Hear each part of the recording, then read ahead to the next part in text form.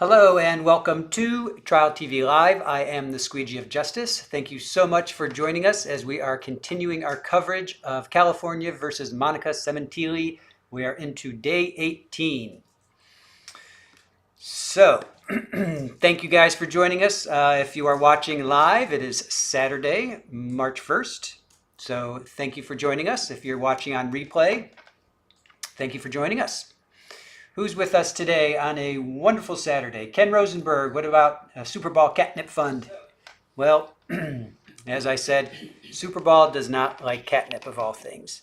She's over here cleaning herself, checking out the outside. You're a good girl. She's a good girl. Julie, good afternoon to you. Shirley Roth, good afternoon. A therapist you know, hello, hello. Pammy, good to see you. Thank you for joining us. Widespread Panic, you're here a little early for once, go figure. Nice. Who else is with us? Hola, hey, how are you? Carol O'Neill, good to see you. Thank you for joining us. Oh, Colleen, Itchy Withers Horse Rescue, good to see you. Thank you for joining us, appreciate it. All right, Irish Amy, hello, hello. I know, right? Never met a cat who didn't like catnip. Go figure. She's very, very strange. Lena Ray, squeeze me from sunny, windy Georgia. Ah, okay, yeah. We're just a little south of you in Florida. Thanks for joining us. You have a front going through, I'm assuming? We were watching the weather, and they said it's going to get nasty like Tuesday, Wednesday for the deep south going across. Hey, Gordon, how are you? Thank you for joining us. Appreciate it. Oh, Gail. Hello, Gail Reams. Reams. Hello to you. Justice Obsessed. Hey, peeps. How are you? There's a Lily Wayne. I missed a Lily Wayne. Where is she? I missed you, Lily Wayne. Anyway. Oh, there you are. Hello. Irish Amy. Our old cat didn't like catnip. He thought it was beneath him. Right? I don't know what she thinks. We've given it to her and we haven't given it to her in a while. Her brothers liked it. Yeah, her brothers did. They loved it. Oh man, they would just trip out on it. And then they would get all goofy, of course, and silly. But never had it. Yeah. The new ferals, our kittens haven't had any yet, but Super Bowl has. And she didn't like it. Panic, Peachtree City. Oh, Widespread Panic. You're in Peachtree City. Gotcha. Oh, Lily Wayne, bright, sunny, and minus 22. Is that Celsius or Fahrenheit? Either way, I think that's pretty cold, right? All right, let's get going on day 18. There's been a few people that have said it gets pretty good, day 18 and 19. So we're going to do 18 today, 19 tomorrow. 20 happened on Fridays, so we'll still be trying to catch up. But I was hoping we could have caught up over the weekend, but we're still not going to be caught up. So anyway, enough of me. Let's get over to Monica. Let's see here. Lily Wayne, great to see you here. Thanks for doing this on a Saturday. No problem. No problem. All right, let's get to it. Day 18, California versus Monica Sementilli.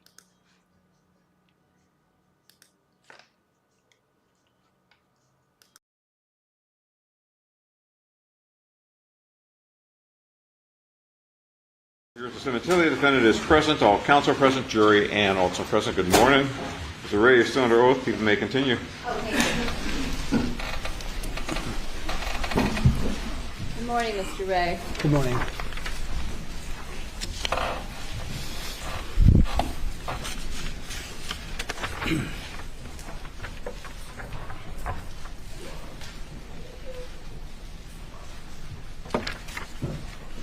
The first time that you saw Robert Baker in 2017, you said was in February when he came alone and the two of you played basketball and had dinner, correct? That's correct.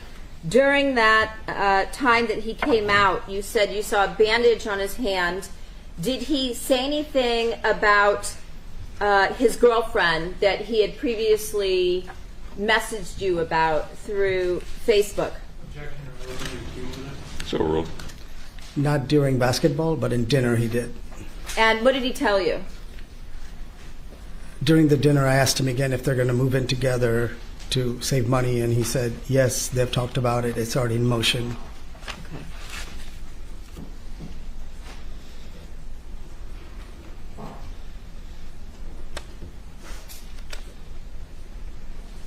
Now, when we left off yesterday, we were talking about March 23rd through March 26th, when you first met the defendant, and after having lunch together on the 23rd or 24th, then you and your wife Michelle and Baker and Monica, you all had dinner that she invited you out to at Andreas, correct? That's correct. All right. And after that dinner, would that have been when you went to the club that you said you just walked across to on the same property at the Intrigue nightclub? That's correct. I'll allow this. And by the time you got to the club, would that have been after midnight? So then we would have been talking about March 26th.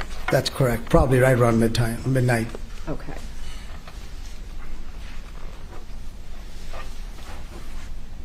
And you told us that yesterday that at no time did the defendant mention that she had been married or that she was a widow, but when you got to the club, did she say anything to you about having children? So ruled. No, but she took some selfies, and then she said, "My girls would think my girl would think I'm so cool. I'm cooler than her because I'm on stage in VIP," and that's how I was realized she had a daughter. Okay. Did she say anything else during any of the time period that you were with her about her daughter or having more than one or anything of that nature regarding family? No. Okay. And what was her behavior like that night when you were at the nightclub? She was really happy. She was having a great time. She was acting like a 22-year-old. She was swearing a lot, smoking nonstop, which really bothered my wife and I. That I don't like the smoke, and I had a conversation with Rob about that. At some point, did Rob ask you to have a conversation, or to have Michelle have a conversation with her about the smoking and her health and things like that? Sustain. Yes. When I say sustain, that means you don't talk. I don't. That means it's a legal ruling. So, did she do anything that caused you to then leave them at the nightclub? So ruled. No, we were at the nightclub all the way till the end of the night. Okay. What was her behavior while you were at the nightclub? She was very sexual. She was humping him on the stage, which was Not this part. So ruled. Humping who? Robert on stage, and they were dancing. She was having a great time. And When you say humping him, can you describe for us what she was doing? So ruled. kind of like this motion of having sex, but on the dance floor, and it was kind of embarrassing because we were up on the stage, so the whole club could see us. Okay. And all the managers, security, they all kind of knew us, and they were kind of staring at us. Okay. So you felt embarrassed. I felt a little embarrassed, yes. And you told us that you also felt embarrassed because of her behavior at the fancy restaurant you went to. Correct.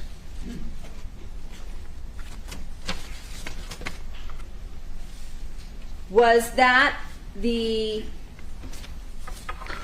last occasion that you saw the defendant and Rob in March of 2017? That's right. Okay. Now, after they left, you told us yesterday that when you met the defendant for the first time and had lunch at P.F. Chang's, that you put her number into your cell phone and she put your number into hers. Did she contact you on her own prior to them returning to Vegas in May? Yes, she did.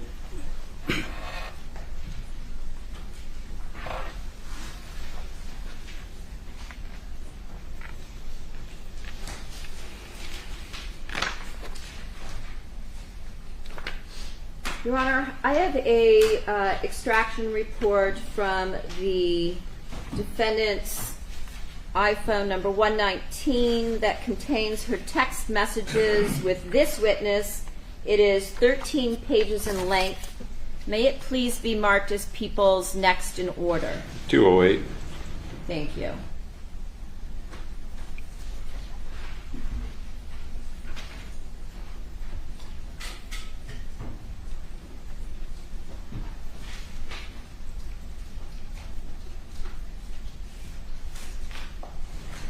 Showing you what's now been marked as People's 208, and I'm going to show you the very top.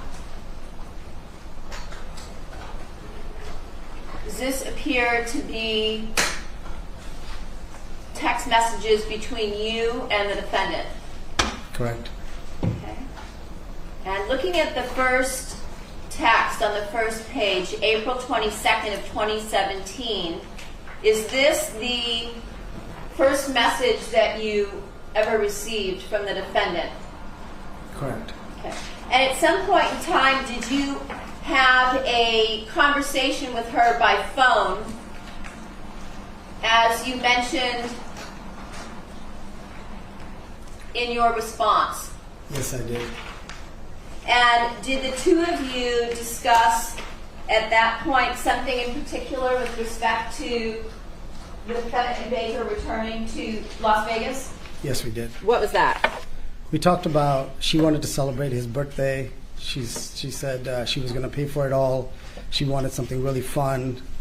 So I talked about Marrakesh, which is owned by one of my friends. It's got belly dancing and Mediterranean food. But I said it was kind of expensive, and she said, "Don't worry, I got money. I'll take care of everything." She wanted me to order a cake for Robert, and I got us a really nice table, and she took care of all the expenses. Okay. Sustained. And so she told you she was going to pay for the party Correct. for everybody? For everybody. She asked you to find a place for her? Yeah, she asked me to organize it. And did you tell her that this restaurant would be expensive? Yes, I did. And is that when she told you she's got money and she would take care of everything? She did. Okay.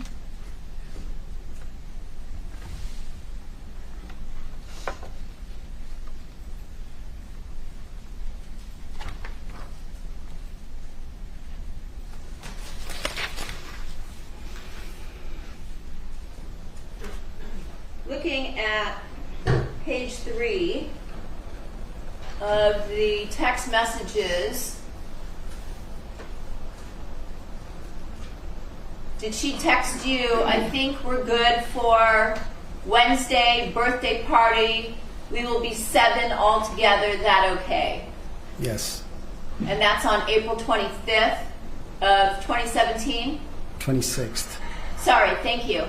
I have terrible eyesight, even with lenses. And then subsequently, did you respond, "Dinner at what time did you finalize?" And then Marrakesh question mark. Yes, because she needed to give a credit card, Okay. so I didn't know if she finalized the thing or not.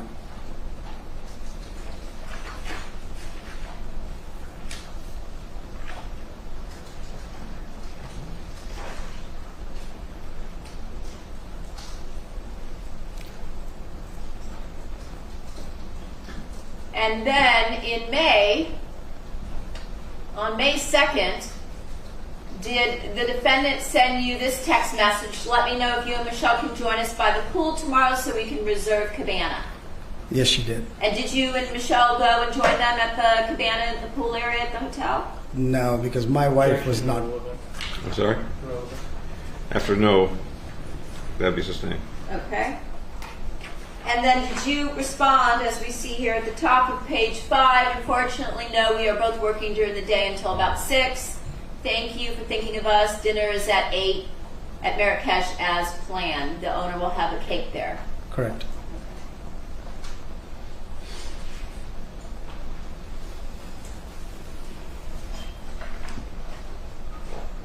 Later that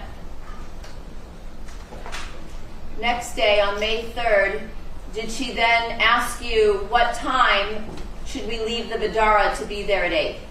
Yes. Did you know that they were staying at the Vidara when they came back in May, the I beginning don't of May? recall, but I didn't really have a conversation about where they were staying with them. But she told you that she wanted to know what time to leave the Vidara to make it to the restaurant, correct? When she sent me the text, then I knew. Okay. But until then, we didn't have a conversation about it. All right. And as we looked at in the photographs from yesterday,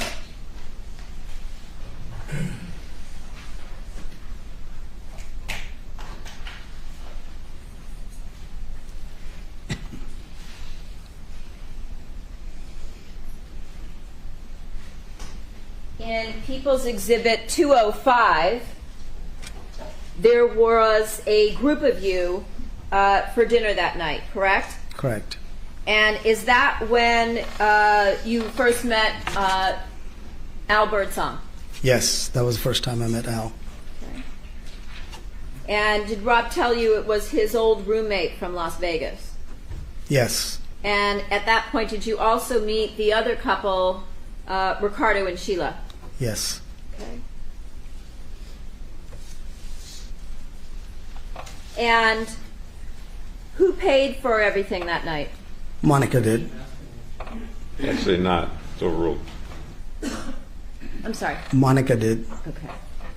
And after the dinner, did your wife, Michelle, did she go home? Yes, Michelle went home after dinner. And did Monica tell you where she wanted to go next? Yes, Monica wanted to go to a strip club. Okay. And so did you all go to a strip club that night? All of us did except for Michelle. Okay. And when you went to the strip club again, was this a place like a nightclub where you could order drinks and things of that nature? A strip club's kind of like a nightclub, but you have to get, if you want a place to sit, you have to get bottle service. What is that? Like basically you get a bottle of vodka and it costs like $300 or $400 plus tip. And I told them they didn't have to get that because I had connections, so we could have just gotten the seat. But Monica wanted to get a bottle, and then I got them the VIP seat, and we all went in there through the back, through the VIP. Okay.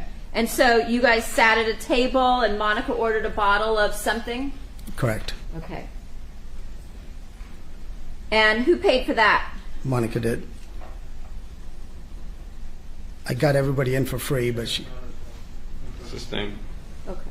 You got everybody in for free, so the only thing she wound up paying for at the club would be the bottle service? Whatever the expenses were, yes. Okay. And was everybody there ordering drinks? Everybody was except me and Rob. Okay.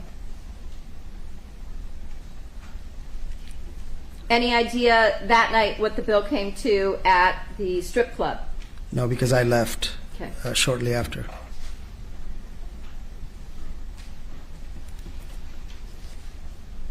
Now, during the March trip and the May trip, you had now spent some time with Monica and Rob. With respect to their relationship, who did it appear was in charge? Objection, speculation. Sustained. In terms of who was making the decisions as to what you all were doing and what was being ordered and things of that nature, who was making those decisions? 100. Sustained. Did the defendant tell you that she got comped at the Vidara because she gambles? Yes.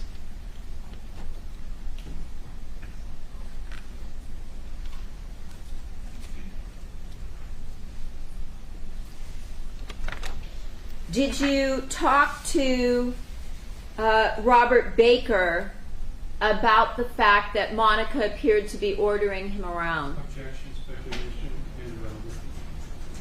Sustain on the second ground. What was the defendant's behavior at the strip club, if you could describe for us? She was wild, crazy. She was grabbing breasts. She was ordering When you say breasts, whose breasts?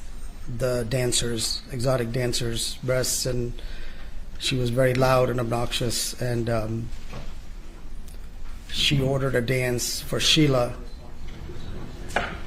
It's overruled. What do you mean ordered a dance for Sheila? She basically got a girl to give a dance to Sheila, which made Ricardo very upset, and they were fighting. Okay.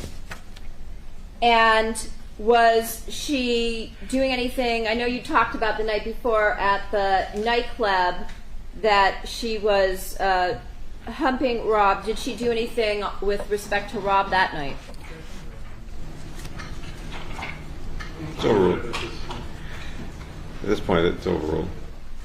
No, because Rob and her got in a fight because the way Monica was acting. Okay. At any point in time, did you see her grabbing Rob's private parts? Overruled. That night, I don't remember, but she certainly did the night before, twice, at the restaurant and at the nightclub. Okay.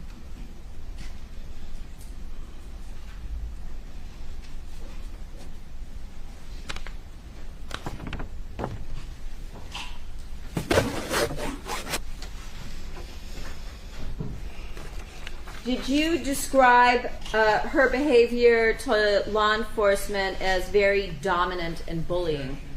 Yes. Sustain.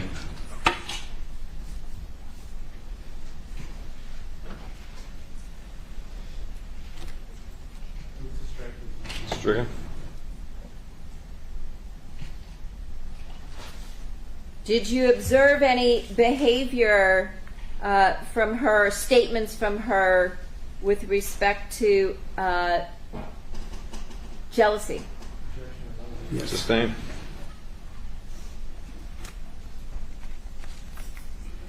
Did she tell you that Rob makes her better?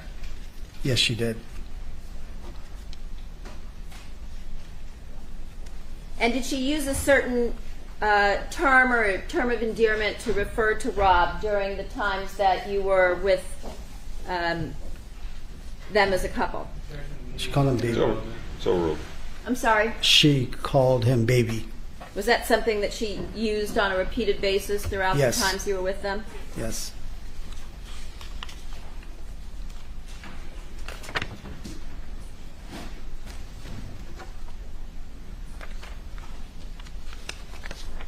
At any time during the second trip to Las Vegas in May of 2017, did she ever mention to you that she had been previously married? No. Sustain. I have nothing further. You may cross.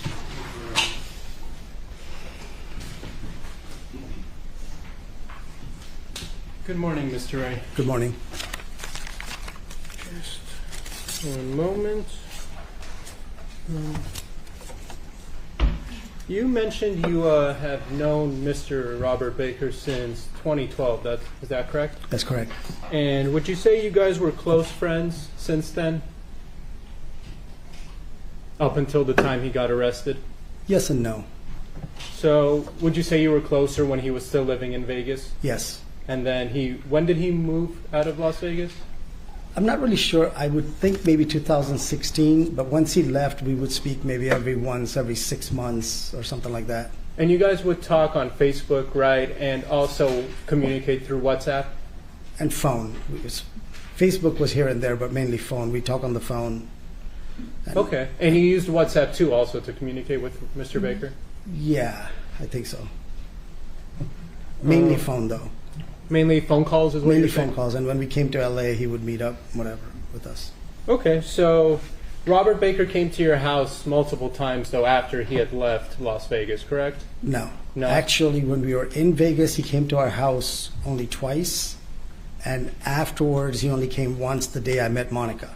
And that was that March visit? March visit. And so back in 2016, when you guys started communicating on Facebook, as we saw those messages, how long had it been since you guys last spoke? Probably 6-7 months. So you guys were essentially catching up during that conversation, correct? Correct.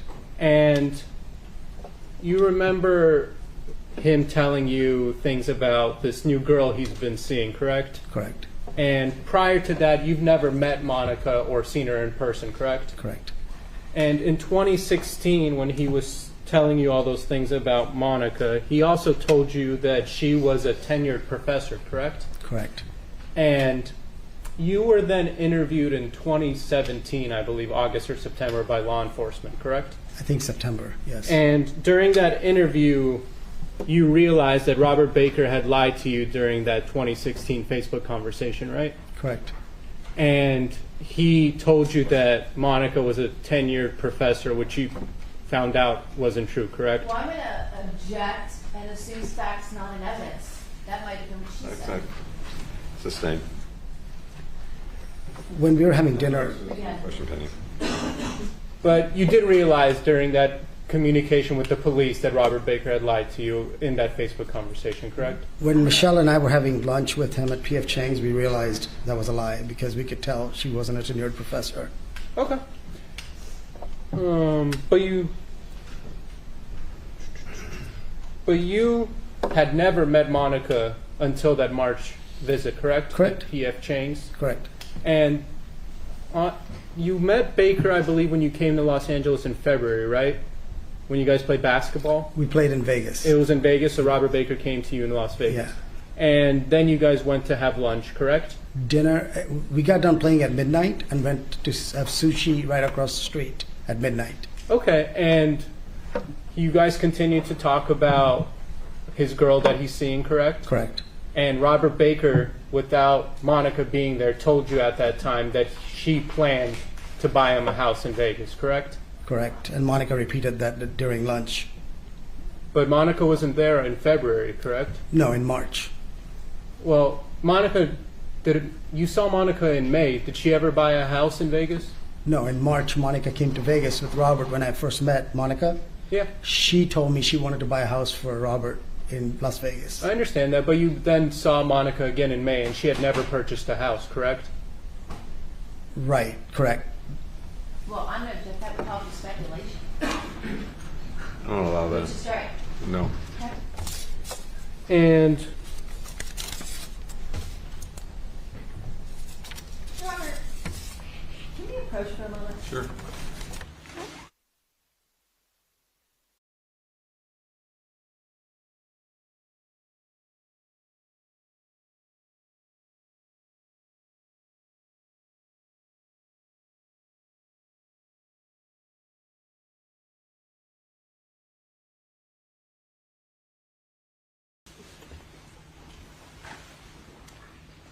You may continue, Mr. Babich.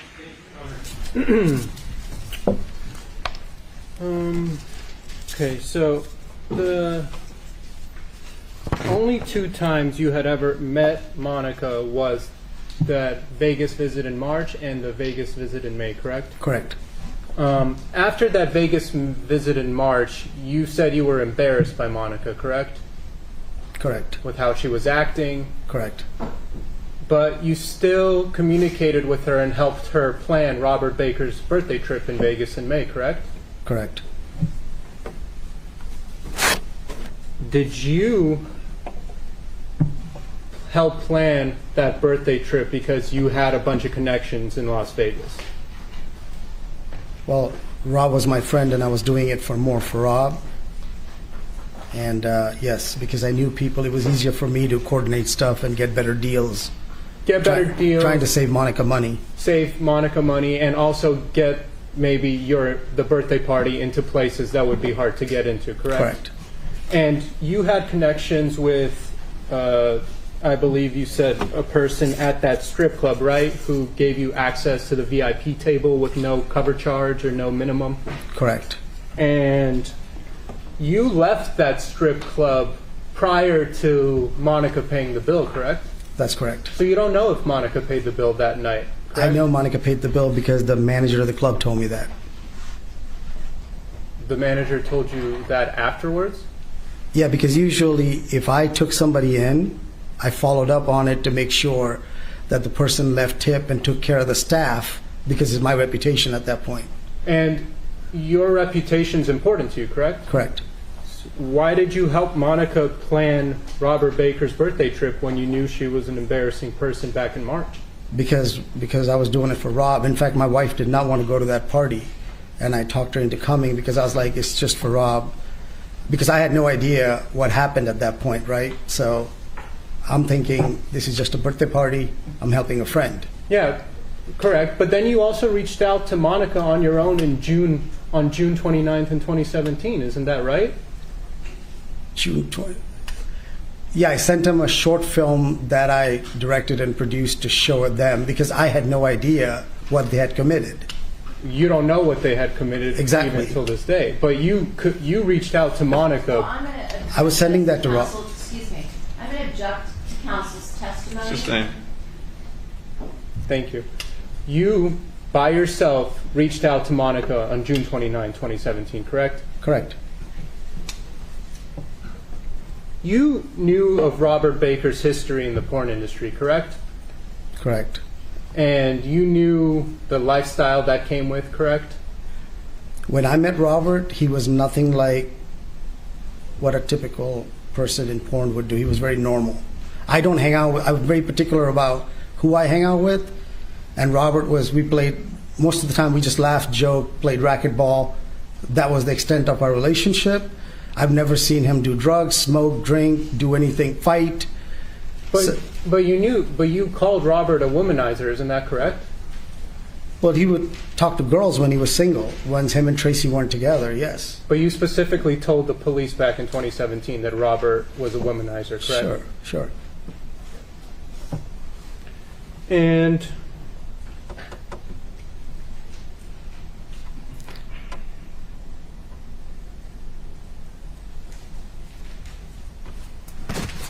one moment, Your Honor. Didn't during that conversation in February, wasn't Robert the one that told you that Monica was going to open up all these salons? No, I don't recall that conversation.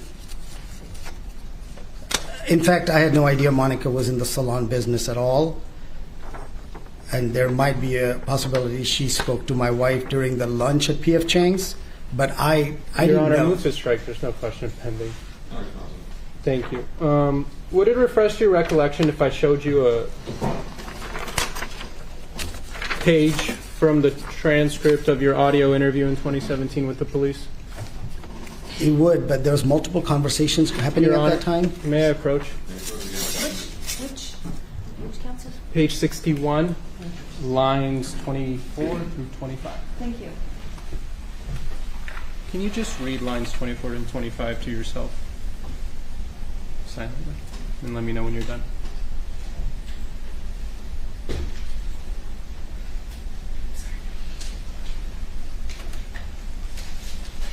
I'm done.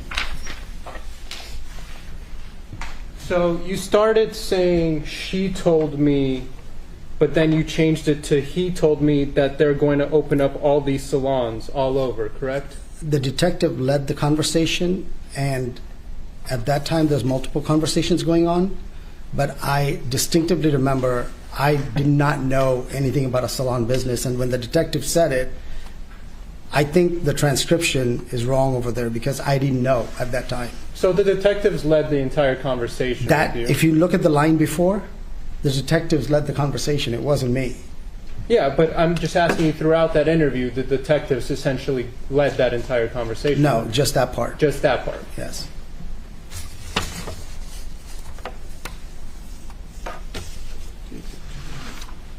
I want to go back to where you said that Miss Sementilli told you that she was going to buy houses for Robert Baker. Can I Isn't it true in the interview that you said that actually Robert Baker told me that she wants to buy property out here, not Ms. Sementilli?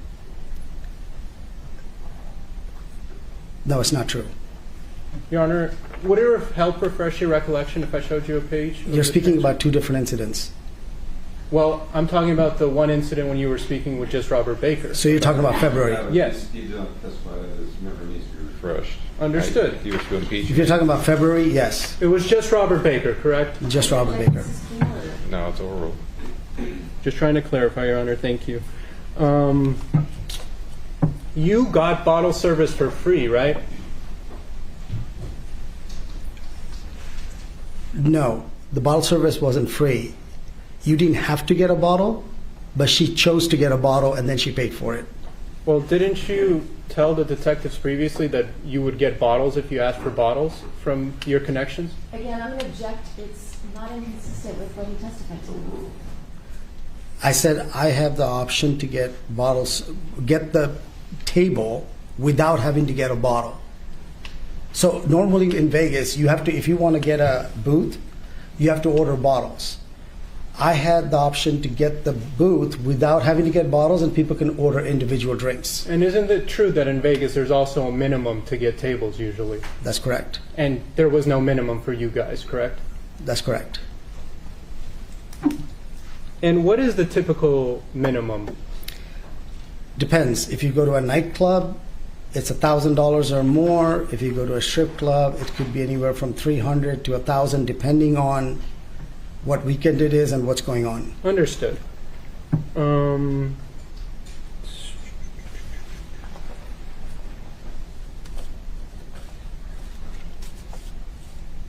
You, outside of those two visits with Monica and Rob in Vegas, you never saw Monica again, correct? Correct. Did you ever speak to Robert after those two visits in Vegas? No. Did you ever tell Robert that, hey, I don't like Monica, out after they had both left Vegas? After they left Vegas? No.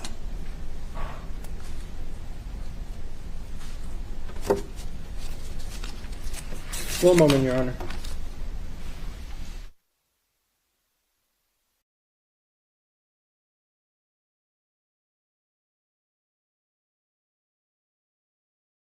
Anything further about the people? Briefly.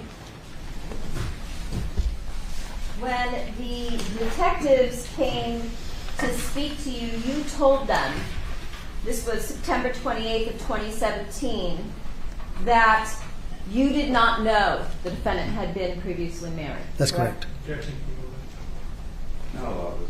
You also told them that you had no idea the defendant was a widow.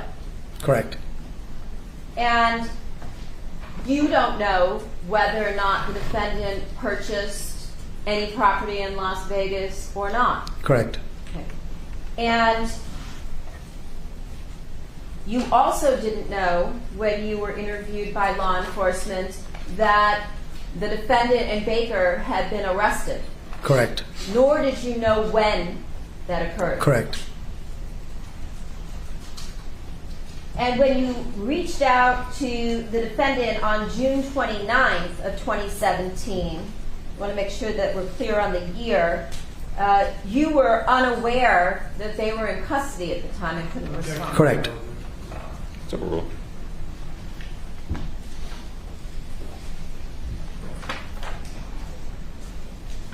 With respect to opening the salons, the line prior to what was asked on cross-examination was a detective saying she taught people to open up their own salons and business, stuff like that, by the way. Was that what was said to you before your statement? I believe so. When I was going through my own statements, Yes. can I speak? Well- I felt like some of these things didn't make sense. Overruled. Okay. And so you recall them saying that prior to you responding? Yeah. Do you need to look at the transcript? No. Okay. And you told the detectives about the things the defendant had said to you, that Monica had said to you, as well as things Robert had said to you, correct? Correct. I think she said that to my wife, and that's how I know about the salon thing. Okay. In other words, Good minute. It's over. you were trying to be today specific to what was asked of you, Correct. or what was said to you. Correct. Okay.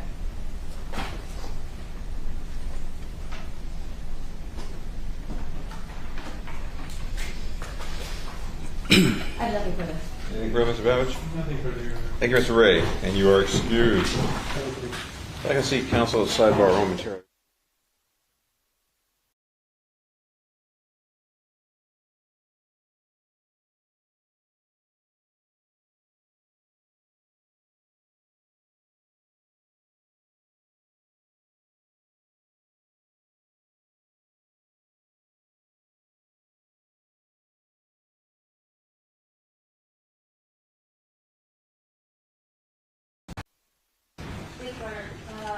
People call Cesar Alvarez.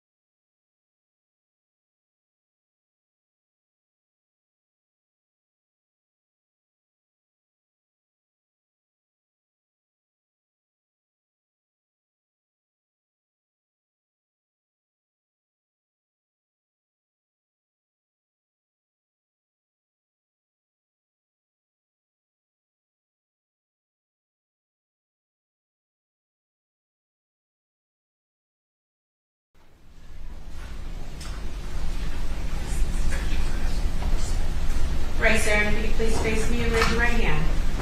Do you solemnly state that the testimony you may give in the cause now pending before this court shall be the truth, the whole truth, and nothing but the truth, so help you God? Yes. Thank you. Please have a seat in the witness stand.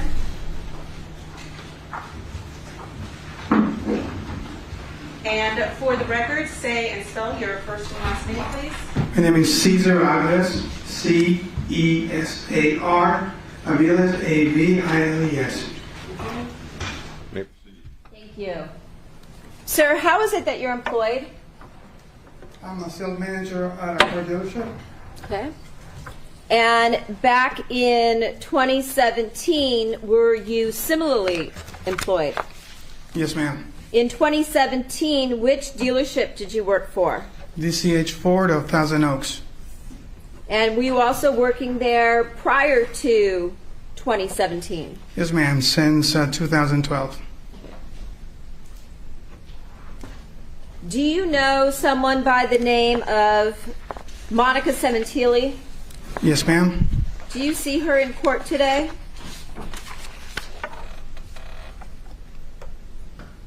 Jesus.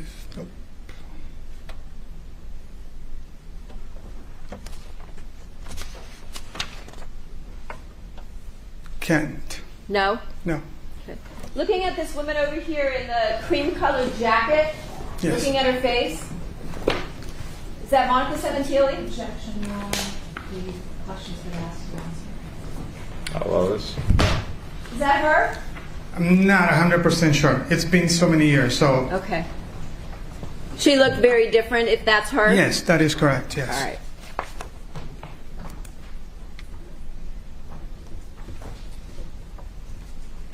Did you also meet someone at the Ford dealership in Thousand Oaks by the name of Fabio Sementilli?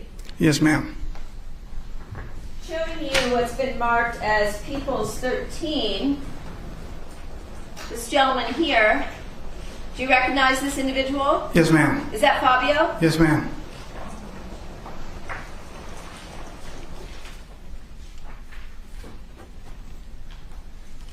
And did you meet him at the dealership as well? Yes, ma'am. What was your job or your title at the Ford dealership in Thousand Oaks? At that particular time, I was a finance manager. And what were your responsibilities as the finance manager at the Ford dealership?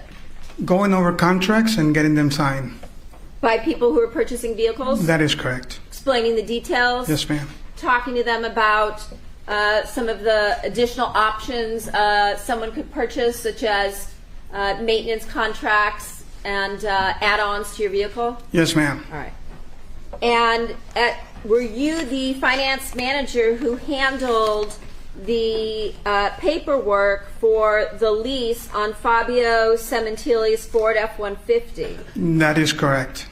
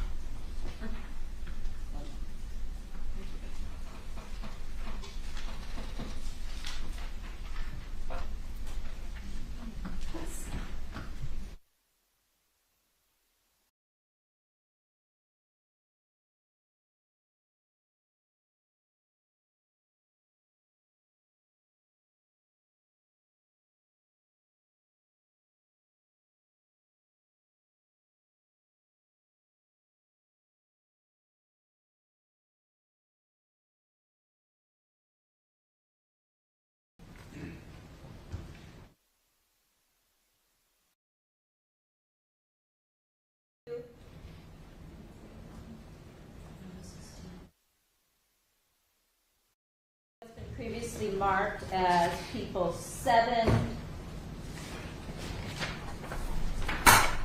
page 12.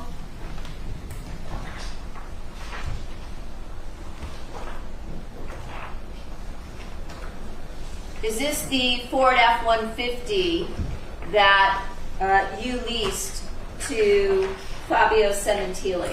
Yes, ma'am. When he came to the dealership to lease his vehicle, did he bring his wife, Monica, with him? Yes, ma'am. Thank you.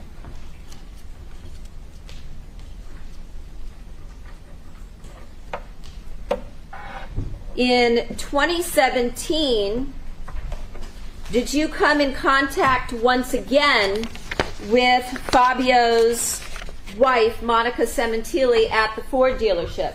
Yes, ma'am.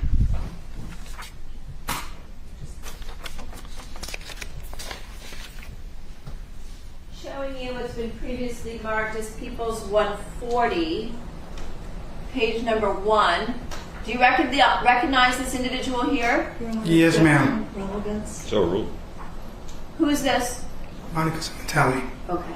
That's how she looked when you met Yes, her ma'am. with Fabio, as well as in 2017 when she came back to the dealership? Yes, ma'am. Please don't touch.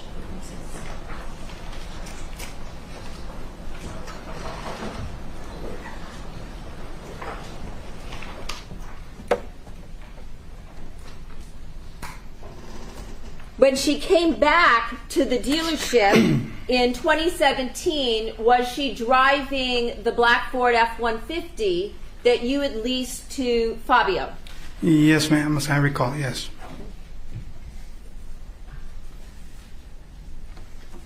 When she initially came back in February, March of 2017, was she brought into you by one of your salespeople? That is correct. And who was that? Gail Burlingame?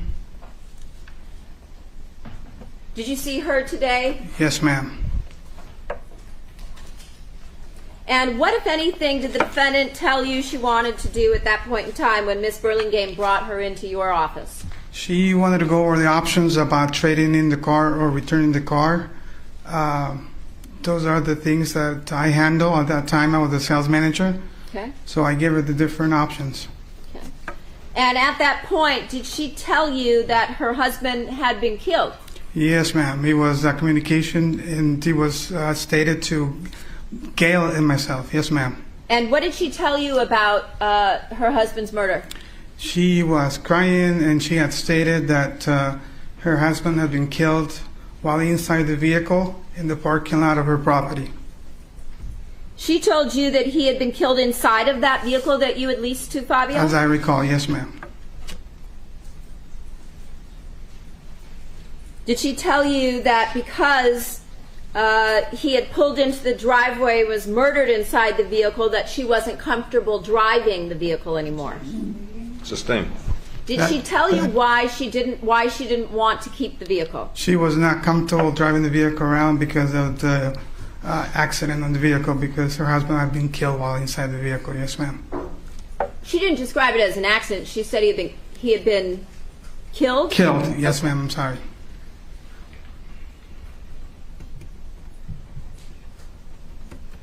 At any point in time, did she say to you that one of the reasons she wanted to return the car was because of the price? No, ma'am. Sustained. Did she say anything, did she mention anything to you with respect to price? No, ma'am.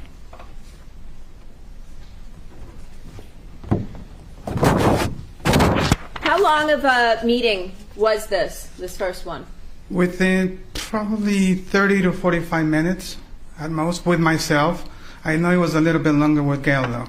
During this 30 to 45 minutes with you, did she cry throughout the meeting? Throughout the meeting, yes, ma'am. Yes, ma'am, throughout the meeting. Okay. And at that point, did you explain what her options were? Yes, ma'am. What did you offer to do, given that she told you her husband had been murdered or killed inside the vehicle? Could you repeat the question, please? Sure. What did you offer to do to assist her, given that she told you her husband had been killed inside the vehicle? That she could trade in the vehicle or purchase another vehicle if she wanted to. Okay. So you told her she could just return the car and Yes. be done? I love that part. Yes, ma'am. She didn't need to purchase a new car or extend the lease or anything like that? That is correct. Okay. Did you also tell her that if she wished that you would assist her or someone at the dealership would assist her with a new car if she wanted? Yes, ma'am.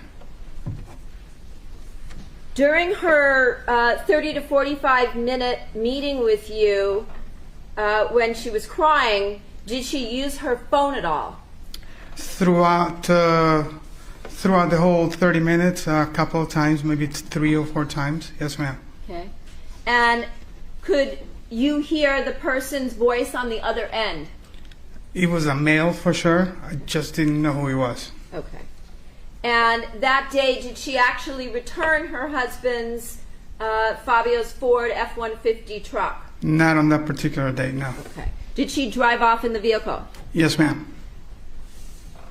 On April 3rd of 2017, did Monica Sementilli return to the dealership? Yes, ma'am. And what did she tell you she wanted to do on that day?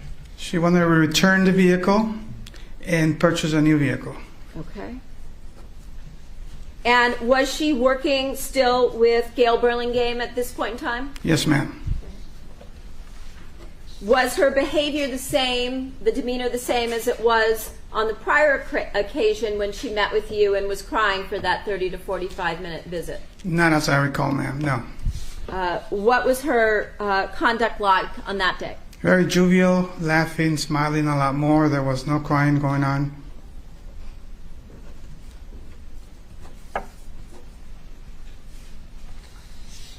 Given that there's only a couple months left on the Ford F-150 lease, did you agree to buy out the remainder of the lease? We just, Sustained. Was there only a couple months left on the lease at that point in time? as I recall, yes, ma'am. And what did you offer to do? We could just return it back to Ford. So you weren't going to charge her for the next couple months? Correct. Okay. Now, at some point in time, later on that day, as the sales manager, did you go over paperwork with her as it related to the buyout of the truck that you were going to buy out the rest of the lease and the purchase of a new vehicle? Yes, ma'am. And Do you recall what vehicle it was that she was purchasing that day? A Ford Mustang GT.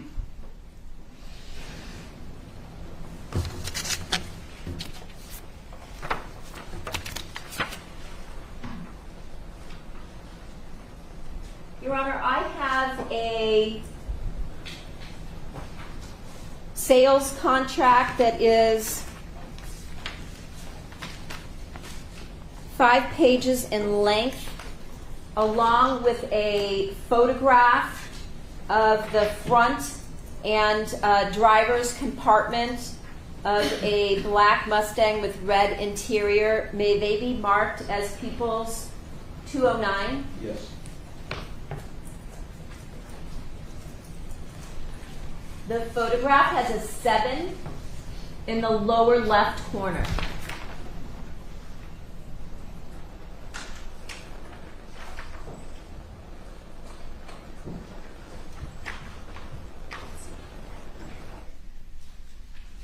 Showing you what's been marked as the photo to the packet for People's 209. Do you recognize this vehicle here? As I recall, yes, ma'am, yes. And is that the vehicle that was sold to Monica Sementilli on the date of April 3rd of 2017? As I recall, yes. Showing you the sales contract or the lease contract for the vehicle. Do you recognize what you're looking at here? Yes, ma'am. Looking at the top portion of the contract, is this a document that you filled out on the date of April 3rd of 2017? Yes, ma'am. And did you type up or place into the document the salesperson's name, Gail Burlingame, that you told me about? Yes, ma'am. Okay. And is this the sales contract for what you discussed with the defendant, with Monica Sementilli on April 3rd Yes, ma'am. of 2017? Okay. I want to ask you some questions about this.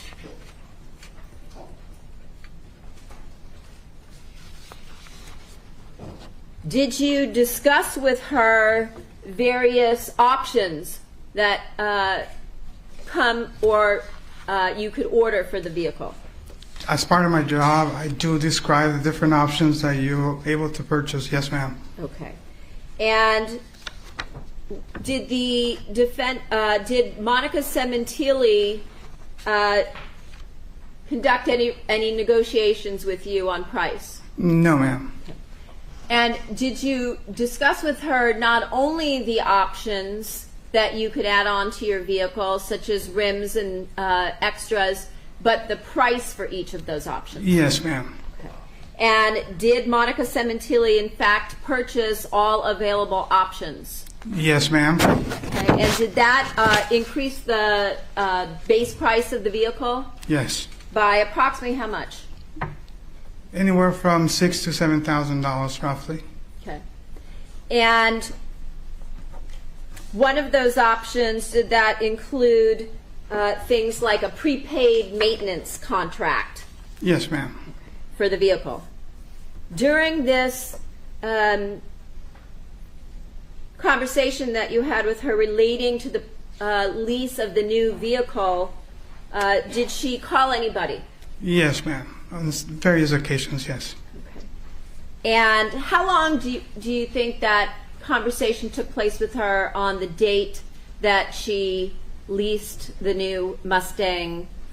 Between her and me? Yes. Probably another 30 minutes to 45. Okay. And approximately how many phone calls did she make that time? As I recall, about 2 or 3 again. Okay. And could you hear a voice on the other end of the phone? Yes, ma'am. Did it appear to again be a male voice? That is correct. Yes, ma'am. At some point during the process, did her male companion show up at the dealership? Never got to see him physically, but I was advised by Gail that he was in fact at the dealership. Okay. At any point, did he come in and try to negotiate price with you? Yes, ma'am. Not with me personally, no, ma'am. It was more about, I guess, going over with her, but never negotiate anything with me personally. I never got to meet him. So the total amount of this particular lease with all of the options was $62,271, correct? Yes, ma'am.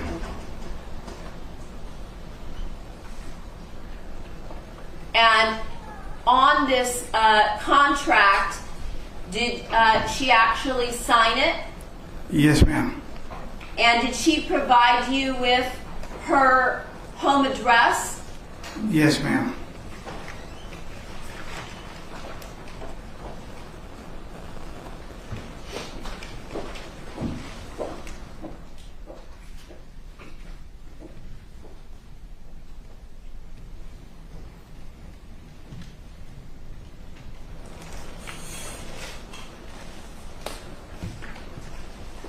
This would be the fourth page of the contract. Did she also fill in some of the information on the contract, including her address, her driver's license number, her home and cell phone numbers, as well as her business?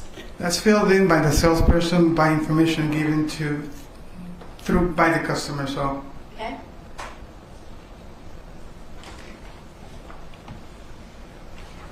And on the contract as well,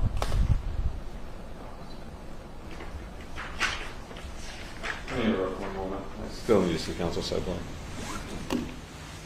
Forgive.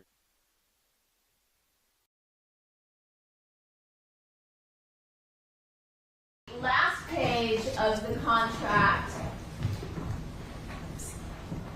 is that where the lessor also puts down or provides information for references that is correct. and signs at the bottom? Yes. So on this particular contract, it says Deborah Obad and Ernie Valorano along with their contact information. Over. Correct. Sorry.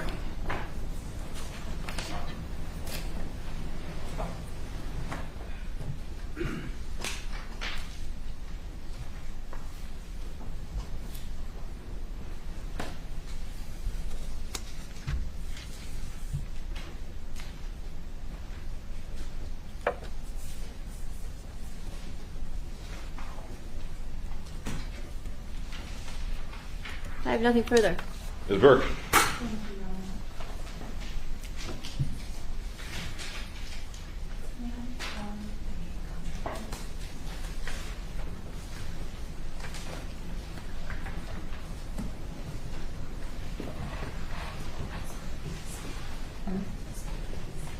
Good morning, Mr. Avil. Good morning. So back in 2017, you were a car salesman, manager at the Manager, DCH yes, ma'am. dealership. Yes, ma'am. You regularly sold cars and discussed credit arrangements and leases, correct? That is correct. Okay. And you, in fact, met Fabio Sementilli and Monica Sementilli when Fabio originally came in to lease the truck. Correct. And do you have the terms of that lease, or were you ever asked to produce that actual lease for the truck? For the F-150, no, Yes. ma'am. No. You never looked for it? No. Okay. Do you remember the terms of the lease? No, ma'am. Okay.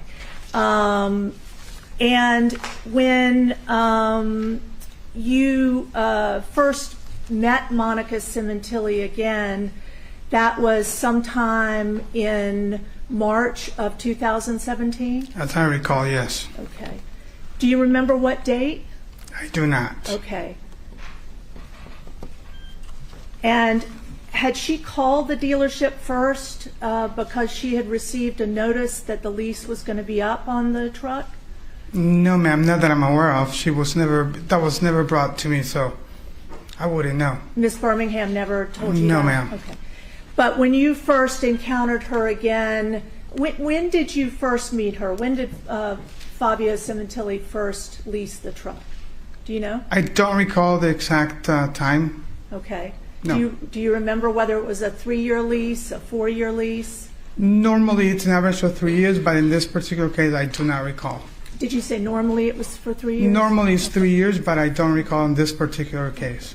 So when you first encountered her for the second time, it was her coming into the dealership to talk about the lease on the truck, correct? Yes, ma'am. Okay. And she gave information which you looked up on the lease to familiarize yourself again with the lease? Yes, ma'am. And you looked up the lease and determined that it was only in Fabio's name, correct? I don't recall. I don't particularly recall that. Okay. Did you look up the lease information? I did. Okay. Yes. And if a lease is in someone's name, but not the person trying to transfer the lease or assume the lease, they're not allowed to do that. That is correct. Okay. Yes, ma'am. And you informed Ms. Sementilli about what the options were for the lease at that point, correct? Yes, ma'am. And at that point in March, you said there were 2 or 3 months left on the lease? I believe so. I'm not 100% sure on that. Yes, ma'am. Okay. And you told her at the time that the lease couldn't be transferred to her name, correct? If her name wasn't in it, then yes, I would have said that. I would have made that statement. Yes, ma'am. Why would I object then? It causes speculation. Be having custom, I'd allow that.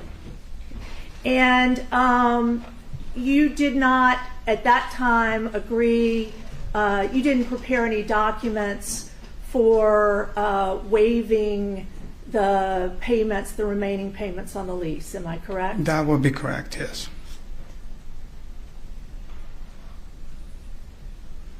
And so when you testified earlier about giving Ms. Sementilli options at that time on the lease, what specifically did you tell Ms. Sementilli? So the different options about returning the vehicle or purchasing another vehicle.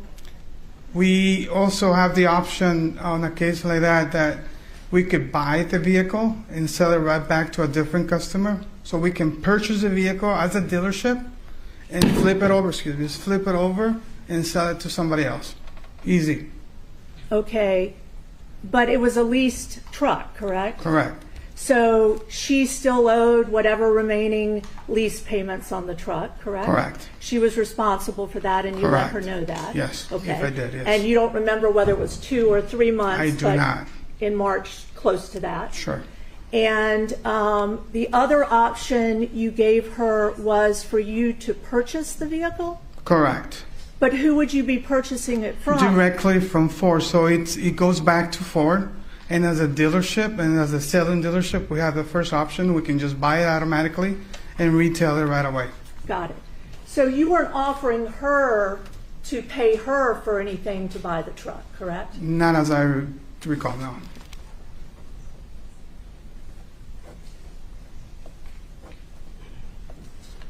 And you said the other option you gave her was to buy a new car? Correct.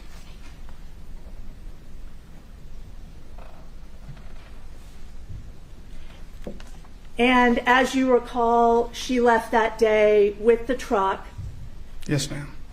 having been informed she needed to make the remaining payments, right? Correct. And she didn't buy a car. Correct. Okay.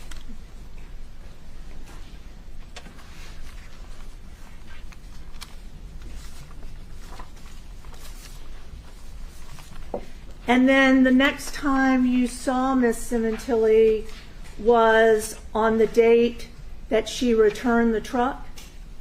Yes, ma'am. Okay.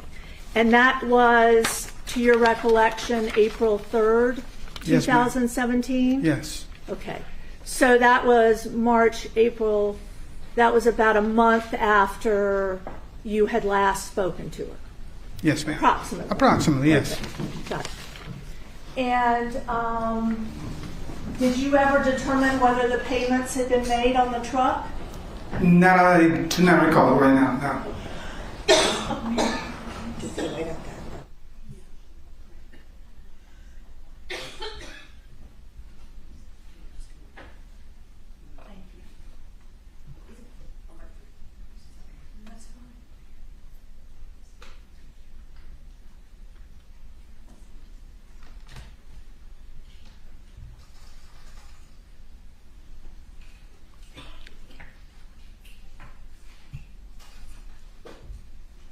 So, Mr. Abil's showing you the prosecution's exhibit 209, page 1.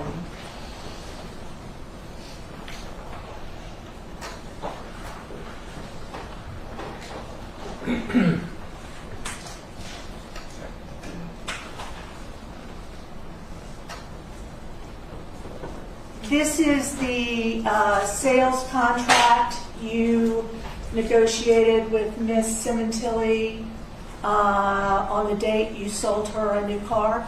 Yes, ma'am. Okay. And I think you were asked before, the sales associate that was credited with selling the car was a Gail Birmingham? Burlingame. Burlingame? Yes. Okay. And at sales associates, they would work on commission at your That is correct. place of employment? Yes. How would that work exactly? What in 2017 would be the percentages in terms of... About 20% of profit margin. irrelevant. Still real. I'm sorry? About 20% of profit margin. Okay. They would get in their pocket? Correct. That's how they get compensated, yes. Council, let me interrupt. Let's take our morning recess for 15 minutes. The evidence applies. I'll see you here in 15 minutes.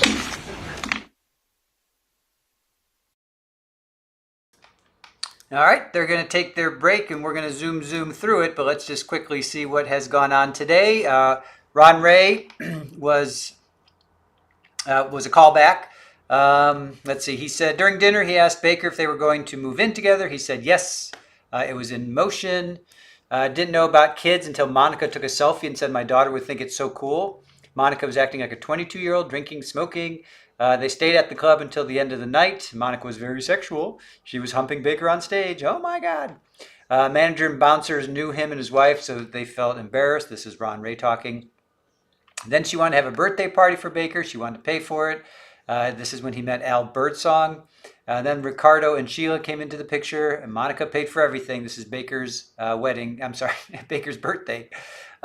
His wife Michelle went home after dinner, but Monica wanted to go to a strip club. She was wild and crazy, even grabbing the dancer's breasts. She even paid for a dance for Sheila, and Ricardo got angry. Oh my God, what is wrong with this woman? Monica said Rob makes her better. Monica called Rob baby. Never mentioned she was previously married. Then under cross, in March, Monica said she wanted to buy Baker a house in Las Vegas, but by May she had not bought it yet. Okay. Wife didn't want to go to the party in May. He was doing it for Rob. June 29th, 2017, he reached out to Monica. This is Rob. And he sent them a short film. Didn't know what they had committed. I don't know. That went nowhere. Then he's like, when I met Rob, he was normal. Yeah, what short film did he send them? That went nowhere. So right now we have Caesar. I didn't catch his last name. Sorry. So he's a car dealer, finance manager. He works at Ford. And then he didn't even recognize Monica. He's like, do you recognize Monica? And he's like looking around. He didn't recognize it. Like she's going to be in the back in the gallery. I mean, that's really funny. He did recognize Fabio, though. He dealt with contracts with buyers. He handled the paperwork for Fabio's F-150. So Monica came back and was crying and said Fabio had been deleted inside the leased vehicle. Yikes. Monica wasn't comfortable driving the vehicle Fabio had been deleted in. Why? Why say that? Well, I guess so she wouldn't have to break the lease. Monica could return the vehicle and purchase a new one. I mean, if he got deleted in the vehicle, wouldn't there be blood all over? Anyway, when she came back, there was no crying. She was laughing. She was jovial. Let's see. She purchased the Mustang GT with all the available options, which increased the base price by $6,000 or $7,000. She had made 2 or 3 phone calls during the process, and I guess he heard the male voice. He never met this male, but was told a male companion was at the dealership, and then the purchase price was $62,721. So that's where we stand. All right, let's get some zooming in. Hey, you guys! Do the YouTubey things. Hey, Dio Toys, how are you doing? Good to see you. Thank you for popping in. What was this date on the car buying? That's a good question. I didn't catch that. I didn't catch when this was. When did she buy the Mustang?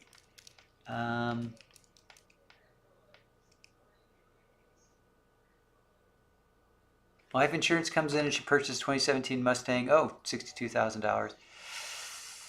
New Mustang. Monica tells him to come inside.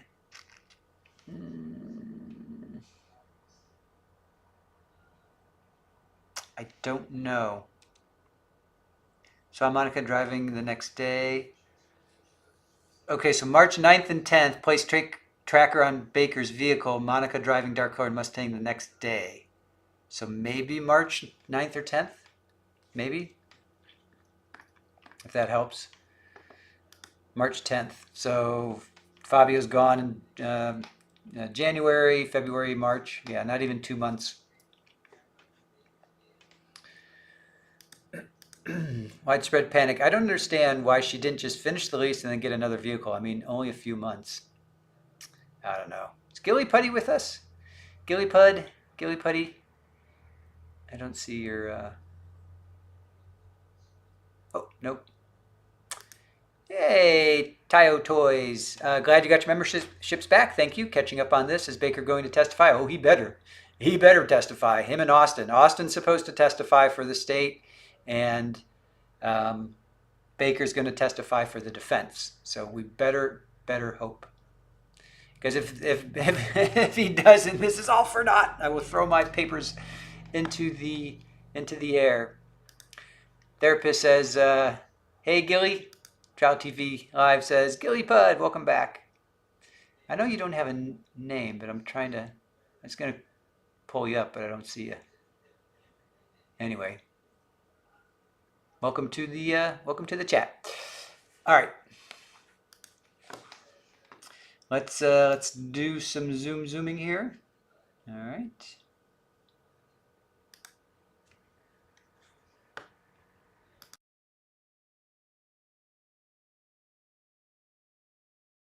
Thank you. Good.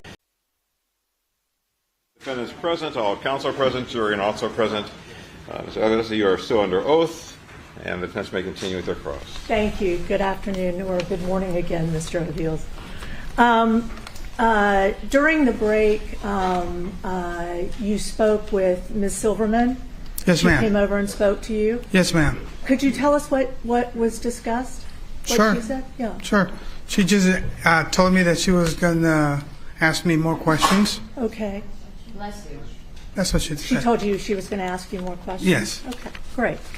Mr. O'Deals, when we left off, we were discussing the contract that you negotiated for the sale of the Mustang with Ms. Sementilli in April, I think it's April 3, 2017. Yes, ma'am. Okay. And you had discussed the commission system, and you were discussing the terms of the sales agreement that you negotiated, correct? Correct. Did you negotiate the sale price, or was that Ms. Burlingame? So as a sales manager, I normally would give the first offer for sheet to the salesperson. She will present it, and if there are any issues, then I will go in. And at that particular time, I'm not 100% if I was involved in negotiating that particular deal, but I know that I worked the deal. My name is on paper, yes, ma'am. And you, when you say you worked the deal, is it fair to say that you told Ms. Sementilli about additional things she could purchase on the car if she chose to complete the sale? That is correct, Okay. yes. And you recall doing that, correct? As I remember, yes, ma'am. Okay. And am I correct that when Ms. Sementilli purchased this vehicle in April of 2017, all that she paid DCH Ford was $1,000 to take the car? Not accurate. She did not give us anything. There was no money involved. The $1,000 that you see in the contract, it's a rebate from the manufacturer. So there was nothing out of her pocket. So when you placed this $1,000 on the purchase contract, Yes. as the down payment, you did not require her to pay that. You simply applied the $1,000 from the rebate. That is correct. Okay. So in order for Ms. Sementilli to take the car home that day, she financed the entire car on credit? Yes, ma'am. Okay. And she paid nothing Nothing. to take it. And in fact, am I correct that she financed the car over the next 8 years? If I recall, it's 75 months, so that will be six and a half. Okay. Drawing your attention to page 1 of People's Exhibit 209, where it speaks about the price and date of the final payment on the car being 10/18/25. Right. Isn't that next October? So it's 77 months if you see on top. So it's 78 months. Okay, why would she be paying money on the 96th month? That will be her last payment. I don't know. That's a 23. Is that a 25? I'm not sure. Yeah. No, I can't see it clearly, ma'am. But it's a 77 months purchase. You can see it on the contract in there. Okay. Counsel, you can remove the exhibit and approach the witness with the exhibit. Sure. May I show you? Yeah, the- absolutely. Thank you.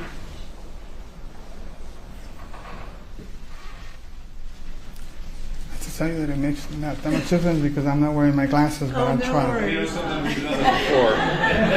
Thank you. Thank you. Sorry. Sorry. I could make a lot of money with a rental. I can't tell. It looks to me like a 23 or it could be a 25. That's the only thing we have Yes. here. Try this. Thank you, sir. You know, getting old is not for the brave. Oh, that's a 25. 25. Yes, ma'am. So that would mean she had put the car on credit and financed it through October of 25, which would be over 8 years. Okay. Correct? Yes. Okay. Yes. Okay. And you then discussed with her, well, am I correct that the actual cash price of the motor vehicle and accessories on the car was not $62,000 but $43,590? Is that correct? It says cash price of motor vehicle and accessories. No, that's just the actual price of the vehicle. That does not include accessories. Okay, so when it says cash price of motor vehicle and accessories, it does not include accessories. No, there is a breakdown if you go further down that it will show it to you. Okay, terrific. And going down, the two listed on the sales contract on this first page are theft protection. Is that right? Basic WGP 5,000. That's a theft anti. That's GAP. Yes, gap. Okay, what is that? You can call it theft protection, so similar to it. In case of an accident and the car gets totaled and the insurance doesn't pay for it, they will pay it. Okay, and that's something she asked for, correct? I do not recall. That was presented to her, yes. I normally have it a percent and everything on it, but I don't recall if she did specifically ask for it. Okay, fair enough. And the next is some kind of scratch maintenance protections called permaplate. Correct. And that's a coating to prevent scratches on the Yes, car? that's correct. Okay. And then she also agreed, and again, these warranty service, these are things you offered her or she asked for? We offer them initially 100% of the time at the front. Yes, ma'am. Okay. So we did offer it. Okay. And she bought for the 8 years she was going to be financing the car. She bought an extended service contract. Correct. Okay. She got oil replacement. Yes. Over the lifetime of the vehicle. Yes. Maintenance protection, and then she got an extended warranty. Correct. So 3 for 1, those are optional packages that I don't remember what that involves. So that's a completely different package. Okay, but it's an extended warranty through Ford? The extended warranty is on line 1. Okay. So the one that you see in there on line 3, that's a completely different package that was sold to her. But it's something to do with, as Section I says, service? Sure. Okay, so it's something service related? Sure. Okay. Can you tell me on this contract, Mr. Aviles, where does it say that she purchased any extras like rims or anything to do with extra accessories on the car? You won't show it. If it's not in the contract, she did not purchase them. So you would have to be showing in there in the contract. Okay. And you don't see anything like that in the contract, correct? Yeah, from where I'm looking at, no. Okay. And you also know that a large portion of the money that Ms. Sementilli spent on the car was to pay for the credit, to pay for the financing, correct? $6,246 is what they charge. Yes, ma'am. Thank you.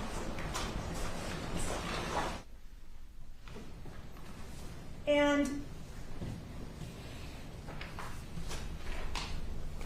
Mr. Avil, am I correct that you at some point overheard Ms. Sementilli on the phone with someone on the April 3rd visit where she purchased the car that you thought was a man? Yes, ma'am. Okay. Did you also hear her speaking to her daughter? No, ma'am. Okay. And did you, in that meeting with Ms. Sementilli, did you or did you not meet a gentleman in person? I did not. No, ma'am. Okay.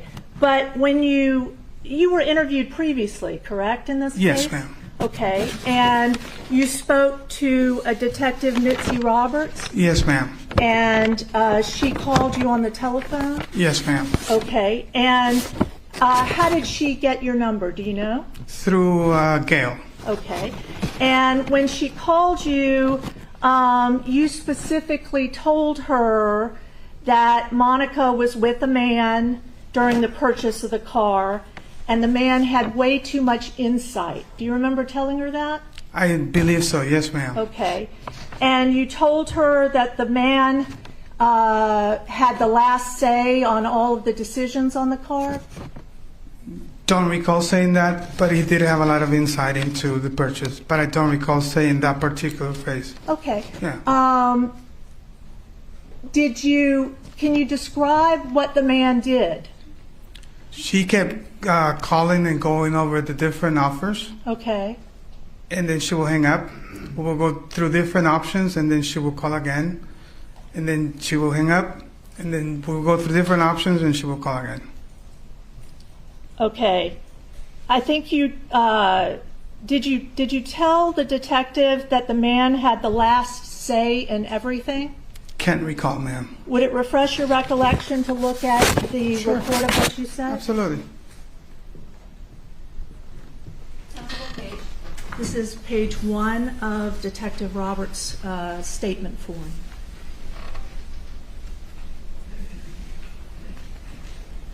Directing your attention to the last Yes, ma'am. paragraph. This one right here. Yes. Yes, ma'am. Yes. Okay. So you told Detective Roberts that this man had the last say in everything. Is that correct? If I said that at that time, yes, ma'am. Okay. And this is something you heard on the telephone? This is based on the information that she was giving him and based on the fact that she agreed to the terms after she had run the contract over with him, after she had gone over different options. That's the reason why. Got it. Thank you. Yes, No ma'am. further questions. Redirect. Yes.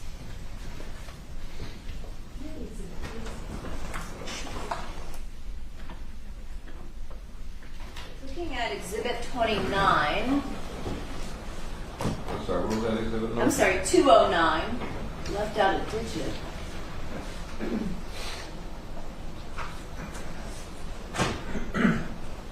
If the vehicle was financed over a period of 77 months, as you described, that was typical, that would be October 18th of 2023, correct? Correct. And you didn't prepare anything on the first date that the Monica Sementilli came in February or March because she didn't make any decisions that day. That is correct. But the day that she returned and you met with her on April 3rd, the date of the contract, that's when you prepared the paperwork, correct? That is correct. And on that first date is when you offered to buy the vehicle back from her so that she would have no further payments at that point. That is correct.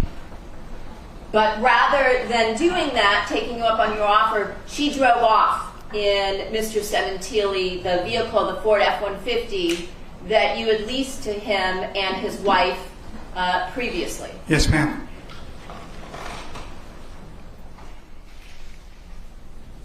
By the way, the value of the Ford F-150 versus the value or price of the new Mustang GT, which of those vehicles was more expensive at that time? The Mustang GT. By how much? Based on the contract, by probably about 25,000, $1,000? yes.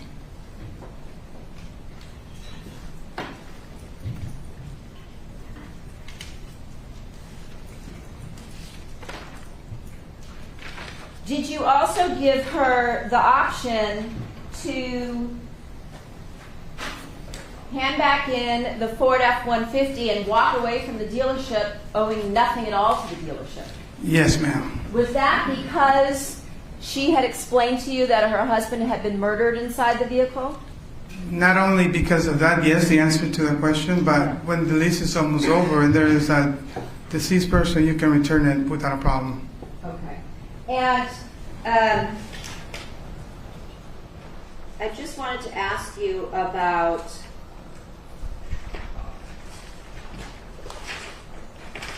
one of the options. I think you said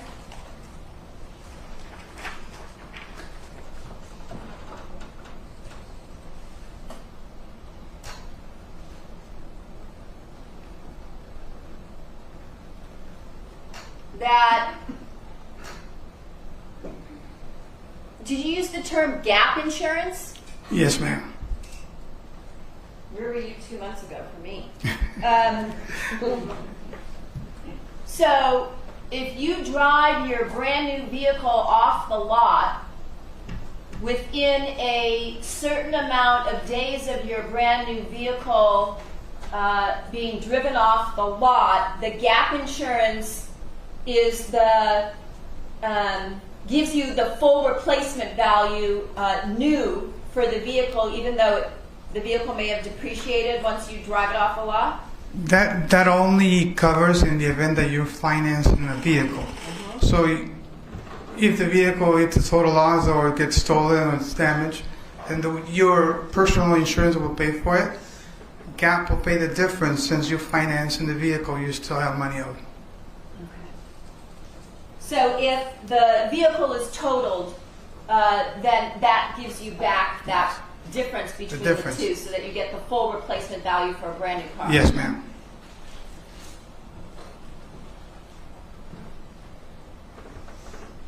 And with respect to the 3-for-1 package option, that was, as you said, as you mentioned on page 2, an entirely separate additional package you could purchase. Yes, ma'am. Which is some of the items that drove up the cost of this particular Mustang over the base price. Yes, ma'am. All right. And those were all of the things that you mentioned to her and that Monica Sementilli chose to purchase from you. Yes, ma'am. Standard procedure to disclose everything. I have nothing further. Any recross? Yes, just briefly. Thanks, Laura.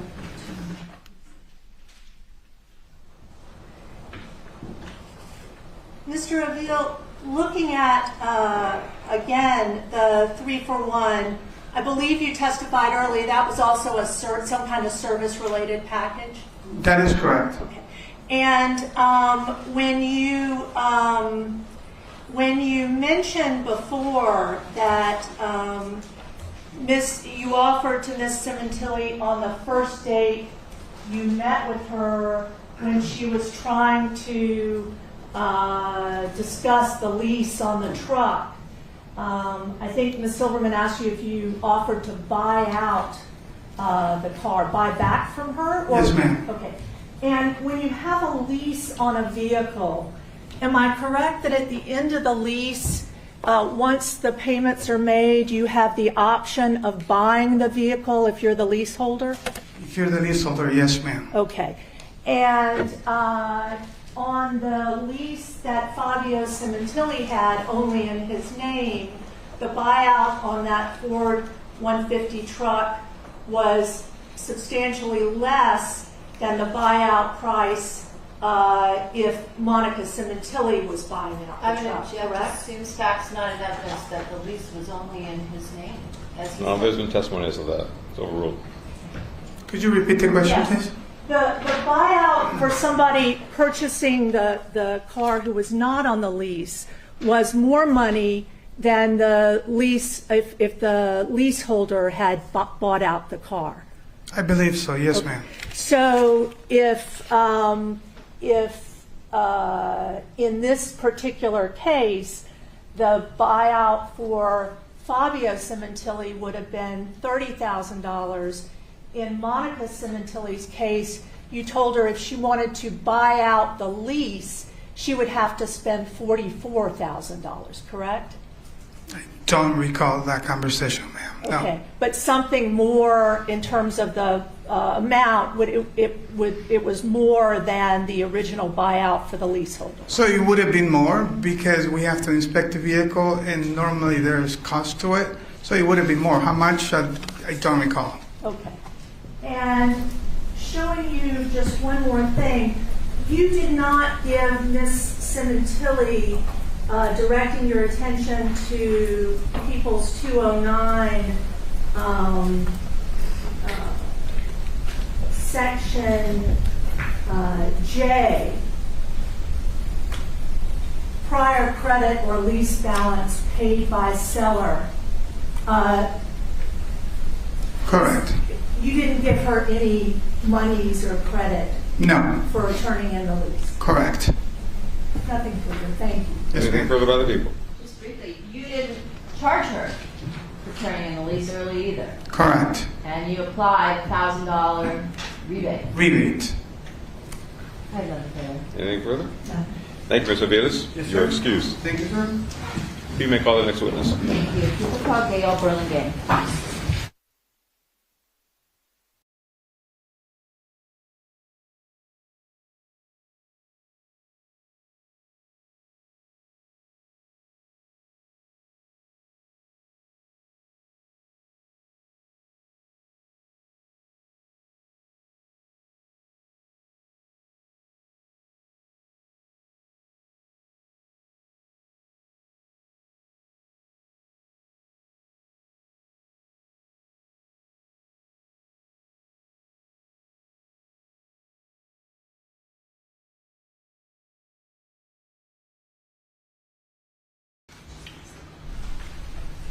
Right there's fine. You can face me and raise your right hand. No, just here. That's good. Do you solemnly state the testimony you may give? Do you solemnly state the testimony you may give in the cause now pending before this court shall be the truth, the whole truth, and nothing but the truth, so help you God? I do. Thank you. Please have a seat in the witness stand. So are you new here?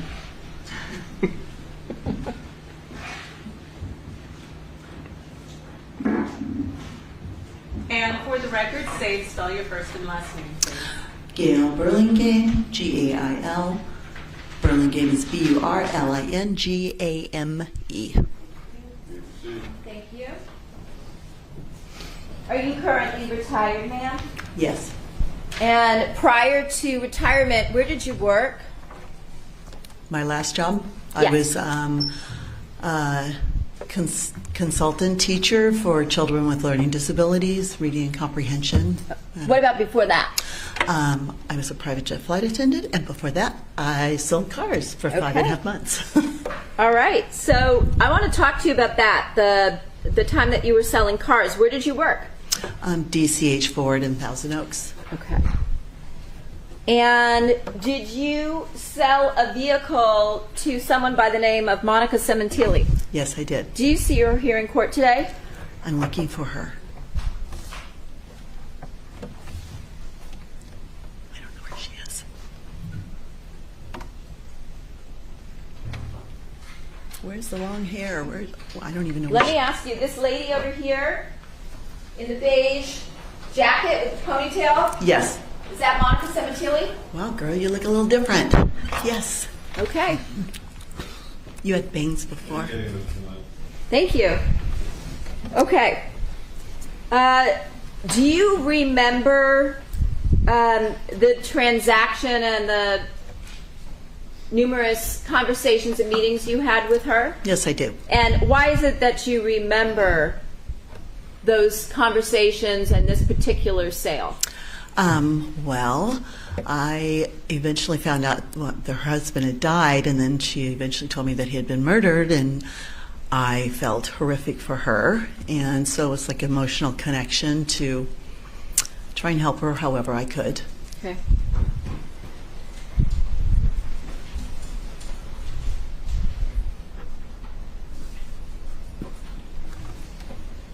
Did you receive a phone call initially from her at some time in February of 2017? Yes. And during that very first conversation, what did she ask you, or what is it that she wanted from you? She was worried about, she had a truck that the lease was coming due, and she said she wanted to talk to me about the truck and how she could possibly keep it. Okay. And it was in her husband's name and not hers. That's what she told you? Yes. Okay. And did she tell you that it was a 2013 Ford F-150 truck? Yes. And besides the fact that she wanted to keep it, did she also mention anything with respect to her daughters? Yes. As we got into conversations, she said that it was very important to keep the truck because the kids wanted it. Okay. And I totally understood that. Okay.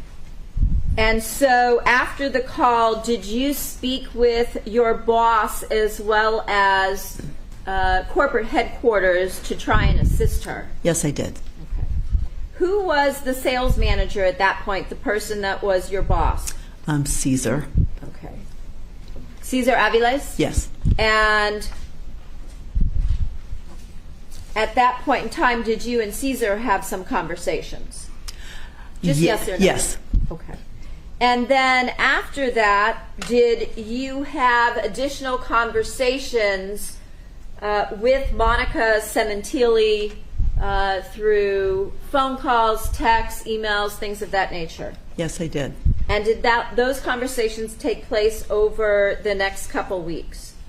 At least, yes. Okay.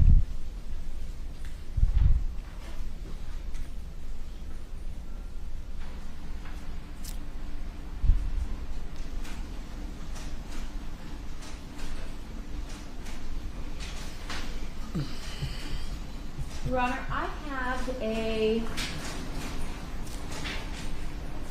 an email between this witness and the defendant on a Celebrate extraction report for the defendant's Apple iPhone. Could I have this marked as People's 210? Yes. Showing you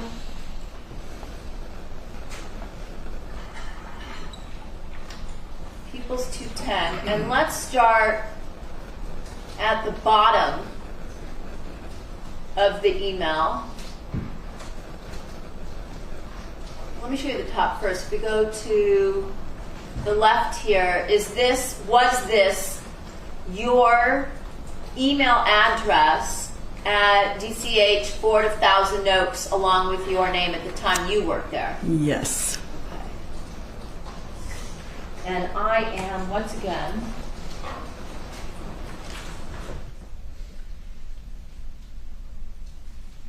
going to black out your cell phone number.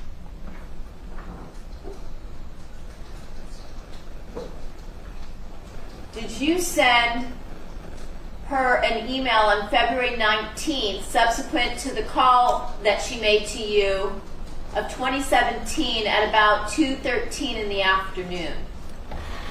Yes. And on that email, did you reach out to her and say, I hope your financial advisor was able to assist you with your questions one day at a time? You're in my thoughts and best wishes. Yes, I did. Okay. And was that based on the conversation that you had with her regarding her husband having died? Yes. And at that point in time, did you know anything other than the fact that he had passed away? Not in the beginning. I didn't know. I just know he passed away. And then eventually she told me. Okay.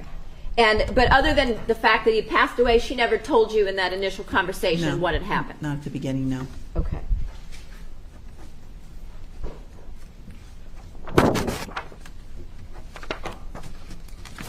Now, over the next couple of months, in February and March, did the defendant come to the dealership to meet with you?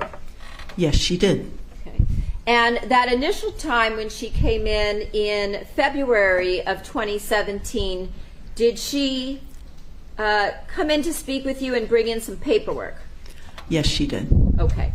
And during that conversation, did she tell you what had happened to her husband? Not the very first time, but the second time she told me. Okay. And did she tell you that he had been murdered? Yes. Okay. And at that point in time, did she discuss with you and with Caesar what her options were regarding the vehicle, the Ford F-150? Yes. When she came to the vehicle, was she driving her Ford F-150? Yes, she was. Okay. Did she have any conversations with you regarding money at that point in time? Quite a bit. And what did she tell you about that?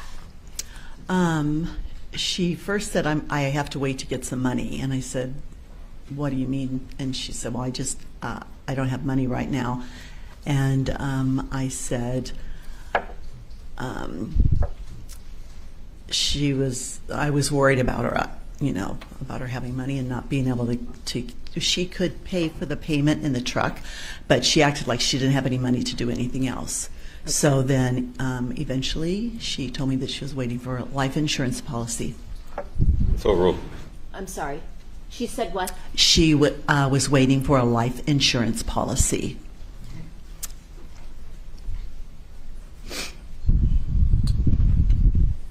So did she tell you that she also was desperate for money and couldn't pay her bills?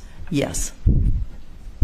And based on that, again, did you try to help her? Of course. Did she also tell you that she didn't have a job? Yes.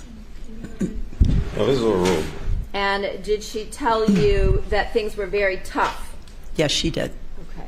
Did she also mention anything about an attorney? Yeah, oh, yes. What did she tell you about that? Well, I questioned, I'm like, how long is this taking? You must be so worried about everything. And she's, yes. And I said, what's going on? She said, well, my attorney's working with everything and trying to get the money. And I said, well, I questioned her more, and she said that the police were checking into a lot of things. And It is. Stricken. She told you that her attorney was trying to get the money, the life Yes. insurance money? Yes. And she also mentioned law enforcement to you? Yes. And their investigation? Yes. Okay. And did she tell you that she was going to Canada and would speak with you from Canada? Yes. During the time that she was at the dealership with you in February and March, did she make calls to what she told you were her attorney? Yes. Okay. And was that on a cell phone? Yes. And did it appear that she was having a conversation, a legal conversation about the life insurance? Not really. No. Why not? What was it? It's overruled. What was it about the conversation she was having with the individual on the cell phone that did not sound like an attorney? Objection calls for speculation. Overruled. Go ahead. She was kind of whispering and talking, and it wasn't like there weren't direct questions like what's going on with this case or my money or what. It was just like whispering and a lot of kind of thing. And so Okay. I'd ask her, and then she'd say, oh, they're still working on it.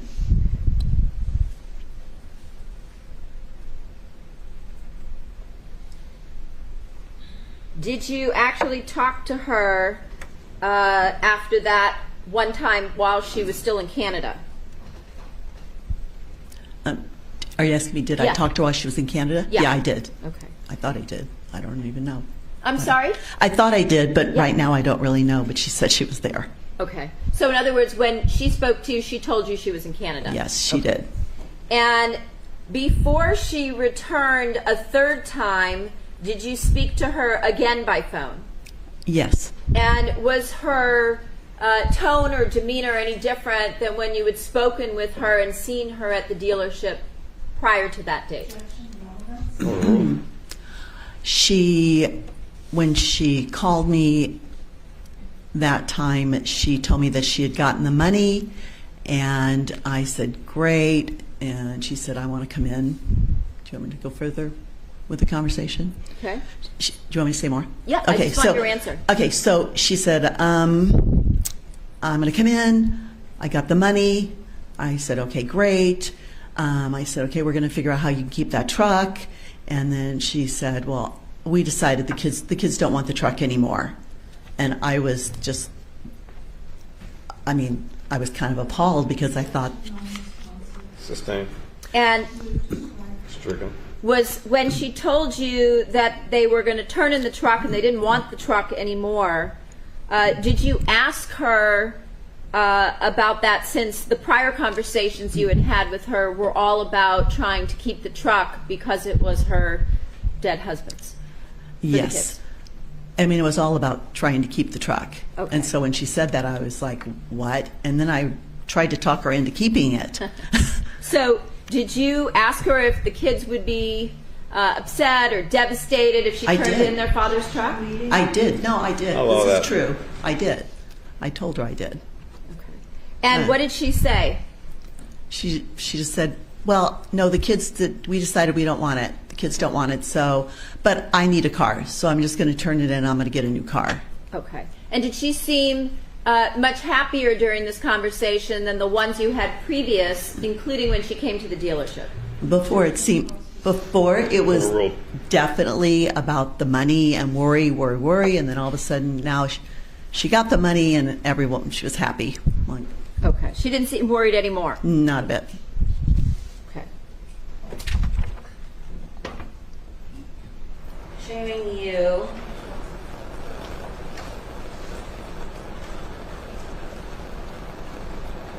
Exhibit 210.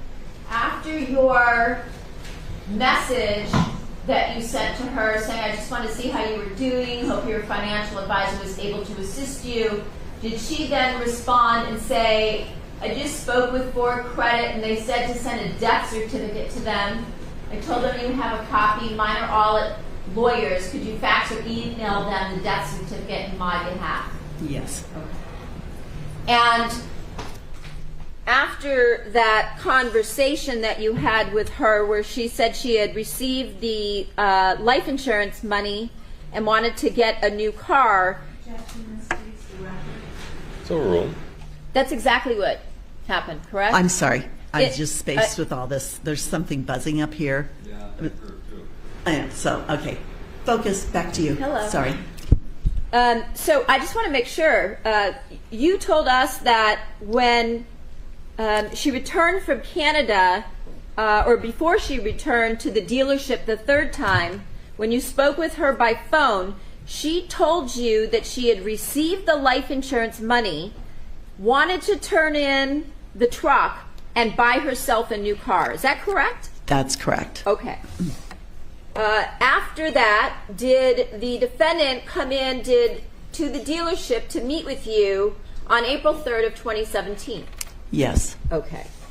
And at that point in time, did she reiterate to you that she had received her husband's life insurance? It had just taken longer than she had expected.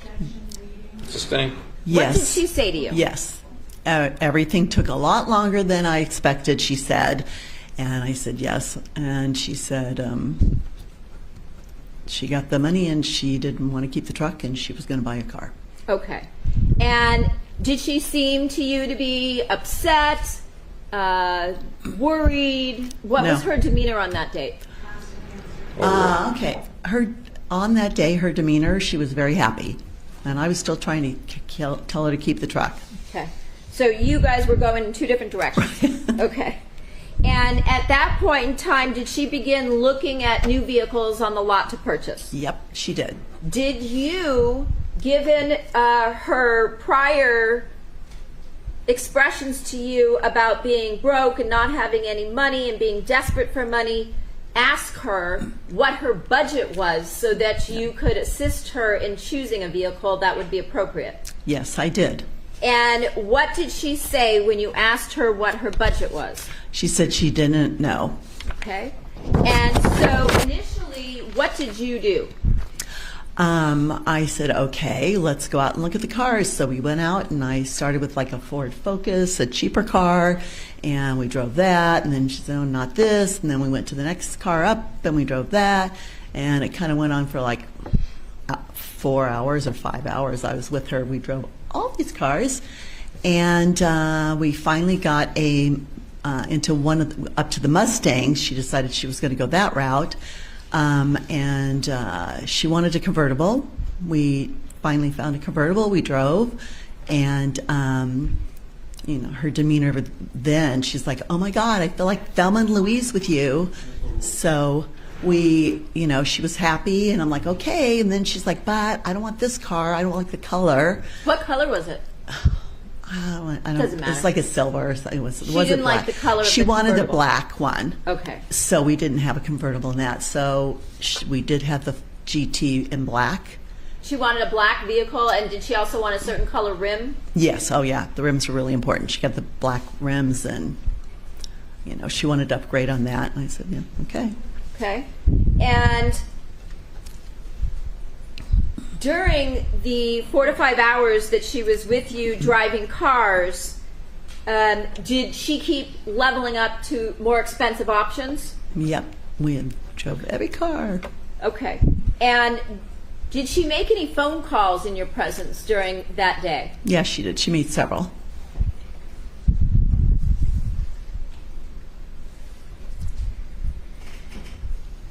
So, did you try to talk her out of the Mustang GT? It's overruled. It's overruled. No, just that's what she wanted. I mean, I was hoping that she'd still keep the truck, but for the Did you kids. tell her that the Mustang GT, the back seat, if she had kids, was like a sardine can? Definitely. If you've been in a Mustang, you know your legs are all crunched up if you sit in the back. Okay. So obviously the kids weren't going to be riding in it. Did you, when she finally settled on the new 2017 Mustang GT, did she say anything to you? That Yeah, she was happy. I got this car. I really love this. I feel like I can start my life again. I just feel like I have a new start. And, I was like, well, you go. Good for you. Now, at some point in time, you still felt bad for her, right? Oh, yeah. Okay. I did feel bad One for moment, her. ma'am. It's overruled. Okay. Go ahead. I did feel bad for her because, obviously I'm with this woman whose husband got murdered and, She told you eventually when she came in. Yeah, she did. That her husband had been murdered. Yeah. That was probably the second time. It was the second time. Second time you met with her? Yeah. At some point during the 4 to 5 hours, did she talk to you? Did she make a call to someone and then ask you about having perhaps a friend come in to assist her? Yes, she did. Right at the end, yes. Okay. And did she tell you that she wanted to have her friend drive the vehicle before she purchased it? Yes, she did. That was something she wanted to do? Yes. Okay. Yeah. And approximately 30 minutes later, after she made a call, did someone come into the dealership in Thousand Oaks? Yes, a person came in that she named as her friend Robert. Okay. Her friend Robert, showing you People's 14. Was this her friend Robert? Yes, it is. Okay. So he came into the dealership. Yes, he did.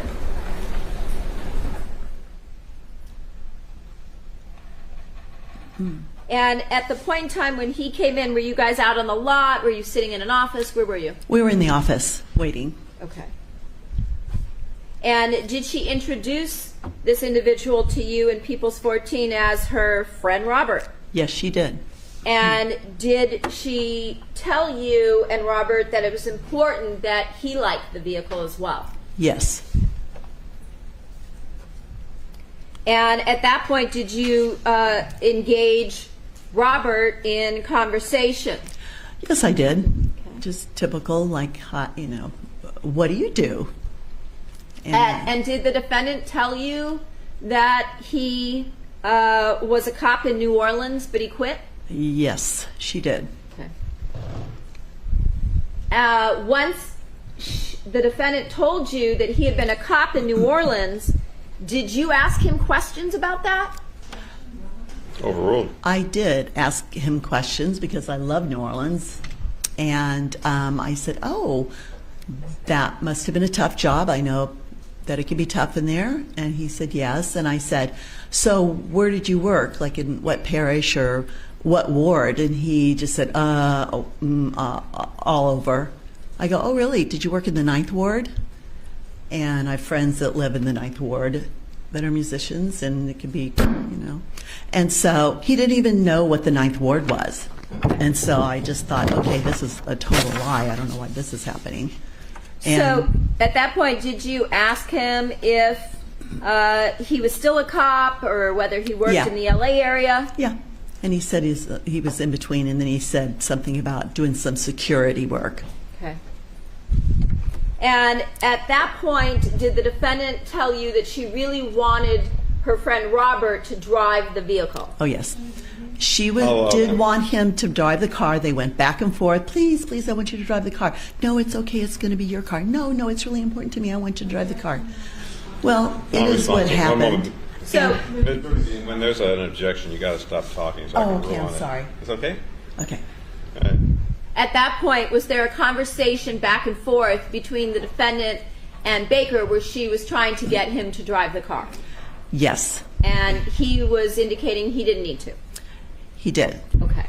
And so at that point, did you try and encourage him to drive the vehicle? I did. Speak up, counsel. Overruled. I encouraged. She wanted him, and I'm going to do what she needs. It was important to her. He was there. So I said, come on. So I did the little thing where you just like, I just stood up And then they stood up, and I'm like, good, he's going to drive the car because she wants that, right? And then I said, can I have your license? And he sat back down. He goes, oh, no. He goes, I don't need to drive it. And then she's like, no. And then he kind of went like this, and, you know. When and you say like this, you cocked your head to the side? He's like talking to her, and finally she's like, oh, okay. So I got Let me ask you something. that they didn't want to give me the license. Okay. So once it became apparent to you that they didn't want to give you his license, is it a requirement at the dealership that you have to provide your license before you test drive a vehicle? Yes, I told them it was just for insurance benefits. We have to have the license. So after that, did it appear to you that she was prodding him, trying to get him to do what she wanted him to do? Objection, leading elements. Yes. One moment. It Yes. is leading. One moment, ma'am. Okay. It is leading calls for speculation. Okay. Did you, at that point, suggest that all three of you go for a ride and that the defendant drive? Well, yeah, she wanted him to be in the car. He came down. We all went for a ride. Okay. They sat in the front. I got in the sardine part in the back. Okay. And after that, did they come back and sit in your office again? Yes, they did. And did they, at that point, begin to speak amongst themselves as you and they were talking about the paperwork and what needed to be done? Yes, Sustained. they did. What happened at that point? Go ahead, tell Okay. us. We came back and we started talking about the car, and everyone was excited, and she was talking about her rims and this and that. And, you know, I could tell that they were very good friends. They were leaning into each other. It is non-responsive. It is. Stricken. that's Okay, fine. sorry. They were very good friends. Everything Yeah, else remains. Okay. What was their conduct and demeanor that you were able to observe in your office at that point? Well, they were leaning in, whispering, talking, laughing, and then they asked for privacy. I walked away and by the coffee room, but then I was inquisitive about what was going on, so I tiptoed back to hear what they were saying, and I couldn't really hear, but they were just whispering about all this stuff. So, and laughing, and I'm just like, okay. So then I came back, and you know, they were. At any point in time during this conversation, when you were with them, were they touching each other or putting their hands on each other? Sustained. Did they touch each other at all? Yes, they did. And did the defendant say anything to Robert Baker with respect to not being able to wait for something? Objection, calls for speculation, cumulative, irrelevant.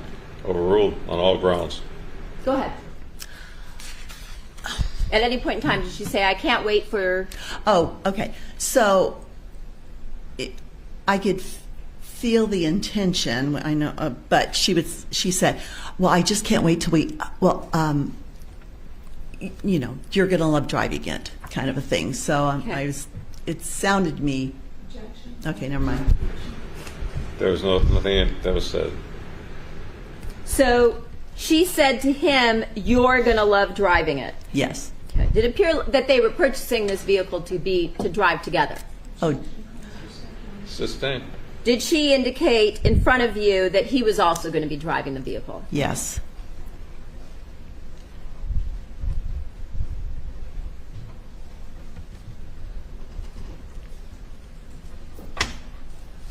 Now,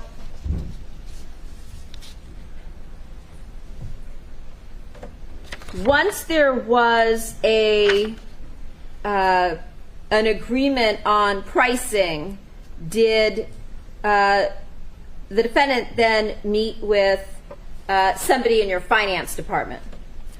Yes, after we get everything together, they go back to finance to Steve, was the guy at the time who was doing finance.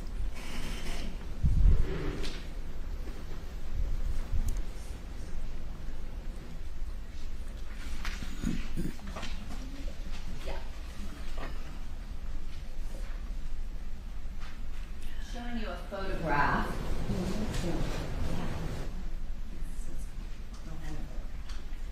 Showing you 209 photograph.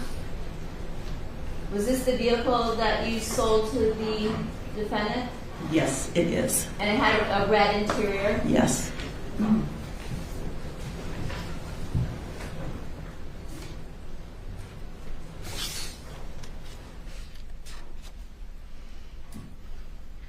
That day when she came to the dealership, was she driving, again, the Ford F-150? Yes. And then did she leave that day in the Mustang? Yes, she did. Okay. Now, after the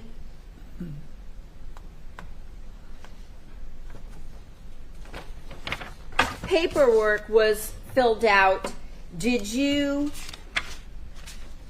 talk to her about sitting around in the car so that you could program or pair her phone and teach her about some of the features in the vehicle? Right. When you sell a car, One it moment, is- ma'am. It's overruled. Yes. when you sell a car, you have to afterwards put on the plates. You go over everything with the car. This is, pairing your phone and all those things. So there's little points that we're supposed to do and go through with everything. Did you do that with her? No, they were ready to go, and she didn't want to go through anything. And I said, "Oh, well, just let me help you with the phone, or just this and that." She said, "No, he'll help me," meaning Robert.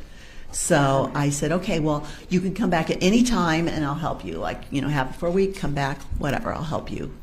And after that, did you call her several times in order to, again, follow up with her and assist her with any questions she might have regarding the vehicle? I did. Okay. Did she ever respond? She did not. Okay. And at some point, did you sent her a thank you card? I did. And that was a card with Thelma and Louise on the front? Yes, it was. It was typical to Excuse me one send second, ma'am. cars. It's overruled. It's typical. Usually I would send a Ford thank you card, but because we did the Thelma and Louise thing, I sent her a Thelma and Louise card and telling her, wishing her the best in her new life. Okay. So you wished her a happy new life, but the Thelma and Louise was the reference she brought up Exactly. It was the one she brought up. when you were driving the convertible. The convertible, yes.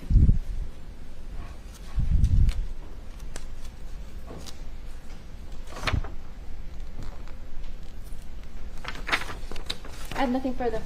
Burke? Thank you. Good morning, Ms. Burlingame. Hello. Hi. You became involved in this case by communicating with Morella Sementilli, is that right? You first contacted her? Oh,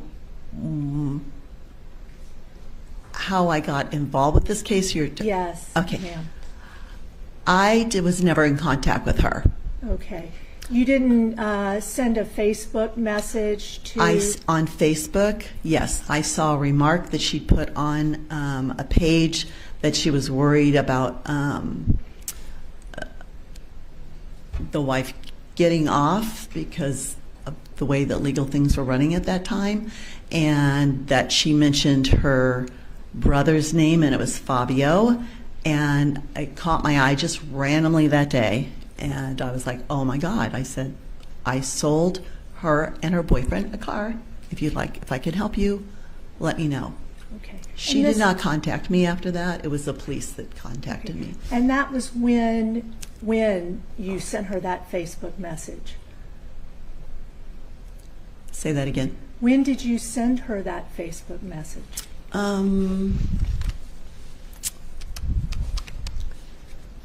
It was obviously after I knew about it, so it would have to be in the summer, that summer.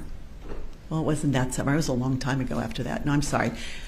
I have no idea when it was. It was right when the case was going to start happening, and it's been delayed so many times. So it was a couple of years ago.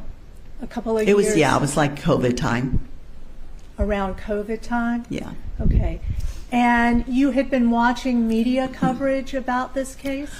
Well, no. I was sitting on the couch. I'd broken my arm, and that's why I wasn't working. And I saw up next, Fabiano murder case arrest, and I went, oh my goodness.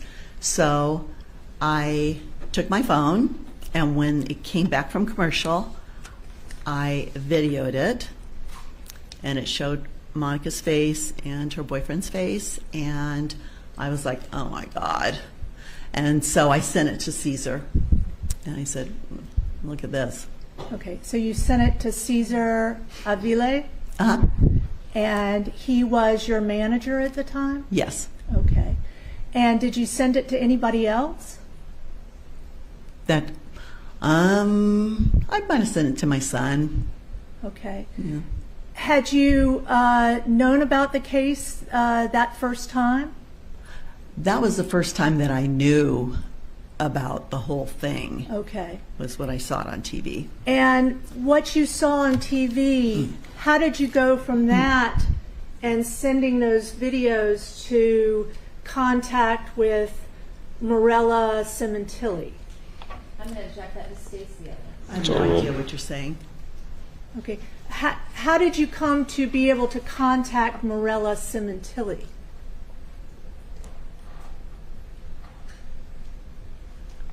I just saw a Facebook post, and I just remarked about to her that I would help. Okay. Were you just scanning Facebook, or was there something that directed you to information about the case? Yes. Okay. It was on the Recall Gascon page at the time, and there were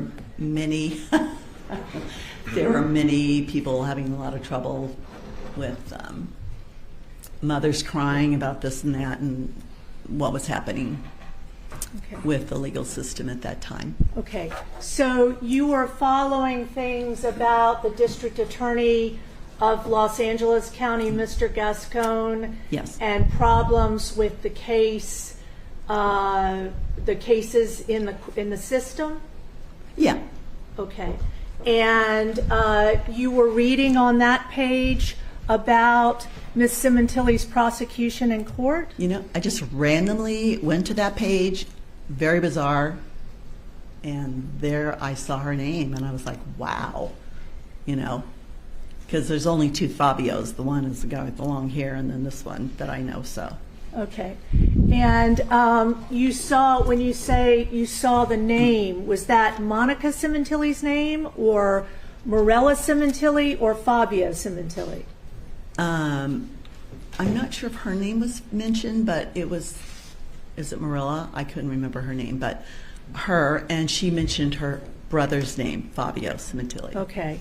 And she was complaining in some way about the progress of the case? No, it was more like, you know, I hope that justice will be, you know, done. Uh-huh. I'm worried about the case, where it could be going, and that she was upset about, you know, her brother, obviously. Right.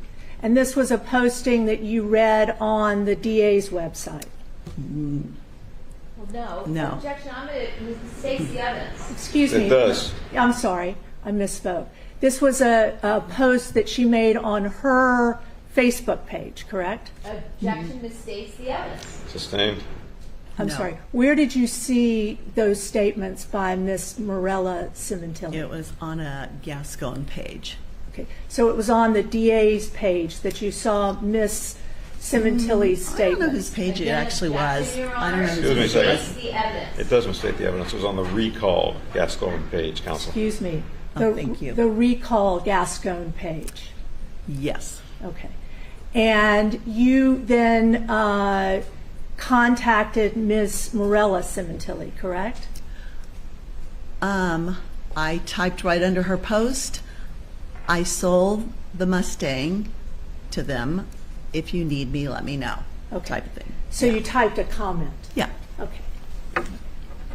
And then at some point, you don't remember when this was, or you think it was around COVID time? Is that Yes. okay? It was. So that would have been 2020 or 2021? It was probably 2021. Okay. Yeah. And at some point, you then received contact from the Los Angeles Police Department, correct? Yes, in Messenger, I got a remark this is my phone number. I think it was Mitzi. This is my phone number. And I was a little paranoid about it. So I didn't know if that was really somebody contacting me from the police. So I called all the districts down here until I found out where she worked and talked to her partner to make sure that this was a real thing. Okay. So you received some kind of Facebook communication back. Yes. And then you called down to the LAPD to try to verify who had left you the message. Yes. And you called and reached her partner. Then I finally called the number and got a hold of Mitzi. Okay. And then Detective Roberts made arrangements to come speak with you, correct? Yes, they did. Okay. And I know it was during COVID because we sat outside in the back patio. That's what I remember. Okay. And that was February of 2021? Quite possibly could have been. Okay. Okay. Got it. You, Ms. Burlingame, sold Ms. Sementilli the Mustang April 3rd, 2017, correct? Yes. And prior to that, she had originally contacted the dealership by telephone, correct? Yes. Sometime in February or March of 2017? Yes. Okay. And you understood that she had received a notice that the lease on the truck that was leased was going to be up in 2 or 3 months, and she was calling you about what to do. It's overruled. Is that correct? Yes, the lease was coming due, and she called to find out what to do about it. Okay. Do you remember what the date was she called? No. Okay, and you just picked up the I call. randomly just picked up the phone. It was a call came in, I picked up. Okay. And you agreed, she told you she wanted to keep the truck, correct? Yes. And you agreed to do some research on the truck and find out what options there were, correct? Yes. And you determined that the truck was in the sole name of Fabio Sementilli, correct? Yes. And you determined that there was no way for her to transfer the lease to herself, correct? She could not transfer it. No, Okay. but she could do a buyback. Okay. But it would have taken a while to do it, but I would have done anything to make that work. Okay, great. And you also told her she needed to pay the remaining payments. She needed to keep paying the lease until the 3 months were up. Exactly. And you also researched for her the buyout price if she finished paying the lease and wanted to buy the truck, correct? Yes, Caesar did. Okay. And you, in your research, you told her you had spoken to legal, I guess that's legal at the dealership, and that she could buy out the car, the truck, but not at the price of $30,000, but at a price of $44,000, correct? It was not going to be the price that it normally would have been if she was on the lease. She would have had to pay more, and I can't tell you exactly what that number was. Understood. Understood. Okay. And you then, did you offer her any other option other than to buy out, after paying the final payments on the lease, to buy out the vehicle for whatever this higher price was than what the leaseholder would have normally gotten? Did you offer her any other options on the lease? No, I don't think there was another option. Okay. Take our lunch and recess until 1:30. The admonition applies. Do not discuss this case among yourselves or with anyone else or form or express any opinion to the cause if I submit it to you. Have a good lunch. See you at 1:30.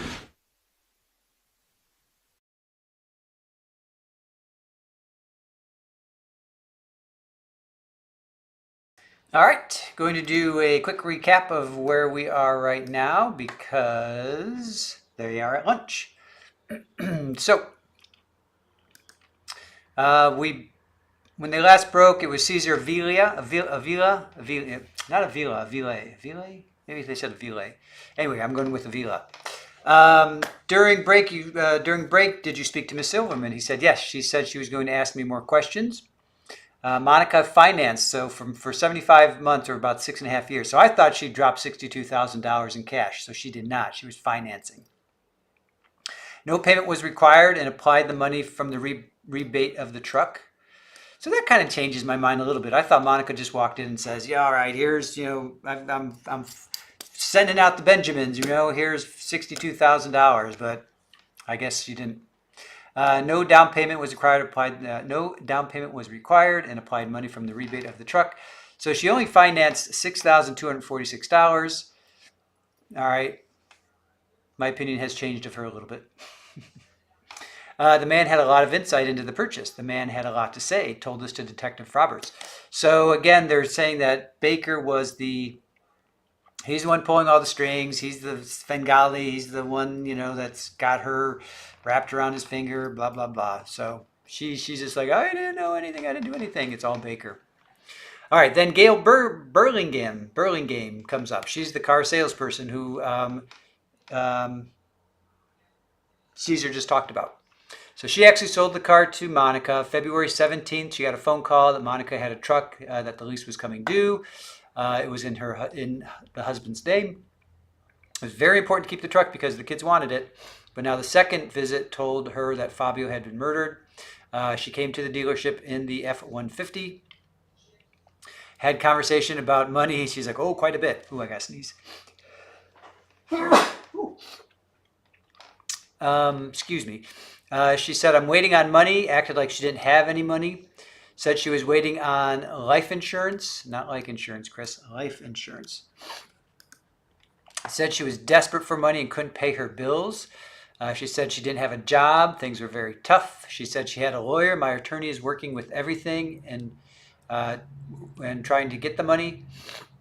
Mentioned law enforcement. Said she was going to Canada. Phone call didn't seem like it was an attorney. Oh yeah, then she's calling Baker, and she's like, didn't sound like an attorney. Thank you guys. Now I got a stuffy nose. Thank you for the bless yous. Appreciate it. Let me get through this. Let's see. There was a lot of whispering and talking. A lot of whispering when she's on the phone. She said they're still working on it. Monica had got the money. Oh, when Monica had got the money, she says, I'm coming in. The kids decided they didn't want the truck anymore, that she had received some insurance money, wanted to turn the truck in and buy a car, when in fact she never received insurance money. It was the kids' insurance money. So do you think that she asked the kids to give her some money? So therapist, to answer your question, it was April 3rd of 2017, Monica came in to buy the Mustang. April 3rd. Which doesn't make sense because in my notes above, they were tracking her and that was March. So I'm not 100% sure about that. All right, anyway, said everything took a lot longer to come in, but she was very happy that day.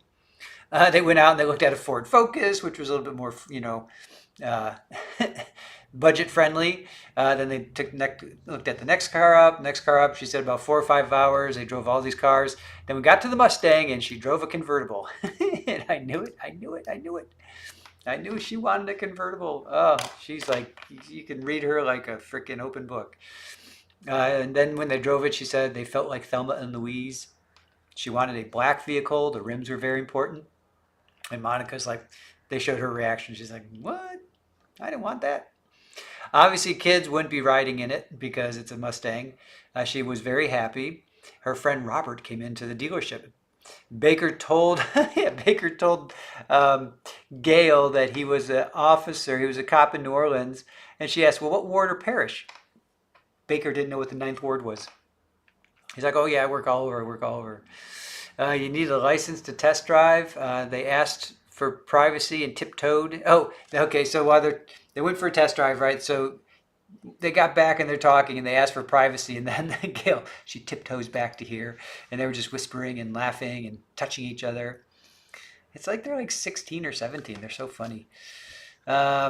She said to him, you're going to love driving this. And then Gail sent, she said it's standard to send a card. So she sent a Thelma and Louise card wishing her the best in her new life.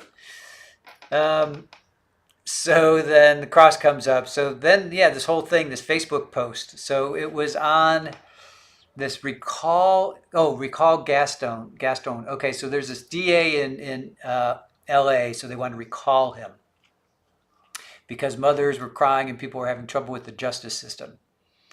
All right. So, then she also saw this thing on TV. She had broken her arm, so she saw this thing on TV about Fabio's murder arrest, and then it comes out of commercial, and she's like, "Oh my gosh, I know I sold the car to these guys." So she took a video of it and she sent it to Caesar. Then she said, "I just randomly went to this page, and she said, there's only two Fabios, the one with the hair and this Fabio. Where did you see Morelli's post?" She said on the DA's page. So she typed underneath this post, "I sold them the Mustang. If you need me, contact me." And then she got a message from LAPD, and then she called LAPD. So that's where we stand. All right. Yeah, that's what she said. She said mothers were crying about the injustices of the justice system. That's the way she described it. Mothers were crying. Widespread panic. I don't get why he said he was from NOLA. Why not a different city he was actually familiar with? Yeah, I don't know, Las Vegas, or I don't know. Because I think he spent time in Las Vegas. Just Shamrock, I just don't get why she is so enthralled with him. Did she know his history? No. We're kind of dropping some frames here. Comcast is acting up or something's going on. Yeah, so if you guys get booted, just come back. Our Comcast something's going on with our Comcast. Yep. Our internet is experiencing issues right now. I don't know why. Leave and come back, folks. Leave and come back. Yep, Julie, she wanted a bad boy.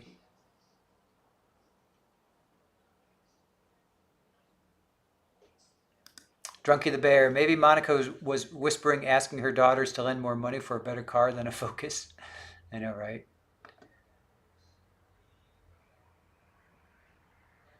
Yeah, Remy Nas. Monica has balls of steel. She has not flinched once in court. Hola. Booted, but I refuse to leave. Yeah, we're just, I don't know why it's acting all wonky right now, but it helped to leave and come back. Yep, just having some, Comcast is Comcasting, refresh and keep on keeping on. Pretty much it. All right, let us do the zoomies. Let's see. I got the zoomies. One of our little Jack Russells, Aaron got him. Iggy was his name, and he would do the zoomies after. Sorry, I don't mean to sniffle in your ear. After he would take a bath, he would get the zoomies. I'm sure everybody with a We dog. are on the record here. Mr. Sementilli, defendant is present. All counsel present. Jury and alters are present. Good afternoon. The Bruning gang is still under oath, and the defense may continue with their cross-examination. Thank you, Your Honor. For anything further by the people? Thank you. One moment before you go. Let's go. Christine, off the record, please.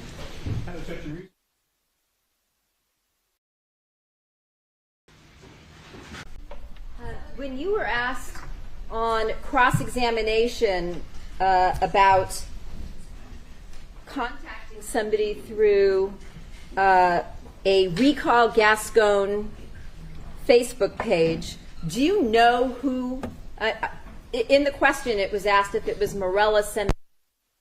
Do you know whose post you responded to? No, I don't. I was just agreeing because I don't really. It was one of the Sementillis because it was maybe she had a different name. I don't really know because it was a sister. I knew that. She said she was a sister, okay. And then Fabio's name was in there. Okay. But she didn't ever contact me or. Okay. So you never communicated with her after that one comment you put on in response to her post. Exactly. On the Recall Gascon website. Right. Okay. And that was something, as you said, from one of the sisters that was talking about wanting justice for her brother's murder. Right. And that was a website of victims and surviving victims' family members that were posting on there. Yes, it was. I'm sorry? Facts not in evidence calls for speculation. So rule on that ground. Okay. So rule on that ground as well, counsel. Anyway, so that was the only time that you had any contact with anybody relating to this case, correct? Yes. Until subsequent to that, Detective Mitzi Roberts reached out to you. Yes. And then came to the dealership. Nope, to my home. Oh, okay. Yeah. And that would have been on February 11th of 2021. Yes. Okay. And you know that because there's a statement form, correct? Right. I signed everything in. Okay. Yeah.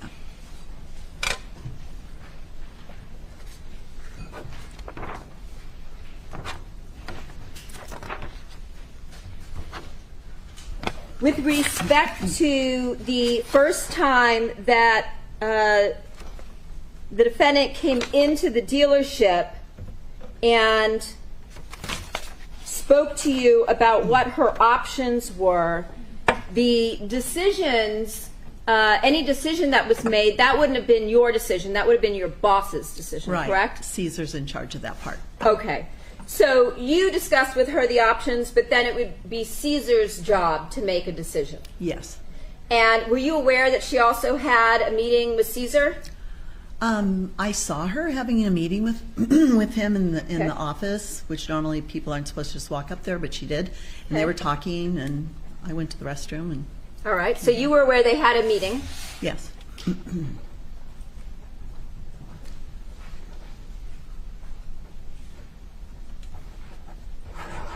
And were you aware that Caesar told her that she didn't have to make any more payments on the vehicle, that he was going to waive or write off any of her remaining payments? Sustain. You were asked on cross-examination about what her options were. One of the options was the dealership could write off all of her remaining payments. Is that an option? Sustain. Can I talk? No. Okay. I have nothing further. Anything further? All righty. Anything further? No, thank you. Thank you, Ms. Bernigame. You are excused. May I call you next witness?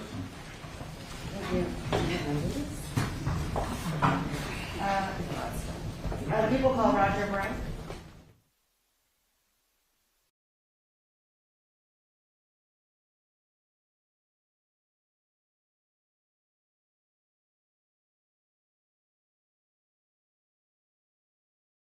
That I plan on taking some vacation at the end of December.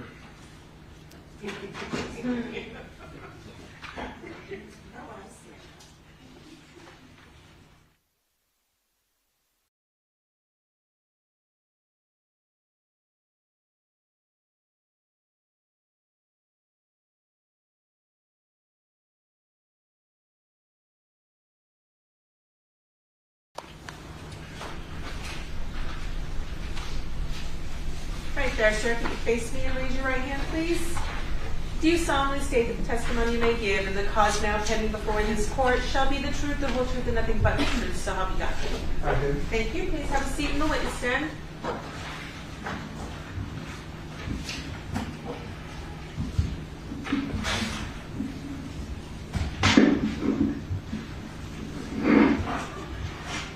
And for the record, say and spell your first and last name, please.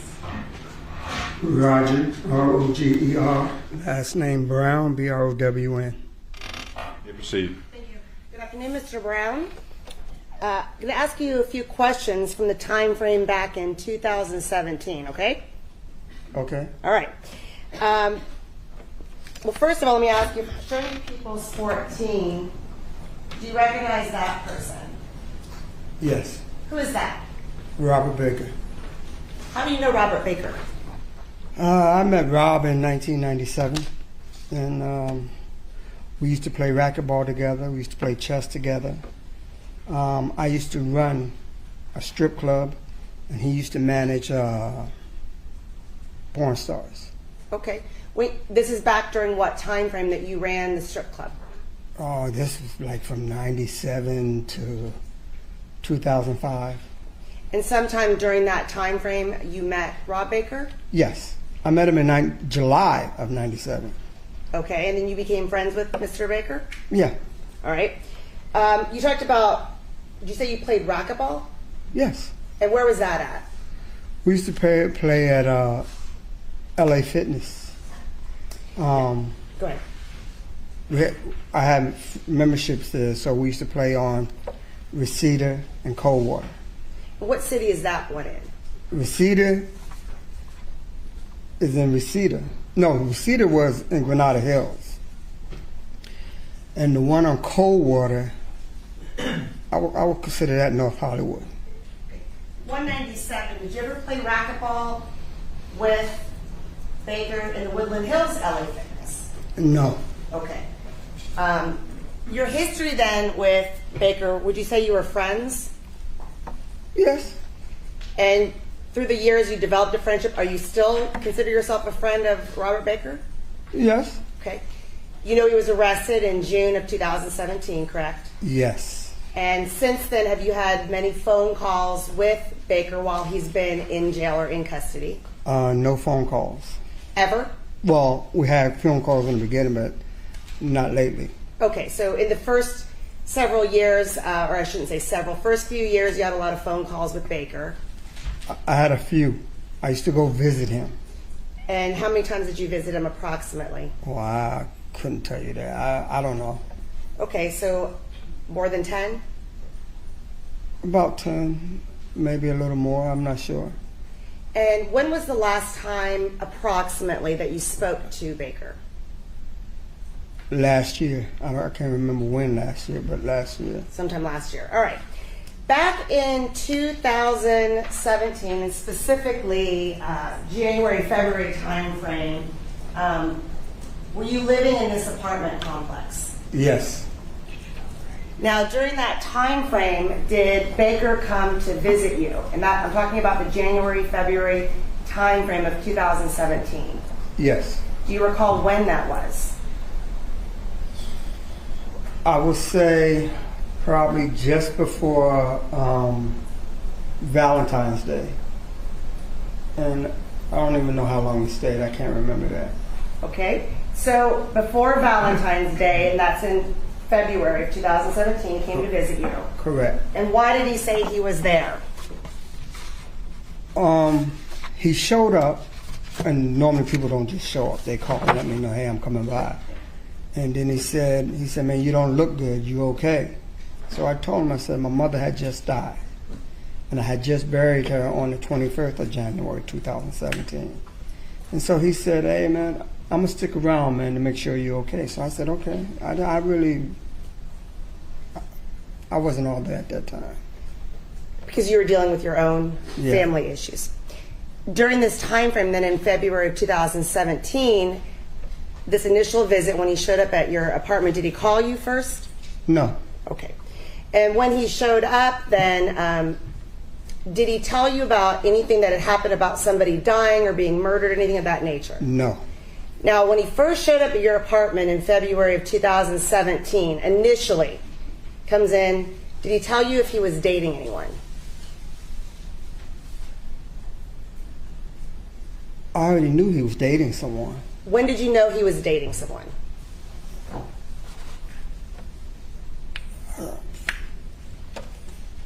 I don't really know. Probably 2016. I can remember that him and her came to my birthday party at El Caise Grande in Granada Hills. Okay. Do you know who? When you say her, do you know the name of that person? You want her real name or the name that I know? The name you knew her as. Madonna. Okay. Do you see Madonna in court? Yes.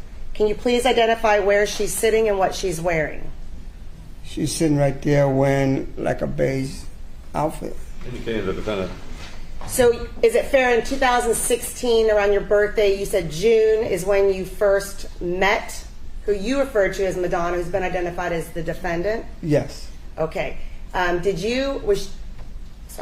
Did Baker identify her as Madonna, or did she identify herself as Madonna, if you know? Baker introduced me to her as Madonna. Okay. And did she respond and correct him in any way? No. So as far as you knew, her name was Madonna? Yes. Then that birthday party, did you have any particular interaction with the defendant? No. From June 6, 2016 until he showed up at your house in February of 2017, did you see her at any time in between then? Repeat that? Did you see her from the date of your birthday in 2016 until Baker came to your house in February Yes. for Valentine's Day? Did you see her during that time frame? Yes. Where did you see her? He brought her to my apartment. When did he bring her to your apartment? Wow. I know. Estimates. I know it was February 2017. I can't tell you the dates. So February 2017 is when he showed up and said he was going to stay with you, right? Yeah, he said I'm gonna stay here for a couple of days to make sure you're okay. Before that, had he ever brought her to your apartment? No. So that was the first time, and we'll get to that in February? That he brought her to my apartment? Yes. Okay. So now in February, when is the first time that you saw her again since your birthday? He's at your February. apartment. Okay, he's at your apartment. Then what Yeah. happens? He came by, and that was it. Okay, so did you go somewhere to meet her? Did I go somewhere to meet her? Yes. Oh, yes, I did take him to meet her at a Starbucks. And was there any interaction that you had with her there? No. After that, did Baker stay with you then for approximately a week or 5-7 days, something like that? Something like that. Okay. During that time frame, did he bring the defendant over to your apartment? One time. And when was that? Was it during the day, at night, if you remember? I can't remember. I think it was the evening time. Did she spend the night, if you know? No. Was she there for a long time, if you know? I don't know because I went to sleep. Now, is this a one-bedroom or a two-bedroom that you have? It's a one-bedroom. Okay. Where did Robert sleep then when he stayed there? On the couch. Okay. The time that she is at the apartment then, anything unusual happened that caught your attention, that you remember? No. Did you have any interaction with her, talk to her in the apartment? No. So where were they if you had a one-bedroom? I was in the bedroom, they was in the living room. Okay, and you went to sleep? I went to sleep. So you don't know what time she left? No. When you woke up in the morning, she was gone? Yes.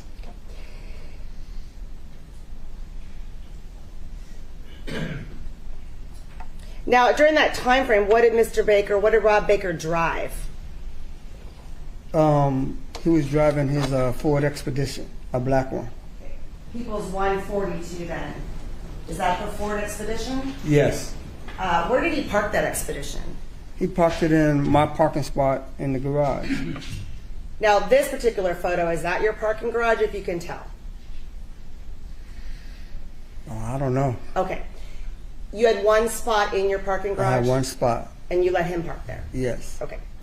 Now, at some point, he stayed there for several days. Do you know why he was staying in your apartment? Meaning, do you know if he said he wanted to stay with you to help you, but do you know if he had a place to stay? Yes. And where did he stay then? I think it was off Winnetka and Independence. Had you been to his apartment before? After he got arrested, never before.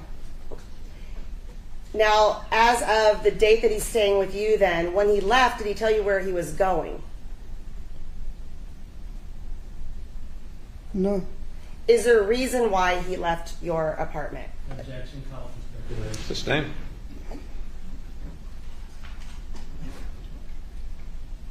So he stayed with you for 5, 6, 7 days, right? Okay, the reason why he said he was staying with me, he said, man, you don't look good. Are you okay? I told him that my mother had just passed away.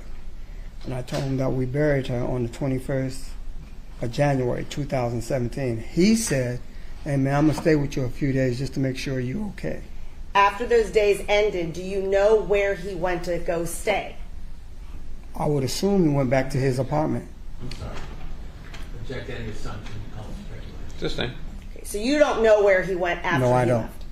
Sorry, thank you. But you stated that you went to his apartment on Independence after he got arrested. Is that correct? Correct. What did you go there for? We went to get some of his stuff, you know, from, who was his roommate? I think his roommate name was Anthony. We just went to get some of his items.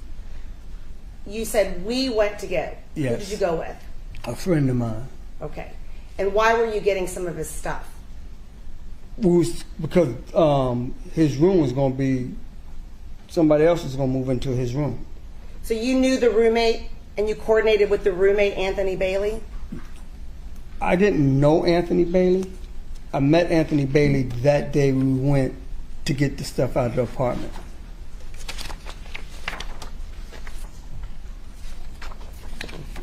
And the other guy that you went with, who is that? I have to say. Overruled. Just who went to the apartment with you? Howard Lynch. Okay. One second.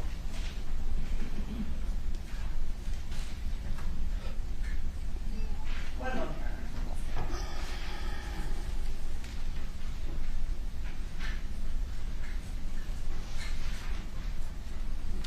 Remy Marcus Peoples 211, a photograph of an individual labeled as Howard Lynch. So Mark. Is that Howard Lynch? That's Howard Lynch. And how do you know Howard Lynch? Wow, we used to play basketball together. We were good friends. Go ahead. That's it. We were good friends. Did you know Howard Lynch, in your experience, to be friends with Baker as well?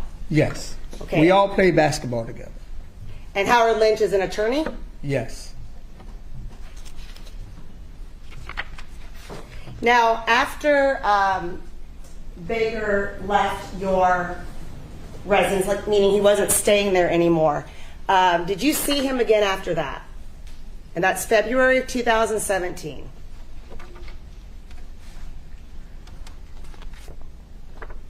I can't remember. At some I would assume I did, but I can't remember. Why do you assume you did? Because we all used to play basketball together, like on a Saturday. So after he left your place from staying there in February of 2017, you're aware now that he was arrested in June of 2014, correct? Yes. Between that time, if you remember, do you know if you saw him? 2017. Ah. Right. I really can't remember. I'm not sure, but I would assume we did because we used to always play basketball on Saturday. I'm going to object to the subject speculation. Sustain. Were you visited then by the police at your apartment complex that I just showed you up on the screen? Yes. And can you explain how that came about? Wow. Objection, no foundation. Overruled. I was, somebody in the complex, I can't remember who, told me to call the guy in New Directions. I said, well, I'll just go down there. They said, no, call him. So I called him. He didn't pick up. So I went down. When I got down, he was sitting in the office with two guys. I assume two detectives. And they was talking about who lived in my apartment. And I told them that's me. They asked me, where do you park your car? I said, in the garage underneath. So they asked me the number. I said, I don't know the number. So we went downstairs and we looked at the number and I just showed them the spot. I still don't know the number, I just know where I park. So then we came back upstairs and then he gave me some excuse that they was checking into vandalism in our complex. So I said, okay. So then they left. They came back 2 minutes. I would say 2 minutes to 4 minutes. They came back, but they came back with a third guy. And he asked me, he said, are you Roger Brown? I said, yes. He said, can we talk to you? I said, yeah. So we went into the community room. While we was in the community room, he asked me, he said, do you know Robert Baker? I said, yes. I'm going to object. This is all hearsay. It's a narrative sustained on that ground. What happened next? He asked me, he said, do you know Robert Baker? I said, yes. He said, when was the last time that you seen Robert Baker? I said, last night. Okay. So stopping there, you saw him then, that's on June 14th when you're talking to the detectives, right? 2017? Yes. So last night you saw him on June 13th, 2017. Correct. Where did you see him? He had came to my apartment complex. And, yeah, he came to my apartment complex. Okay, what did he come there for, or tell you he came there for? He wanted to know had I seen a friend of mine. Okay, what else did he tell you? That was it. Well, why did he want to see if you had I seen don't a know. friend of his? Objection. No, a friend of Excuse me, mine. sir. Sustained. Right, did he tell you why? No. What did you tell him? That's hearsay. I'll allow it. I told him, I said, I haven't seen him. And then he asked me could I get in touch with him. I said, I'll try. Now, at that time, did he give you a phone number to contact him on? He had gave me that phone number, I want to say before then. Okay. But, yes, he told me this is his new number. So he gave you a new number. Yes. Now, how did you take that new number? Did you write it down? Did you put it in your phone? What did you do? No, he told me he was going to call me from it, and that was his new number. Okay. And did he call you from his phone for you to get that new number? Yes. Did you then provide that subsequently to the police? Yes. Why don't you mark a 3-page document as People's 212? And the first page is a photocopy of a business card with some writing on it, followed by a photograph of a phone.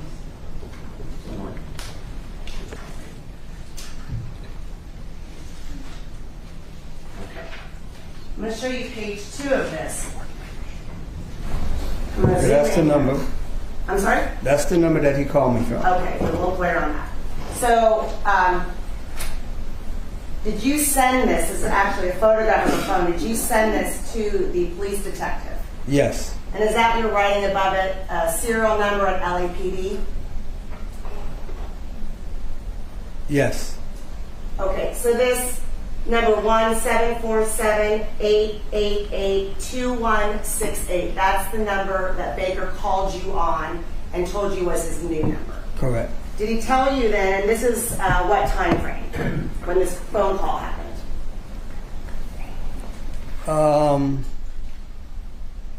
From the time that he actually came to visit me, Yes.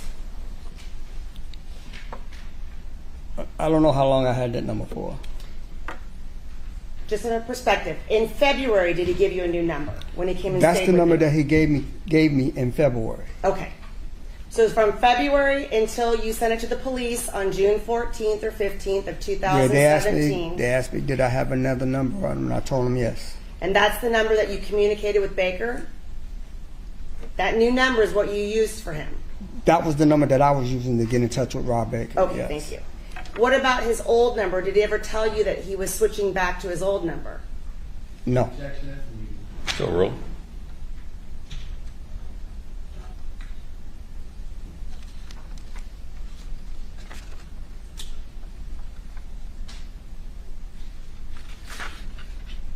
Oh, and one last thing. What do they call you? You have a nickname? Yes. What do they call you? They call me B. B Just as the in letter B? B. Do you know why do they call you B? Objection called for conclusion. That's form sustained. Did you pick your name as B? Yeah, I was always called B. Why? Because when I was in the military, my last name was Brown, and instead of calling me Sergeant Brown, they would call me, hey, Sergeant B, could you do that? When I got out of the military, they just stuck with B. Do you know if I'm in Marcus Peoples 213, a photograph of an individual entitled Alfred Birdsong? Yes. Do you know him? I know who he is. Have you met him? Twice. Okay, so is that Alfred Birdsong that you met? Yes. How did you meet him? Objection irrelevant. Total. The first time that I met him, I had to take a female porn star to Las Vegas, you know, to drop her off with him. The second time I met him, Rob introduced me to him. We went out to his house in Vegas. So did you know this to be then a friend of Rob's? Yes. Okay. Did Alfred Birdsong call you Callie B? I don't know what he called me, but he always just say B. At the Cali, he could have said it, but I don't know. Okay. Do you keep in communication after Rob got arrested then with Alfred Birdsong? It's overruled. Yes, but not like. Okay, let me explain this. Objection not any question. There's no question. Can I answer? Do you keep in contact with Mr. Birdsong? Yes. Yes. Regarding what? Objection, that's irrelevant. It's overruled. When Rob was in jail, I was the only one that was going to visit him. And while I would visit him, I would give the report back to everybody else that knew Rob. If he was in good spirits, stuff like that. Okay. Who were you reporting back to? You said everyone. Like I was talking to Bird, all his friends, all our friends together, like, you know, like Howard, people that, you know, we all knew. I don't know everybody, but, you know, but I would I would let them know the day that I was going to visit Rob, and then I would come back and I would say, hey man, he's good, he's doing good, his spirits are high, like that.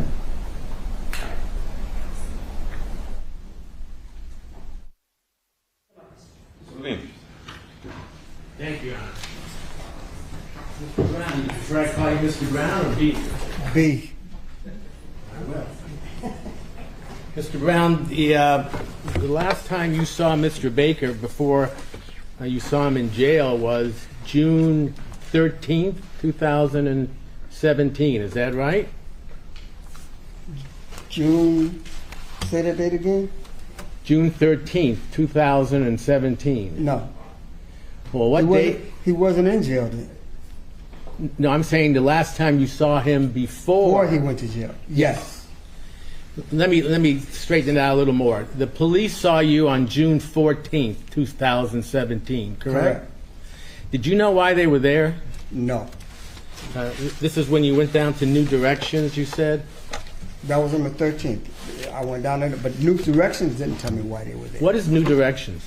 That's a veterans organization that, where I live at, it's the Veterans Village. Most of us that live there are veterans. So I'm sorry, you were living there at the time all this was happening that you discussed today?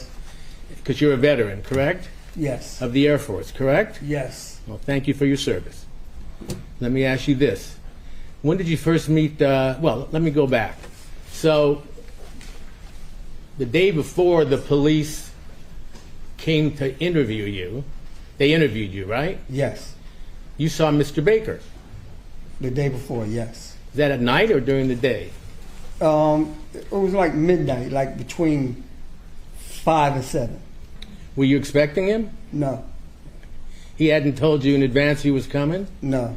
When was the last time you'd seen him before that night? I don't remember. Well, you said you saw him around Valentine's. Well, I know we used to see each other play basketball. Okay. Specifically, you said you had seen him around Valentine's Day of 2017, correct? I said he came to my apartment during that time. You had been back east for the death of your mother, funeral and so forth, correct? Correct. You had no plans to see Mr. Baker after the funeral, did you? After my mom's funeral? Yes. No. Okay. You had been friends with him for some time, since 1997, is that July about right? 1997. Okay. So he just showed up on Valentine's Day or near Valentine's Day, which was a couple of weeks after you got back from the funeral, correct? Correct. Okay. You weren't expecting him? I wasn't expecting him. And when he showed up You had a conversation. He said he didn't look too good, He correct? said I didn't look too Right. And you told him why, because your mother had just passed away, right? And he said he was going to stay with you a few days just to kind of keep an eye on you. Okay. That was unexpected, but you let him stay, right? It was unexpected, and I just said, okay. I wasn't, It was fine with you? Yeah. Okay. And he stayed about 5 to 7 days, right? To be honest with you, I don't know how long he stayed, but it was, in February. Well, I mean, you know how long he stayed because one day you woke up and he was gone, right? Well, he left. He told me he was going back to his apartment, I think. I'm not sure. I can't remember. If I said you told the police it was about 5 to 7 days, would that refresh your memory that he actually stayed in your apartment and slept over? Does that sound right? That could be right. Okay. And during that time, you saw Monica Sementilli, who you knew as Madonna, lady at the end of the table. You saw her a couple of times, right? I've seen her on my birthday in 2016. Okay. Rob had brought her by the apartment one time, but I don't really remember too many times that I've seen her. You don't remember much about her other than you saw her, correct? Correct. You had no conversations really meaningful with her? Correct. And it was just that she was with Rob? Correct. One was at Starbucks, I think you said? Yeah, it was a Starbucks. And then there was one time at a restaurant, correct? That's where I had my birthday party, yeah. Okay. And other than that, you've never seen her before or since until today, is that right? Correct. Okay. So after Rob stayed with you 5 to 7 days, he left eventually, right? Yes. Did he tell you he was going to leave today or the next day, or did No. you just looked and he was gone one morning? He just up and left. And the next time you saw him turned out to be the night before he was arrested, right? Yes. Did you didn't know that at the time, obviously. Did you No. know? Did you know the next day, June 14th, 2017, he was arrested? No, I didn't find that out for a couple days after. And how'd you find that out? I was home one night sitting there watching the 11 o'clock news, and on the news, Rob Baker and young lady over there showed up on the news. Okay, and the news was that they had been arrested. Correct. Okay. You had no idea that was going to happen, correct? Correct. You had no idea what Mr. Baker was arrested for until you saw the news, correct? Correct. He had never discussed with you getting involved with any case or any crime or any criminal activity, right? Correct. And when you saw him back in February, you didn't see any marks on him or any bruises or anything like that, did you? I really got to say I don't remember, because I remember the cops asked me that, and I said I don't know. Okay. I was in that frame of mind right there. Do you know why you were called to testify here today? No. When did you find out you were going to be a witness in this case? I had got noticed the first time that I had to show up April the 2nd. Of this? Last year. Last year, not this year. And then I showed up, and then they said, well, they didn't say nothing. I never got to talk to nobody. I was here that day, and then, they sent us home, but then they said that it was being pushed back. Okay. But did you know what the questions were going to be when you testify, what they want to ask you about on the stand? The questions? Well, did you talk to the district attorney, either of the district attorneys in court today? Ladies sitting here, did you talk to them before today about what your testimony was going to be about, or what questions you were going to be asking? They didn't tell me what the questions were. They just asked me, do I remember certain things? Okay. But they didn't put no questions in my head. I understand. And what things did they ask you if you remembered? He asked me, did I remember sending the text message to the police officer with the phone number? And I told her, yes, that's my handwriting. And you talked about that here today, correct? Yes. Was there anything else that you were going to testify about today if you knew beforehand? Beforehand? I didn't know nothing beforehand. So when you got up here, you just knew you were going to be asked questions about Mr. Baker, correct? I didn't think I was going to be asked questions about Mr. Baker. Okay, but you were, and you answered them truthfully, correct? Correct. Let me ask you a few things about Mr. Baker. You met him in 2017 about, is that right? No, I met Rob Baker. I mean, in 1997? Correct. Okay. And so, when you met him, what was he doing? He was managing porn stars. What was your occupation at that time? I was running a strip club. Okay. And Mr. Baker, he was in porn, is that right? Pornography? I know he was managing porn stars. I didn't mean acting, I mean in the industry. Correct. And you tell me what his position was, if you know, his job was in the industry. He was a manager of females. All right, manager of female pornography stars. Yes. Is that right? Did you know whether he was married or not? Legally, I didn't know. Well, but then I found out that one girl might have been his wife, but I'm not sure. Is that Dee? No. That's Nikki? Nikki Fairchild. Nikki Fairchild. Didn't you tell the police when you were interviewed that he was married to someone named Dee? No, I told the police officer that I assumed he was married to the girl named Dee. That's how I met him and Dee the first time together. And Dee was a dancer for you? No, she was a porn star. Okay. So you met both of them back in July of 1997. Okay, and then you don't know if he was married to her or not. I don't know if he was married to her or not. But you do know at some point after that he was married to Nikki Fairchild. Yes. When was that? Wow, I don't know the date that they got married. I don't know the date. I just knew that they were married. Well, how many years was it after he was with Dee? I don't know. Okay. And how'd you meet Nikki? I met Nikki through Rob. Well, do you remember how it was you met? He was managing her at first, but that's all I know. And you were managing, or did you own one of the biggest strip clubs in California, right? I was managing one of the biggest strip clubs in California. What was the name of that strip club? Bob's Classy Lady. Okay. And at that same time you were friends with Baker, correct? We was becoming friends, yes. And did you then remain friends after that? Yes. He also managed other porn stars, is that right? Yes. You mentioned names like Carmen Luvana. Lacey Duval. Lacey Duval. Okay. Were those individuals who were stars in the pornography industry? Yes. And we're talking about late 1990s, early 2000s, is that right? When did you stop managing the strip club? I left in 2005. And I think you said it was because the law had changed? The law had really changed, yes. And what you meant by that, without getting too explicit, is that it was no longer allowing the girls to interact sexually with the customer. Objection relevance. Isn't that right? No, that's not right. Then you tell me and the jury why. Huh? The reason why I left, they was coming down with the rule that, hey, if a girl got busted in the club for doing something she wasn't supposed to be doing, they could take the manager on duty also and arrest him. Okay. And I wasn't going to jail for none of them. And so you decided this was the time to get out.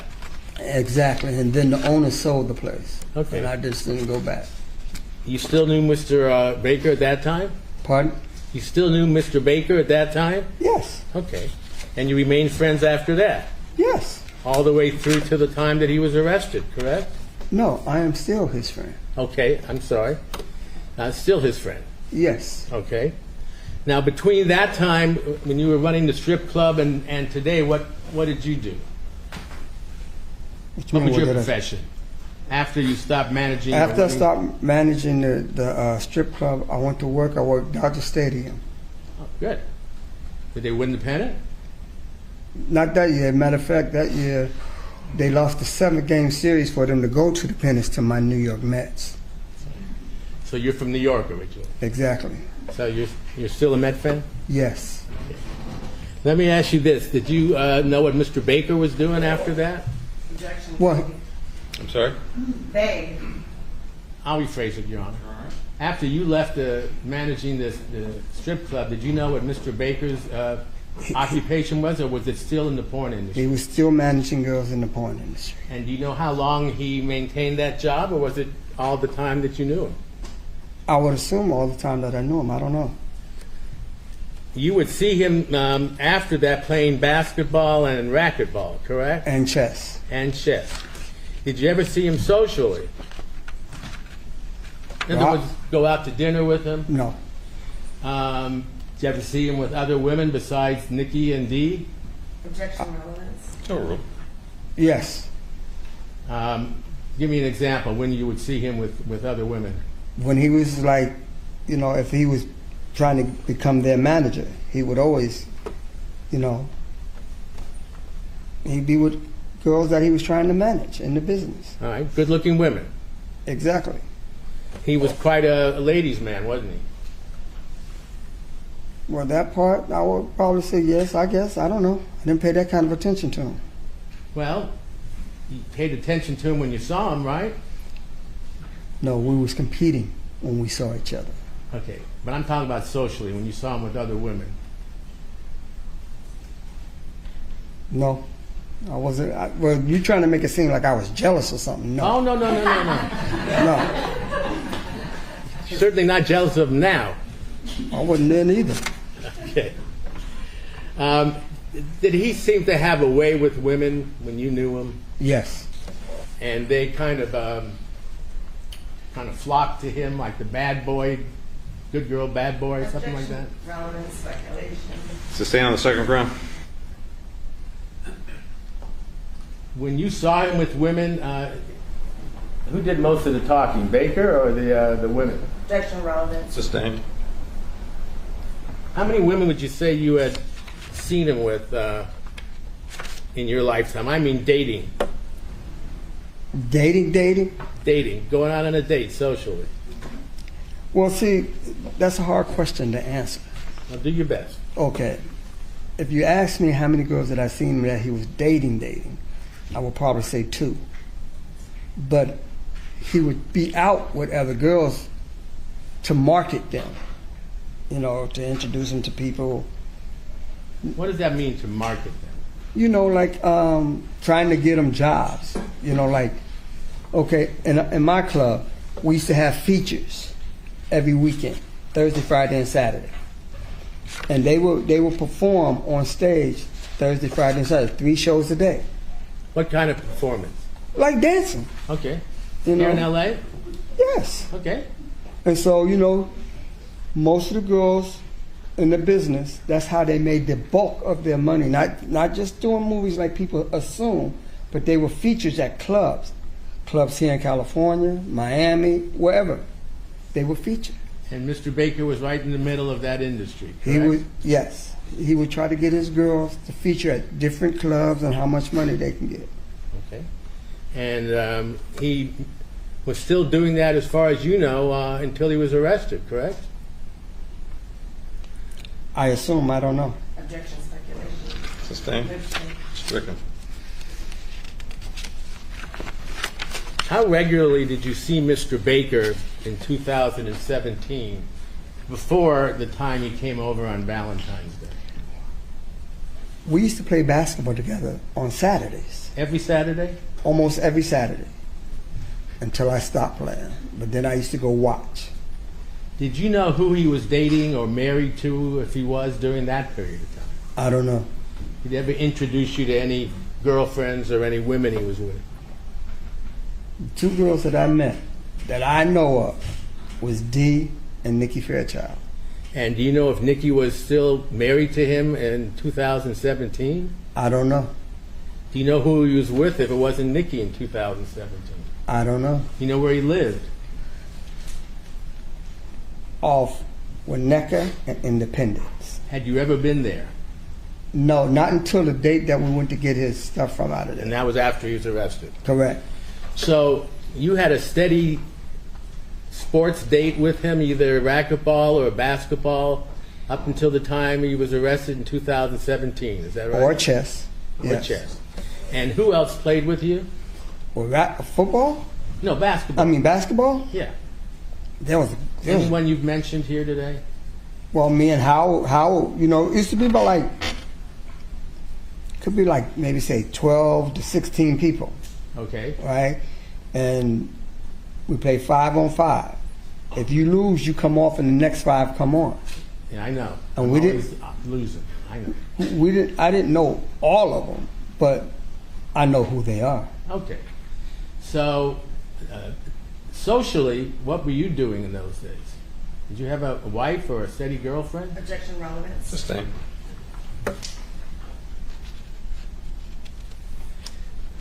At some point, Mr. Baker gave you some pins, isn't that right? Some what? Pins, like pins, NYPD or Warner Brothers pins. Then I see you mention that in your interview with the police. I don't remember.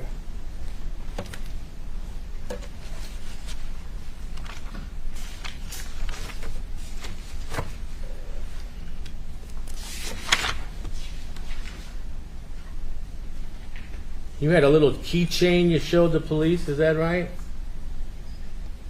I don't remember. May I approach, Your Honor? Mr. Brown,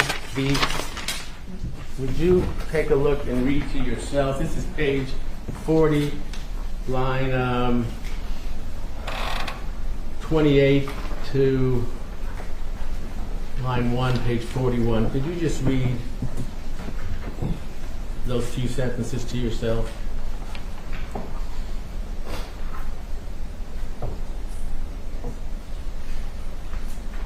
Oh, these were the pins. Does that refresh your memory? Yes. Okay. Tell me about it. Those were not pins.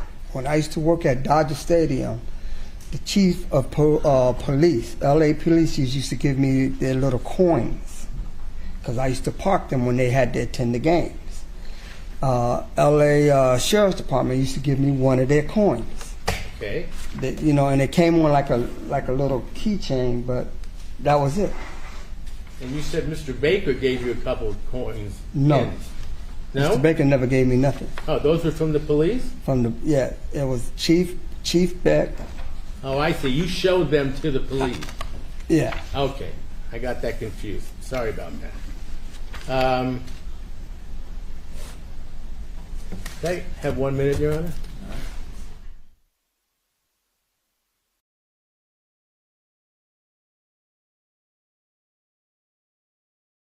Thank you, B. It's been a pleasure. Thank you. Any redirect? Yes.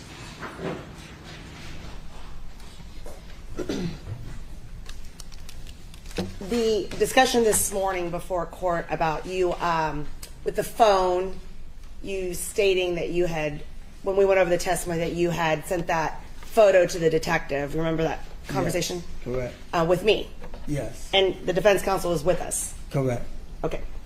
So between 1997 and 2017, then, you knew, when you said dated, you knew Baker then to be with Dee, Nikki, and Madonna, right?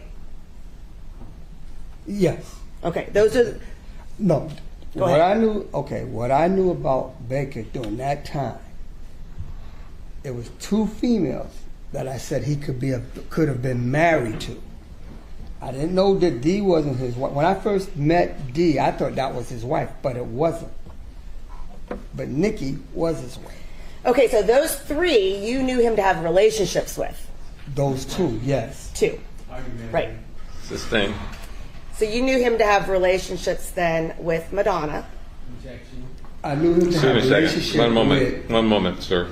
That's leading us in fact on that. Sustained. Well, earlier you talked about women he dated versus women that were around him that he was promoting. Those were porn stars. Right. That's different than the women he dated. Yeah. Well, Nikki and Dee were porn stars. Okay. But those are the only ones that I thought he was married to. Got it. But I did know he was with the young lady over here. The defendant. Yes. Okay. And that's what you knew as far as dating relationships or something other than promoting a... Correct. Okay.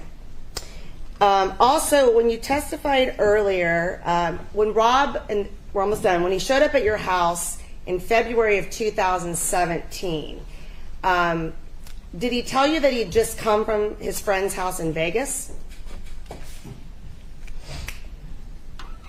I don't know. I don't remember. Would looking at a transcript from that time frame refresh your Good, memory? but I don't know. Okay. Yeah. This is page 31, lines 10 through 23. If you can just read that to yourself.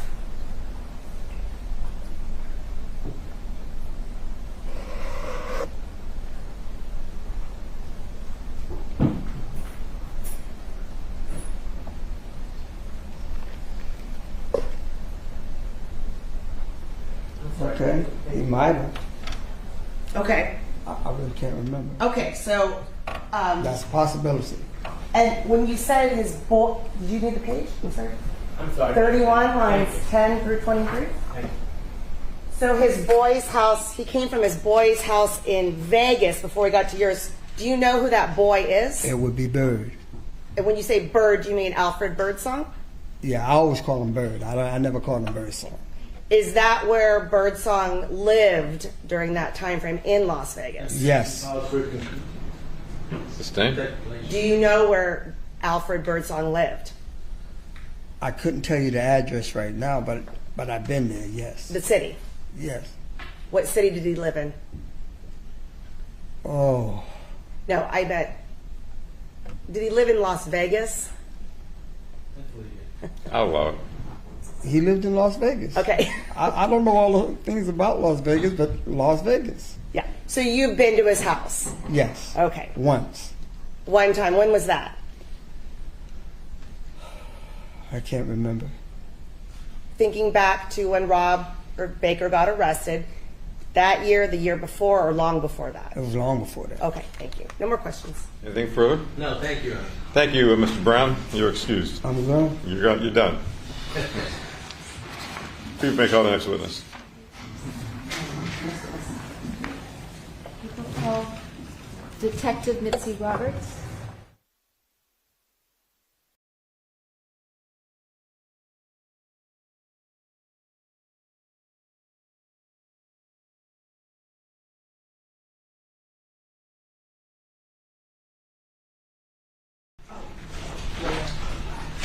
Please raise your right hand. Do you solemnly state the testimony you may give in the cause now pending before this court shall be the truth, the whole truth, and nothing but the truth? So, Yes, sir. thank you. Please have a seat in the witness stand. And for the record, say and spell your first and last name, please. Sorry.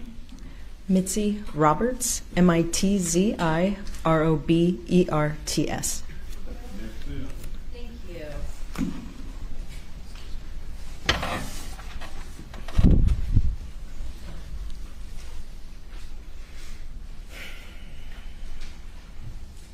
Detective, can you tell us how it is that you are currently Currently, I am employed as a writer-producer for a police procedural series on Amazon called Ballard, which is a spin-off of a series called Bosch, which I actually also worked on for 10 years before it was canceled. And so you work with now with Michael Connolly, Yes. who's based his new series Renee Ballard on you. Loosely. Before you became, before you started work on the Renee Ballard series, how were you previously employed? I was a detective for the Los Angeles Police Department for 29 years.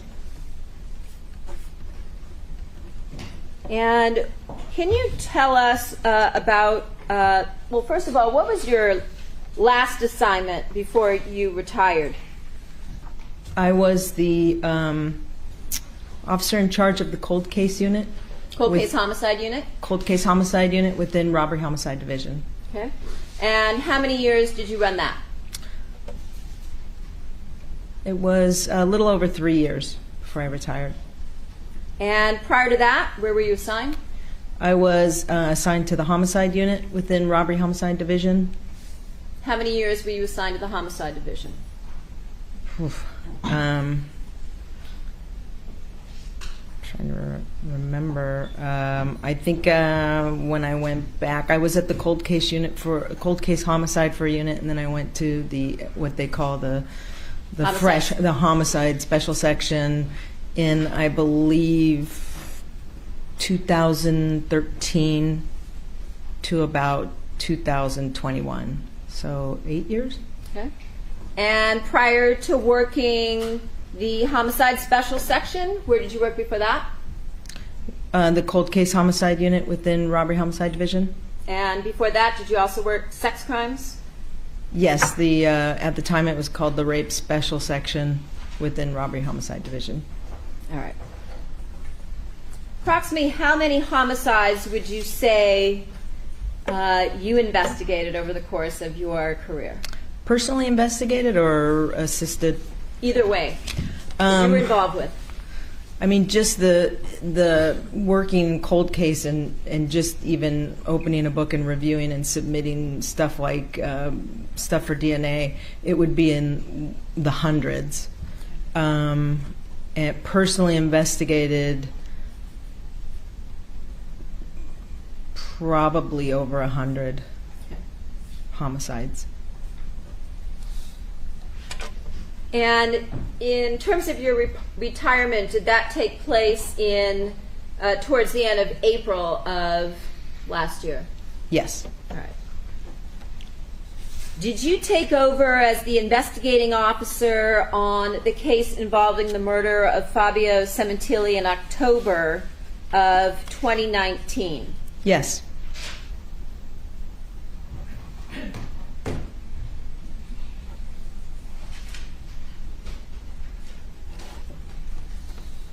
When you took over this particular case, did you have conversations with the Detective Tellis and Detective Gable, who had handled the case prior to you? Yes. Did you also have conversations with Detective Ryan Verna, who was retired? Yes. As part of your investigation on this case, in order to get up to speed, did you also review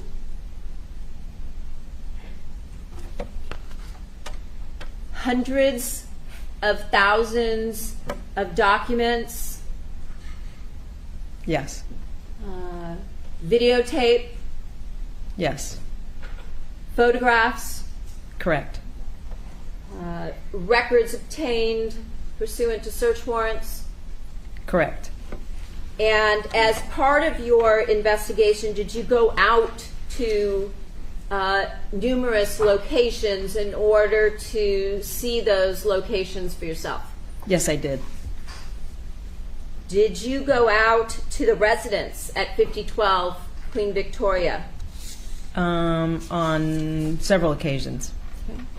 And at some point, did you actually go through the residence? I did not. I met with the current homeowner, and we were going to do that for perhaps something that an exhibit that you would like to present, but it just never happened. Okay. And you're familiar with Queen Victoria, Oakdale, and the surrounding areas there? Correct.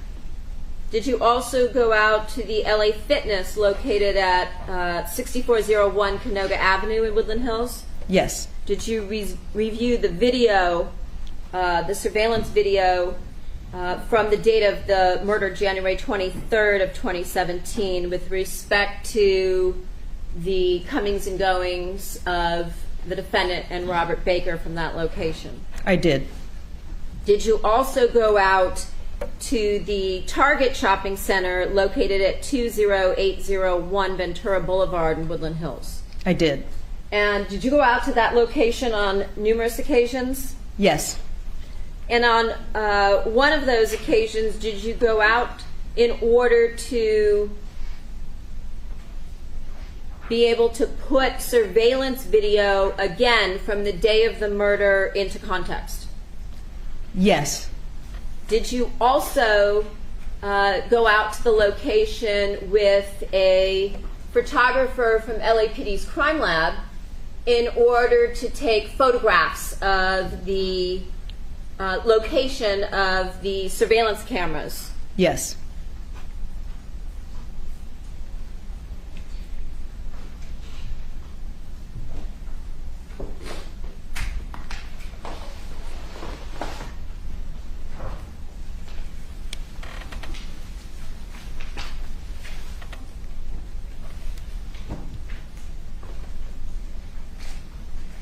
in addition to that, did you do an investigation inside the store by speaking to security personnel to see if you could obtain records of any purchases by either the defendant or Baker on the date of the murder? Yes, I did. Did you also review the surveillance video regarding Robert Baker's visit to that location on January 23rd before the defendant arrived into the parking lot? I did. And did you also review surveillance video relating to the defendant once she entered the lot? Yes. Did you also review surveillance video with respect to the defendant reparking her vehicle? Yes. Did you review surveillance video with respect to Robert Baker reparking his vehicle to the back of the lot? I did. Did you review surveillance video showing the defendant going in and coming out of the target location?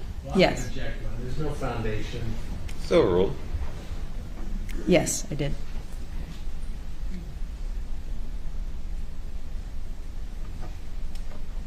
Did you also go to the location of the Ralphs located at on Ventura Boulevard at the corner? I think it's Ventura and Winnetka in Woodland Hills. Yes, I'm extremely familiar with that location because I used to work around the corner, so I've actually been in that Ralph's multiple times. Okay. And did you also drive from the location of that Ralph's, I think it's at 260 Ventura Boulevard, to the Sementilli residence at 5012 Queen Victoria? Yes, I did that on multiple occasions. Okay. And what was your purpose in doing that? I wanted to, I changed up the route, but I wanted to determine how long it would take to drive in different types of traffic situations and stuff, to drive from the Ralphs to get to the Queen Victoria residence. Okay. And did you also go on those, when you drove several different routes, during the time period that the defendant drove from the Ralphs parking lot back to her home on the day of the murder? Yes, I went during the time that school was in, because that location's right across from a high school. And I remember that it would get a little busy when the students were leaving. Of course, this was a little later in the day, around the 5 o'clock hour. But I did drive it during a weekday at around the time that. What was the result, regardless of which route you took? It never took me longer than 5 minutes.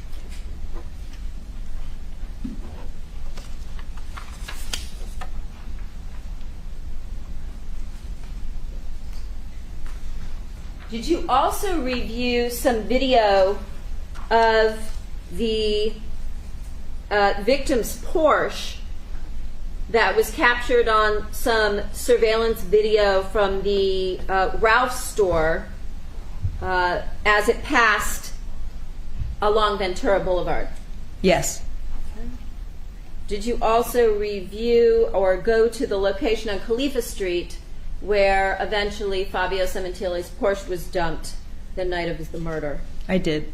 And did you also review the video, surveillance video from the Queen Victoria neighborhood cameras of the two individuals now identified as Baker and Austin jogging up to the Sementilli home on January 23rd of 2017? Yes. As part of your investigation, did you review in detail call detail records phone records that included subscriber information for the defendant and Robert Baker? I did. With respect to the defendant, was that for her cell phone number 818-424-4213? Yes. And for Baker, did you also review phone records for 213-272-1093? Yes. Now, can you explain to us, we've heard about phone records throughout the trial, but can you explain to us what information do you obtain from call detail records or CDRs? Unfortunately, this case has made me a little bit of an expert.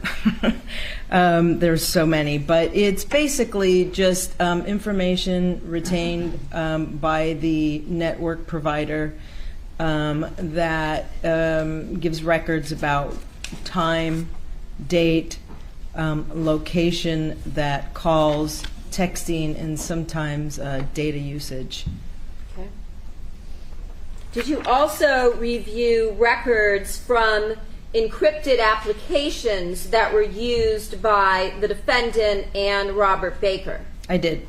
Did that include encrypted app records from a company called Viber that was utilized by the defendant and Baker prior to the murder? Yes. And did you also review records relating to WhatsApp that they used after the murder? Yes, I did. All right. In terms of these encrypted applications, in your experience, were encrypted applications commonly used by criminals in order to prevent law enforcement from being able to discover the content of their communications? Objection, no foundation, speculation. Overruled. Yes. Did you also conduct a timeline analysis for the date of the murder, January 23rd of 2017? I did.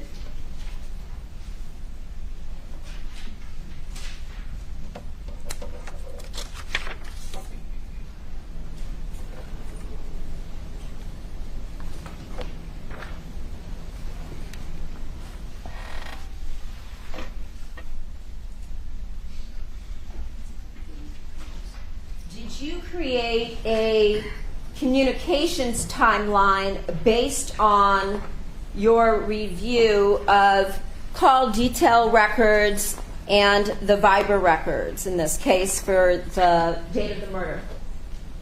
Yes, and I believe it also includes some records from video surveillance and things such as that.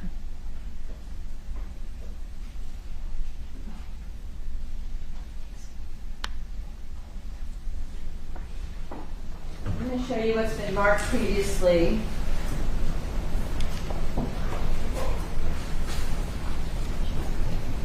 That's Exhibit 160, which is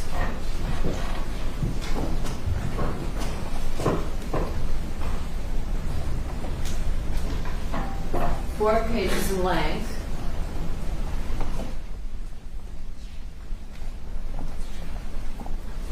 Tell me if you're familiar with this document.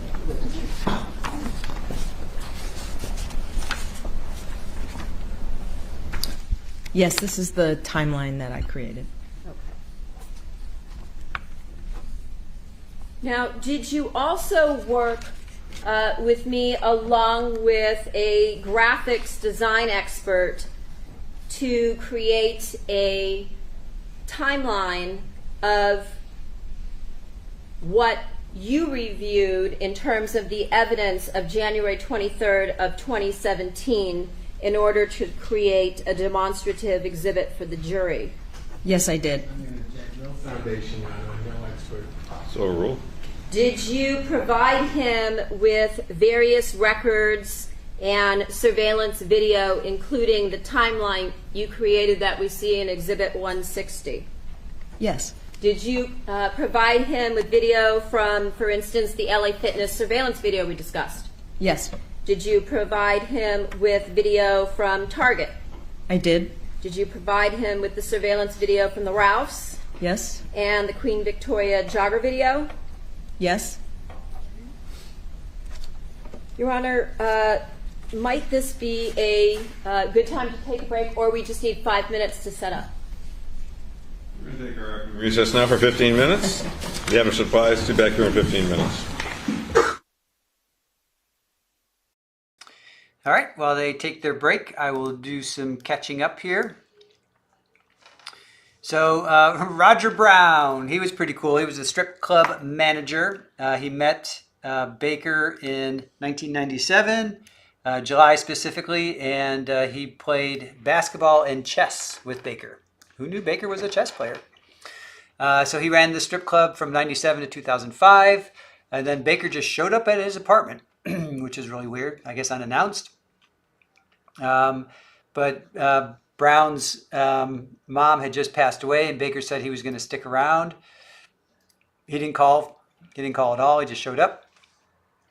Mr. Brown knew he was dating someone in maybe 2016, came to his birthday party. This person was introduced as Madonna. It was Baker that introduced, it was Baker that introduced Monica as Madonna.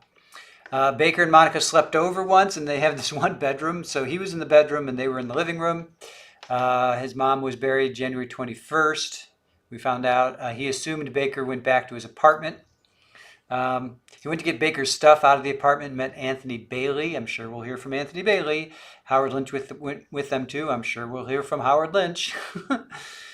They all used to play basketball together. Just everybody that is mentioned in this, you know they're going to pull him out. Lynch is an attorney. Law enforcement asked if he could give them Baker's phone number. This is where we found out that his nickname is B because he was in the Air Force and they called him Sergeant B, and it just stuck when he got out. He met Albert Birdsong twice. You know we're going to hear from Albert Birdsong. Had to take female adult movie stars to Las Vegas, so that's where he met Birdsong. Bird, I think he called him. When Rob was in jail, I was the only one to visit him, and then I would report to everyone else. Okay, so the New Direction, what is New Directions? New Directions is a veterans village, and he was living there. He's an Air Force vet. Baker stayed 5 to 7 days and then just left. He saw them in the night, and then, he saw them the night. He saw Baker the night before he was arrested. He didn't find out for a few days. He said he was watching the 11 o'clock news, and he saw that Monica and Baker had been arrested. So he found out April 2nd, 2024, that he was going to testify. So he went, and this was last year, right? And then he went there, but then he was sent home because the trial was being pushed.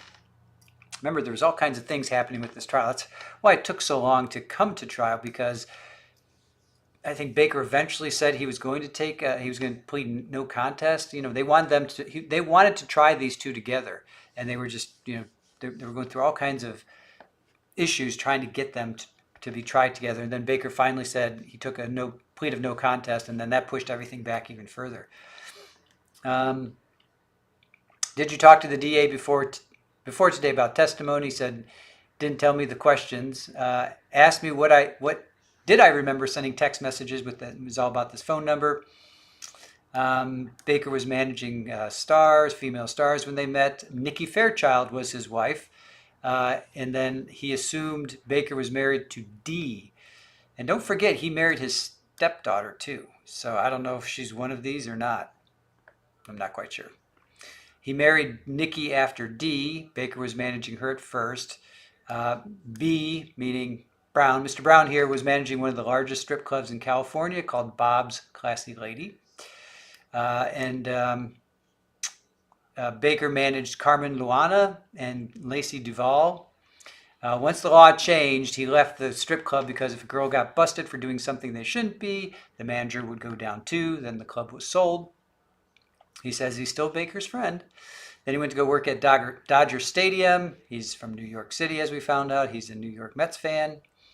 And then he's like, "You're trying to make it seem like I was jealous." So then it's like when Baker went out, did the women flock to him? Blah blah blah, all this stuff. Was he a ladies' man? And he's like, "You're trying to make it seem like I was jealous." He said girls made money by being featured at different clubs around the country. So then now we have Detective Mitzi Roberts. She's a writer and producer for an Amazon show. Renee Ballard is loosely based on her. Wow. She's in the cold case. In October 2019, she took over this case. She reviewed video of Baker and Austin running into the house. She reviewed call records. She reviewed everything. And then I guess we're going to get to a timeline that a graphic design expert set up. You got to like the graphic design experts. Everybody needs a graphic design expert. All right. Hey, Mel Stiller, how are you? How are you doing? Thank you for joining us. Ooh, Zarkasm is with us too. Thank you, Zarkasm. Aw, Mel Stiller, thank you for joining us. You find the recaps very helpful. Awesome, thank you.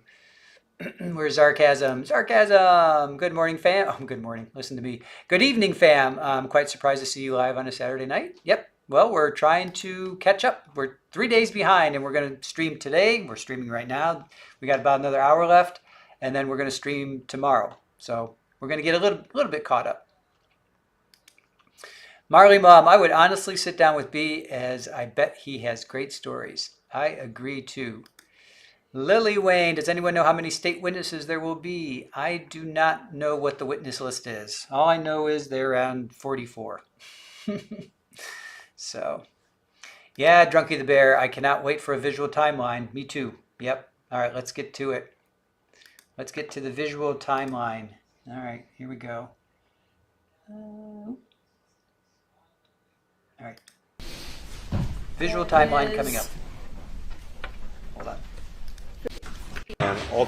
Okay. Visual timeline coming up. We are back on the record. Fabio Sementilli, the defendant, is present. All counsel present, jury, and also present. Detective Roberts, you are still under oath, and you may continue. Thank you. Your Honor, I have a PowerPoint presentation that is for the day of the murder from 6 in the morning till 10 at night. I believe it's been saved onto a flash drive that's been previously marked as Exhibit 158. 158? Yes. Thank you. All right. Detective Roberts, what we see on the screen in front of you, and I also am going to point out, I believe there's a pointer around there. Here, this thing. Oh. And it extends. And you can, I'll ask you certain questions and ask if you can show us what that means. But the top left corner where it says Sementilli Residence, what does that section of the presentation indicate? That at 6 in the morning at this timeline, that is the people that we know were in the house at the time, which was basically the entire family at the time. It doesn't necessarily represent where they were in the house. It's just where Ed Cozen placed them, but they all are in the house. Ed Cozen, who is seated here to my left, is the graphics design expert that you worked with, and as we talked about just before the break, provided him various records and surveillance video and information to be able to create a timeline for the jury on this case. Correct. All right. And at the bottom of the screen here, we see that it goes from 6 a.m. until 10 p.m. So that would be for the day of January 23rd of 2017? That's correct. And the timeline that we see represented in the center of the screen, where it says 6 a.m. and then 8 a.m., that would be relative to the highlighted portion in white that we see on the bottom timeline. Is that correct? Yes. Okay. So within this timeline, color-coded for various events, does that include the surveillance video relative to the day of the murder of Fabio Sementilli? Yes, it does. All right. So let's start. Could you please? All right. Now, what do we see here in the top right corner? That comes from the Viber records. And so at 6:50 with 19 seconds in the morning, Monica sends a Viber message to Robert Baker. Okay. And is that also represented on the timeline that we see in the center of the screen, where it has a purple section that says Viber and an M with an arrow towards B at 6:50 and 19 seconds? Yes, and it will look like that throughout the presentation when Monica sends a Viber message to Robert Baker. Okay. And if it's the other direction going from Baker to the defendant, then we would see the red highlighted area that appears to be originating from her phone towards his phone. It would be the opposite. That's correct. Okay. If you could move to the next. Okay. And what is it that we see here represented in a peach color at 7:29 in the morning? This is at, actually on mine it says 7:28 a.m. Sorry, I can't see. Isabella, the daughter of Fabio and Monica, is leaving the residence in her vehicle. And I believe there's an embedded video. Yes, there is. Play that, please. And what do we see here? This is a graphic that just sort of orientates the jury to the streets and the way that Isabella is traveling before it segues into the actual video. Okay. And then it's always going to identify the target that we want to bring the jury's attention to by the circle. Okay. And in this, we know that the surveillance video we've already heard testimony from the day of the crime, was an hour fast. So is the actual time represented in the bottom left corner where it says 7:28 a.m.? That's correct. We've pointed out the correct time in. There were numerous videos where the timing was off, and we adjusted, and always the timeline is in the correct time as the day went. Okay. And was this, in fact, Isabella's vehicle leaving that day from Queen Victoria, taking a right onto Oakdale? Yes, correct. And that's represented inside of the circle? Yes. Okay. If I can have the next, please.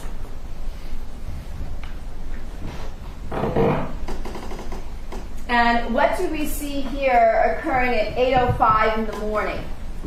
So the green color is the color that Ed chose to represent the housekeeper. That was Delia Rivera? Delia Rivera. And she arrives at the Sementilli house at 8:05 a.m. Okay. And is there a video accompanying this? There is. Okay. And again, so is this consistent, yes, with the direction of the vehicle as it came from Oakdale and turned left onto Queen Victoria? Yes, that's correct.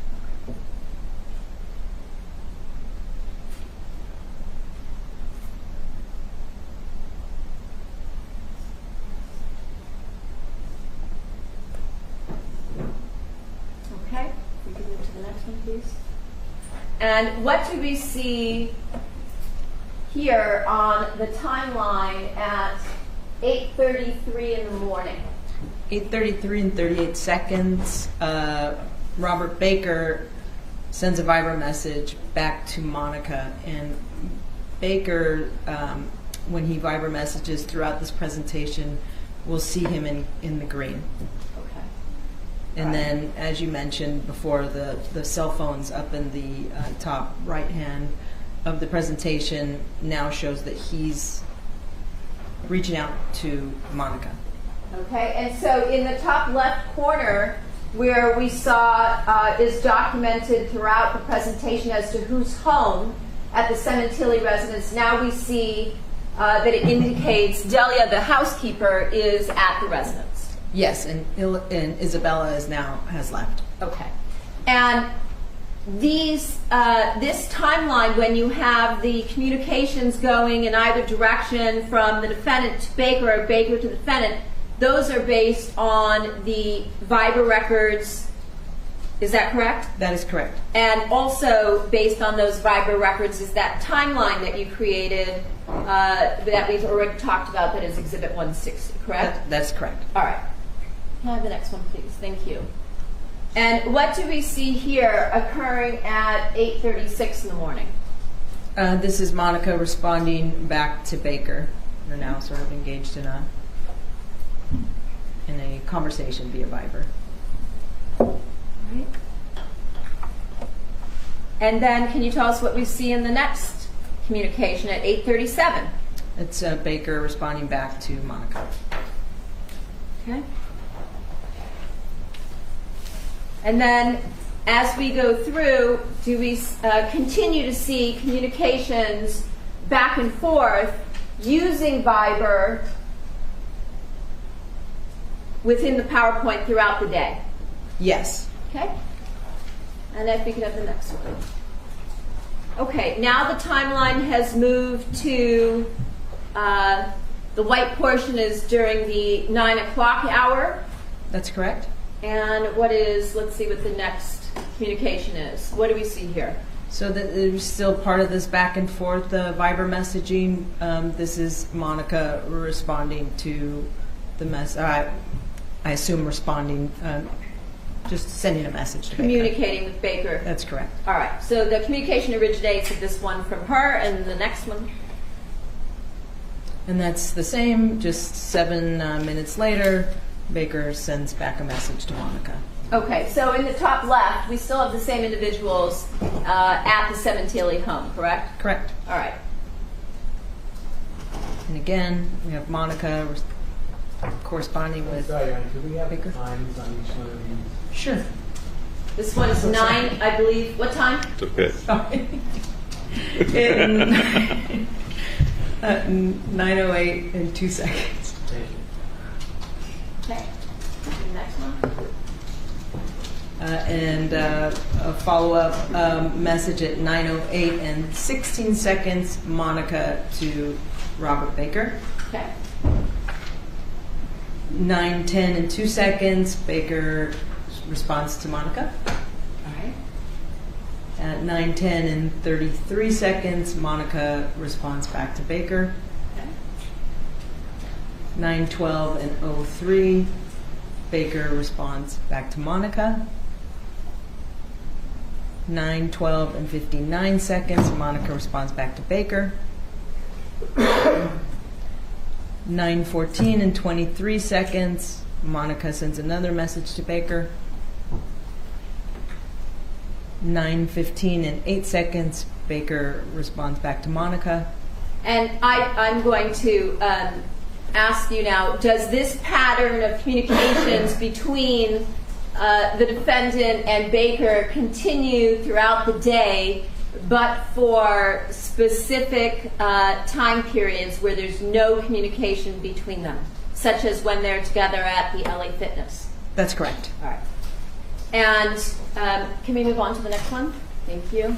So I don't have to read every single one. So communications going back and forth between them.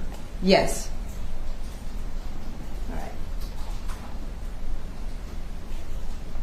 All right, now the timeline has moved to the 10 o'clock hour, is that right? Yes. Looking like it starts at 10:40 in the morning. Correct. All right. So again, the same pattern of communications between the defendant and Baker, does that continue? Yes, it does. This is a message from Monica to Baker at 10:41 and 48 seconds.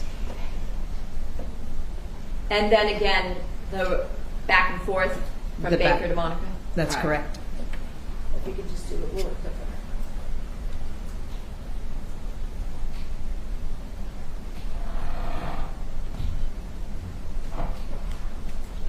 All right, now what do we see here occurring at 10:55 and 25 seconds? where it's represented in the top right corner. Is that a basically a graphic for Baker's phone receiving a call at this point from Monica? That's correct. All right.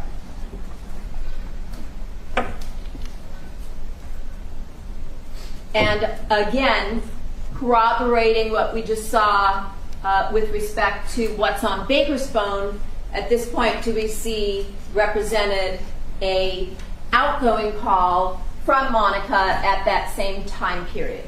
I'm going to object, Your Honor. Corroborating, that's argumentative. The word corroborating is argumentative. Right. Stricken.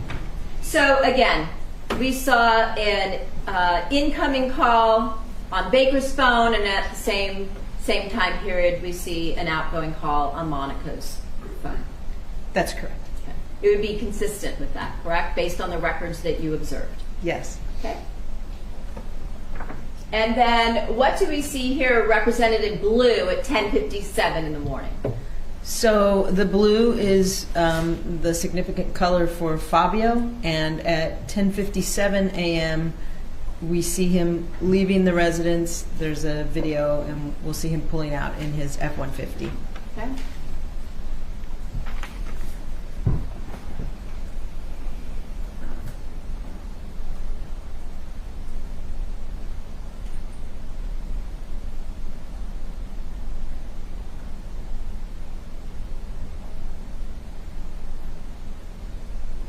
All right, so he came down Queen Victoria and then took a right on Oakdale, the same path that we saw Isabella leaving earlier. That's correct. All right, and let's see what we have next. And now do we have additional communications through the encrypted app Viber from the defendant to Baker? Yes, it's approximately 2 minutes after Fabio leaves. We have a message from Monica to Baker at 10:58, 56 seconds. And then another one, it looks like at 11:06. Correct. And another one, and if we could move to the next. Yes, thank you. Now looking at the timeline between 11:31 and 11:41. Do we see messages here going from Baker to Monica? Yes. A series of messages.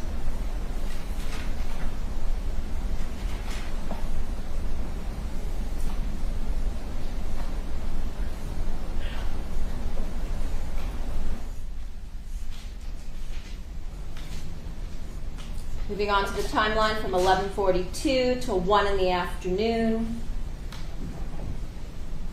What do we see here represented at 11:42 in the morning? This is Monica and Jessica leaving to go. We know to go to the LA Fitness at 11:42 a.m. and it also has the video. And we see them traveling westbound on Queen Victoria and then making that right to travel down Oakdale.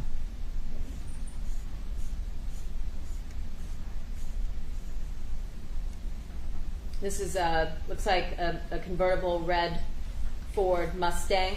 Yes, that's correct. Okay.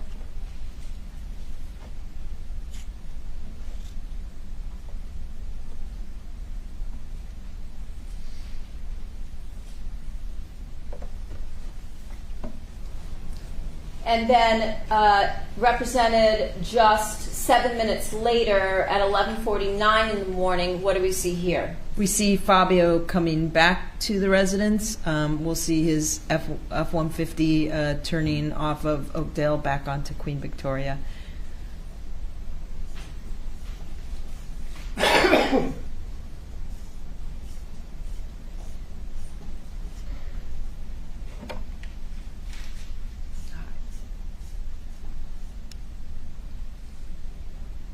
So now at that point we see that Fabio is back in the house along with Delia. That's correct. All right. And what's the next thing we see also at 11:49 in the morning? That is an embedded video depicting Monica and Jessica arriving at the LA Fitness.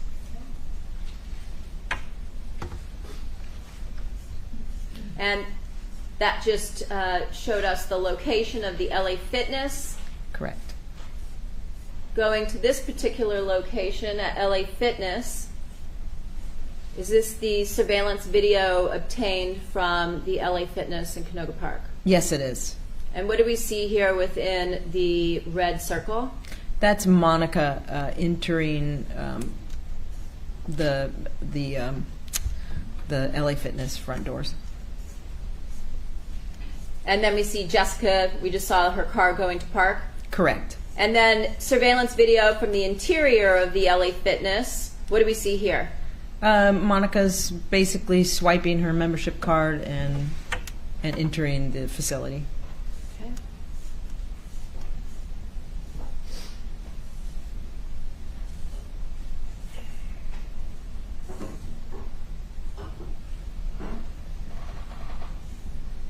Right. Now moving on at 11:59, so 10 minutes later after we saw the defendant entering the LA Fitness, what do we see here?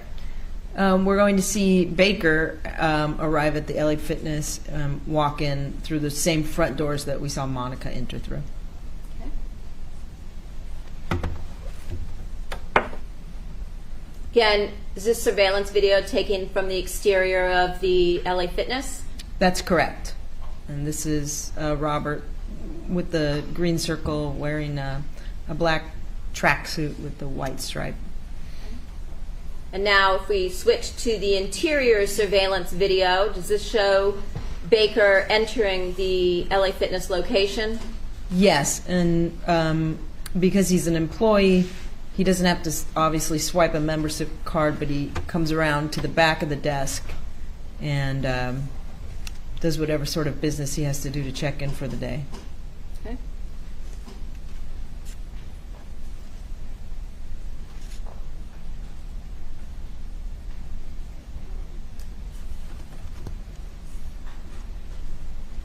And what do we see here represented at 12:31?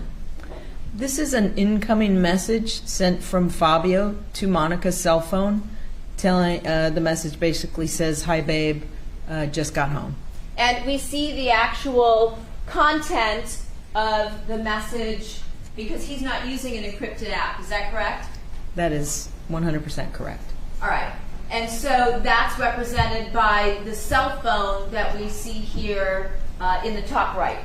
Correct. Which has the actual communication. Yes. All right. And then at 12:43, what do we see here? We're going to see Baker basically leaving the LA Fitness, coming outside past that desk area and exit through the front doors.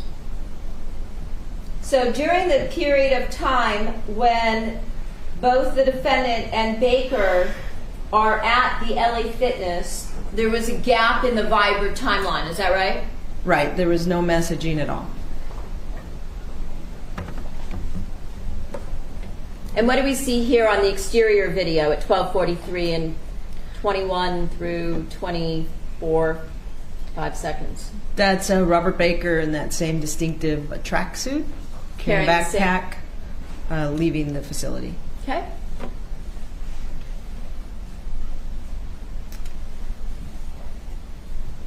And what do we see here just a few seconds later?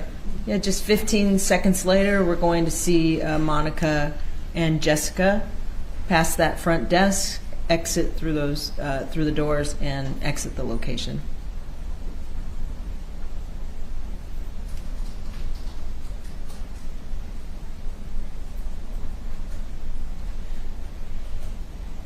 Is that them inside of the red circle with the ponytails going out through the doors in the front? That's correct.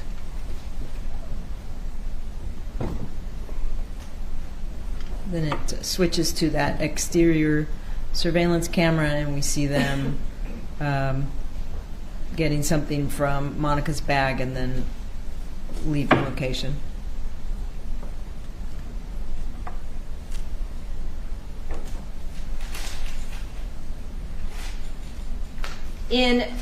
Let's stop the video for a second.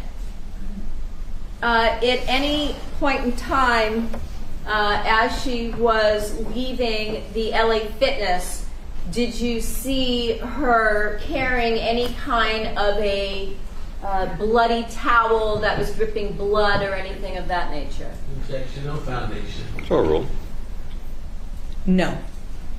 And when you previously saw Robert Baker leaving 15 seconds prior to the defendant, did you see him walking out with nursing any injury or wrapped with his hand in any kind of a towel or anything of that nature?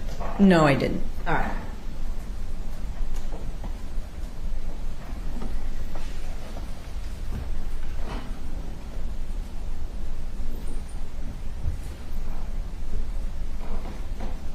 All right. And what is the next thing that we see represented on the timeline at this point at 12:46? That is Monica sending a message to Fabio, just letting him know we are on our way home. And again, since at this point when she's communicating with her husband, she's not using an encrypted app, we have the actual content of that message. Is that right? That's correct. Okay.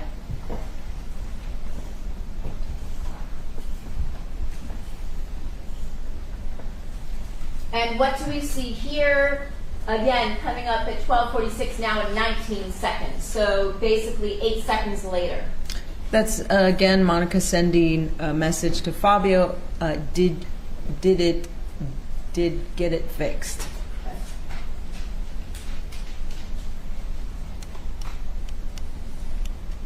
And again at 12:49, do we see an outgoing call from the defendant's phone to her husband Fabio? Yes. Okay.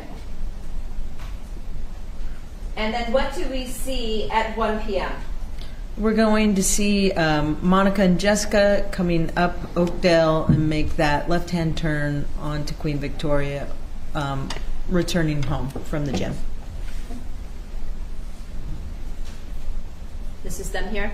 Yes, in the red convertible Mustang.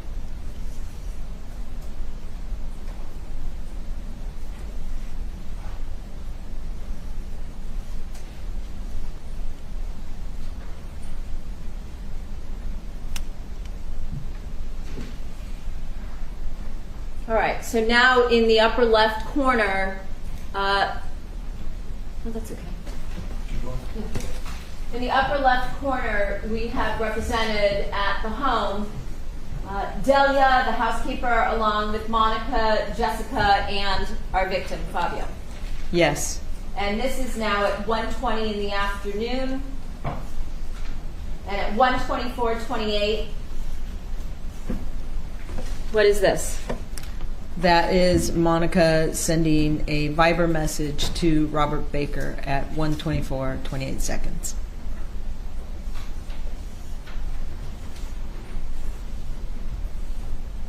And then another message a couple minutes later. Correct. Okay. And another message from the defendant to Baker. Yes. 1:27:33 seconds. 39, I think. Oh, yep, 39 seconds. And a message back from Baker to Monica at 1:28. Correct. Also represented in the top right corner. Yes. And again, back to the same pattern of communications that we saw earlier that morning before they met up at the LA Fitness. Correct. Okay.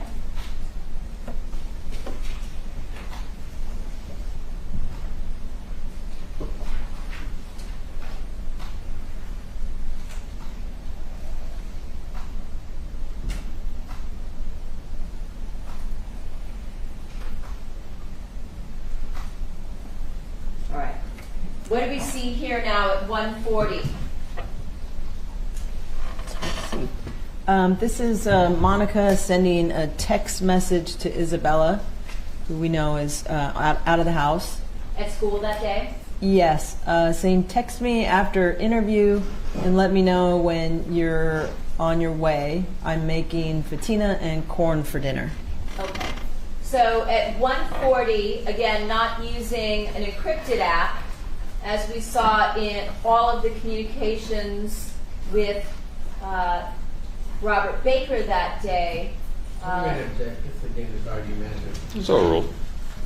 She is sending regular communications, first Fabio and now to her daughter. Correct. All right. And what do we see here represented at 1:51 and 17 seconds? Monica makes an outgoing call to the Encino Breast Care Center. Okay.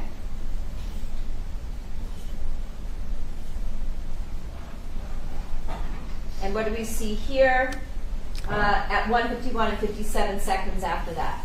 We continue with the vibering. Vibering is now a verb.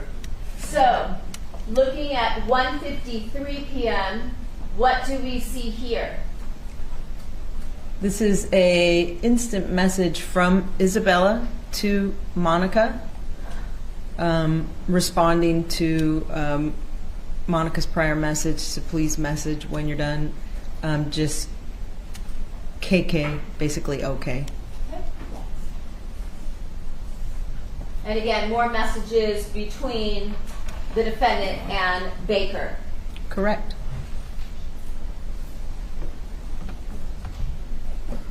All right, now we're moving on, looking at the portion on the bottom timeline that's in white. We know this is in the 2 o'clock hour between 2 and 2:30. And it at this point, does the communication pattern, again, using Viber, continue between the defendant and Baker? Yes. And then here at 2:03 and 34 seconds, what is this representing? It's an incoming text to Monica, some sort of an alert, maybe through the home security system, notifying her that the closet mirror is opened.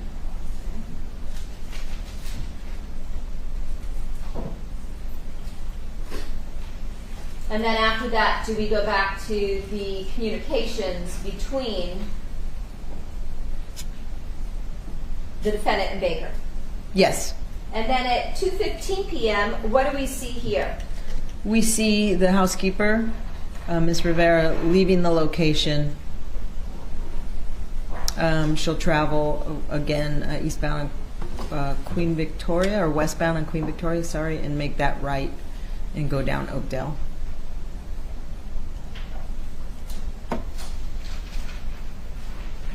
All right.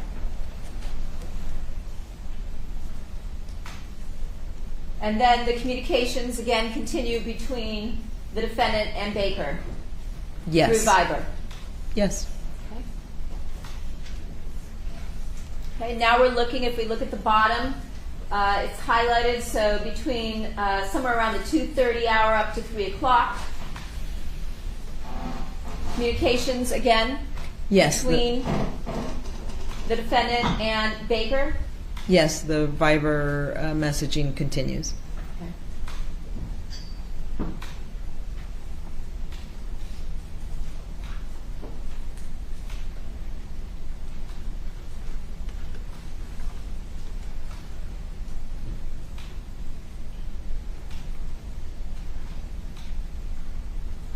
Okay, now we're moving on to the 3 o'clock timeline. And what do we see here represented at 3 p.m.? We're going to see a video captured by the Target surveillance videos of Robert Baker driving that rented Nissan silver car into the Target parking lot and park to the rear side of the lot. It's more the far side of the lot. Okay.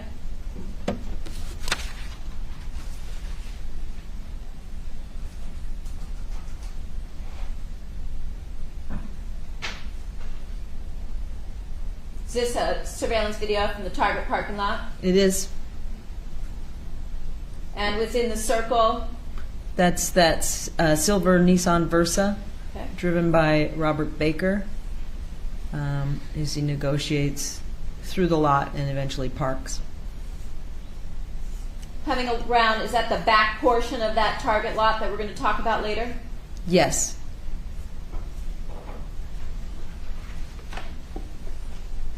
And it looks like he comes all the way to the last row of parking. Is that right? That is parallel to the 101 freeway? Yes. And then he negotiates and backs into this spot. Is that right? Yes. Okay. Poorly.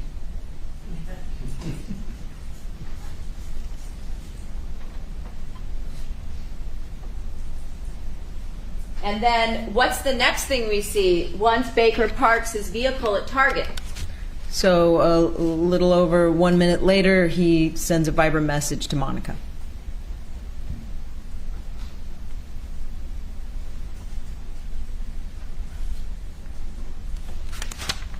All right. And what do we see here at 3:02 p.m. after he messages the defendant, again using Viber and encrypted app? We're going to see Robert exit that vehicle that's parked on the side there and walk towards the entrance of the Target and enter. Okay.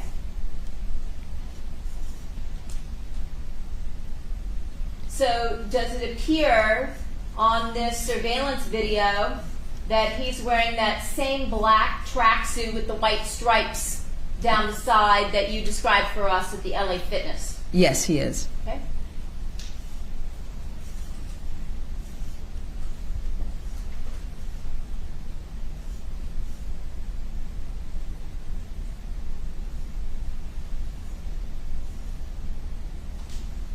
And here at 3:02 and 20 seconds is that video of him entering into the Target store.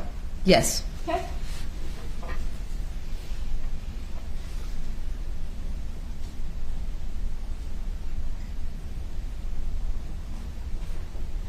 And what do we see here at 3:10? We see a Viber message from Monica to Robert Baker. Okay. And then again, does the pattern of communication between them continue at this point? It does. Okay. So we see messaging going back and forth again through that encrypted app. Yes. What do we see here at 3:17 p.m.? Monica sends an instant message to her daughter Isabella, says, "Good luck, my heart, my love."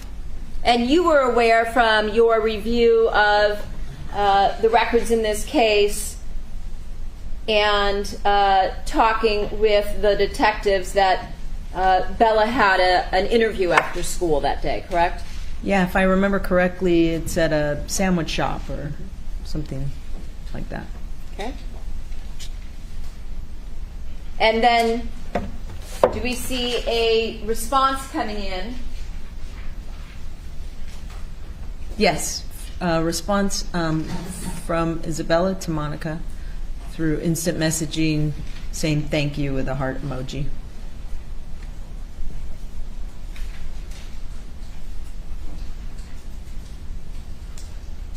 Now we're looking at the timeline after 3:19 in the afternoon of January 23rd of 2017. And at 3:19, what do we see here? We're going to see Robert Baker again captured on the Target video surveillance system, the interior, exiting the store and then walking back.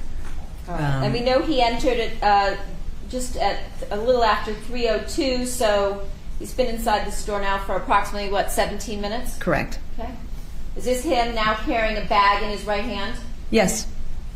And maybe some keys in his left? Yeah, something. Something in his. Again, you didn't see him dripping any blood or holding any kind of a bloody rag around his hands or anything of that nature?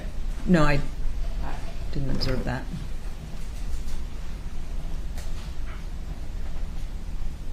And then what do we see occurring here 2 minutes later at 3:21? This is the continuation of that Viber communication between Monica and Robert Baker. Okay. And 3 minutes later at 3:24, does this have a video embedded as well? Yes. Okay. What do we see here? We see Robert Baker return to that Versa, get in, pull out, and drive to the very far back of the lot, like a secluded area of the lot, and park the vehicle. And you went out to that location, correct? I did. And you went and stood in that actual area where he parked, correct? I did.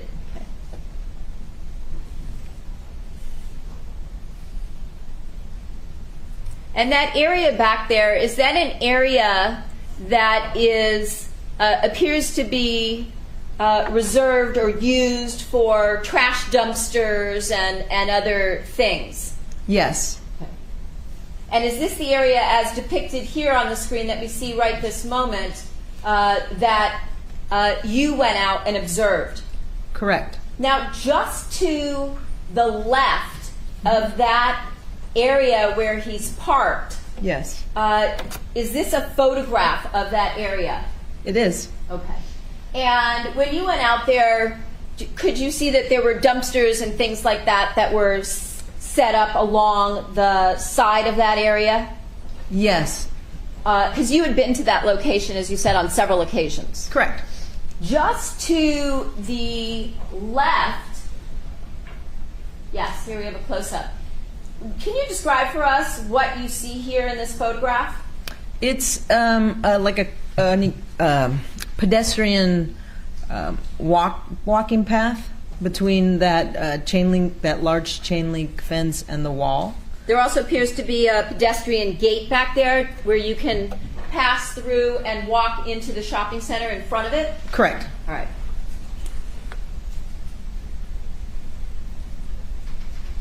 And if one were to go through that gate at the back of the lot and go around to the front of the shopping center near Target, would you be able to walk in? And let me just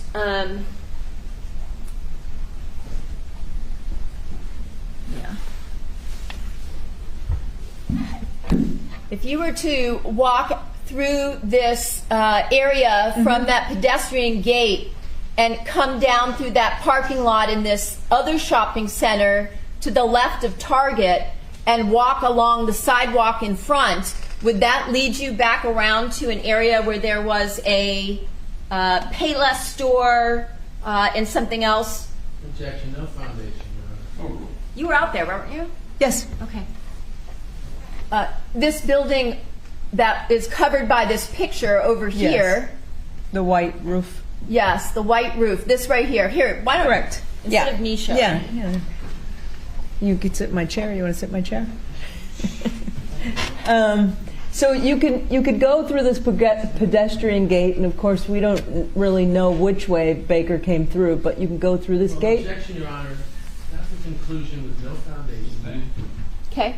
If you were to go through the pedestrian gate, or if you were to walk just straight out, would that take you out onto this main street that we see here? Yes. No foundation, no evidence before the court on this. As far as any kind of route of travel that this detective went to, so overruled. By the way, anytime within the next 3 minutes you need a break, let me know. 'Cause Okay. we got 3 minutes. Got it. Okay. Can you show us yes. what the different routes are to get back around to the shopping center if one were inclined to do so? Yes, in fact, I did walk this route. I did it both ways. I came through this gate and also came and walked through this driveway, came around here.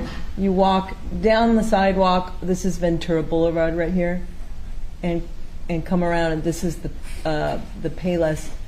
And if you come through here, you're basically in the parking lot of the Target, and this is where the main entrance to that Target is. Right here off of Ventura. With respect to the surveillance cameras, did you note that they were all at the front of the target building, looking at various directions. Yeah, most of them are along this front. I do think that there were some that captured this side as well, maybe this part of the parking lot. But if one were to walk either through that second shopping center or straight down towards Ventura and come around where the Payless is, that building with the white roof there along Ventura Boulevard, would one be out of view of the surveillance cameras from the front of the Target store? Objection, no foundation. Not fully out of view. You can see figures moving, cars moving, but it's not clear. It's so far away, it's not clear. All right. This, I guess, is where we'll stop then. All right.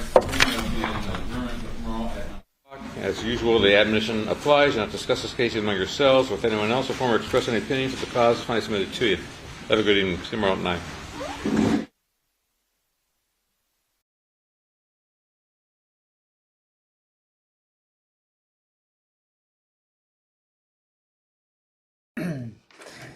All right, that concludes day 18. So I'll do a quick recap here. This was Mitzi Roberts, Detective Mitzi Roberts. And she enlisted the graphic design expertise of Ed Cozen. And they basically created this timeline, which I kind of dig. I like this. I think this is pretty cool. Because I've been taking notes about when, these two guys come running up to the house. I have my notes, but now this is this timeline that's pretty cool, I think. And somebody asked, I forget who asked, sorry, but did they text each other, message each other this much every day? I don't know, but they were definitely texting each other a lot. So. And Capri Law, I just want to give you a shout out audibly. Thank you for the Venmo. Appreciate that. And yes, Saturday. What did you say? Happy Saturday. Happy Saturday, Aaron and Squeege. So thank you. Thank you for that. So there wasn't. So we basically just are going through this timeline of when people are coming and going. I wonder if, and they both went to, so Monica and Isabella. No, I'm sorry, Monica and Jessica. Monica and Jessica go to the LA Fitness, and Rob Baker's there as well, and then they leave like within 15 seconds of each other. I wonder if they timed that out. I wonder if they timed that. That's just really interesting. The big takeaway I think from this is that Monica said that Baker's blood was all over the house because he hit himself in the head, or he hit himself. Yeah, I think he hit himself in the head playing racquetball or something like that, and he was bloody, and she had this towel, or she wrapped up his fingers or something, and then she brought the bloody towel home. And there's clearly, to me, that was the big takeaway so far, was that Baker was not bloody. There was no bloody towel. They're seen coming and going. They're both seen leaving LA Fitness. He's seen going into a Target. And I wonder what was in that bag. That's a really good question. Wonder what was in that bag. So, Capri Law. You guys are the best. Drunky the Bear, you're such a good egg. Yeah. Ola, she hit him on the hand. She said he was playing racquetball. I don't remember. I don't think it ever got to his hand. She just said he was bloody, and she brought home this bloody towel. Why you would do that? I don't know. Anyway, so I don't know if she said it was on his hand. I think she said maybe he hit his head or something. I don't know. Anyway, it was a weak excuse, a very weak excuse. So the other thing I thought, okay, so Fabio left, right? Let me see. Fabio got home. This is interesting. Fabio got home at 11:49, but at 12:31 he texts Monica, "Hi babe, just got home." I don't know. It's over a half hour. 40 minutes. Wonder why, and he says just got home. I'm not, throwing any shade on Fabio. That's just interesting that he said just got home and it was 40 minutes. 40 minutes had gone by. Anyway. Yeah, Pammy. Yeah. Covering for the cuts he got when he attacked Fabio. Oh, 100%. Absolutely. 100%. But that's what she said. Sarcasm. Thank you so very much for all you do. Oh, thank you. Thank you for being with us. Yeah, Mel. Likely story. That's what she said. That's what she said. So, all right, guys. That's going to do it for us. I think we're done for tonight. He was probably... Wait, what? I don't get that, Drunky the Bear. What was he doing? And where was he? What?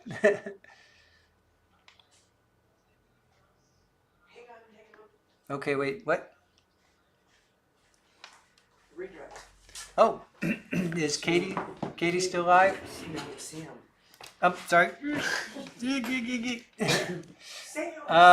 Florida PI Sam is still active, so we are going to send you guys over there. We'll do a raid on Florida PI Sam. I gotta get the link. Irish Amy. Here, I got it. I can do it. I'm on it. Okay. So, Irish Amy, thank you so much for the weekend streams. Appreciate all you do.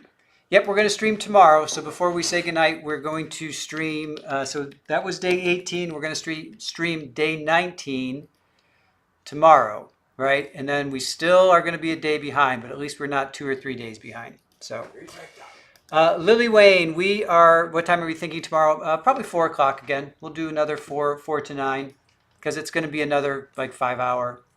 Yeah, so we start at 4 and wow, we're done in like 4.5 hours. Yeah, it's amazing. These trials, they last like 7 hours, but with the hour break and then the half hour or the 15-minute breaks.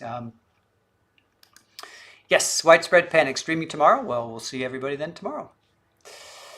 All right, and Baka says, night all. Thanks, Trial TV Live, Aaron, Mods, and Chat. Thank you, guys. Thank you to Aaron. Thank you to OnlyFan. Thank you to Widespread Panic.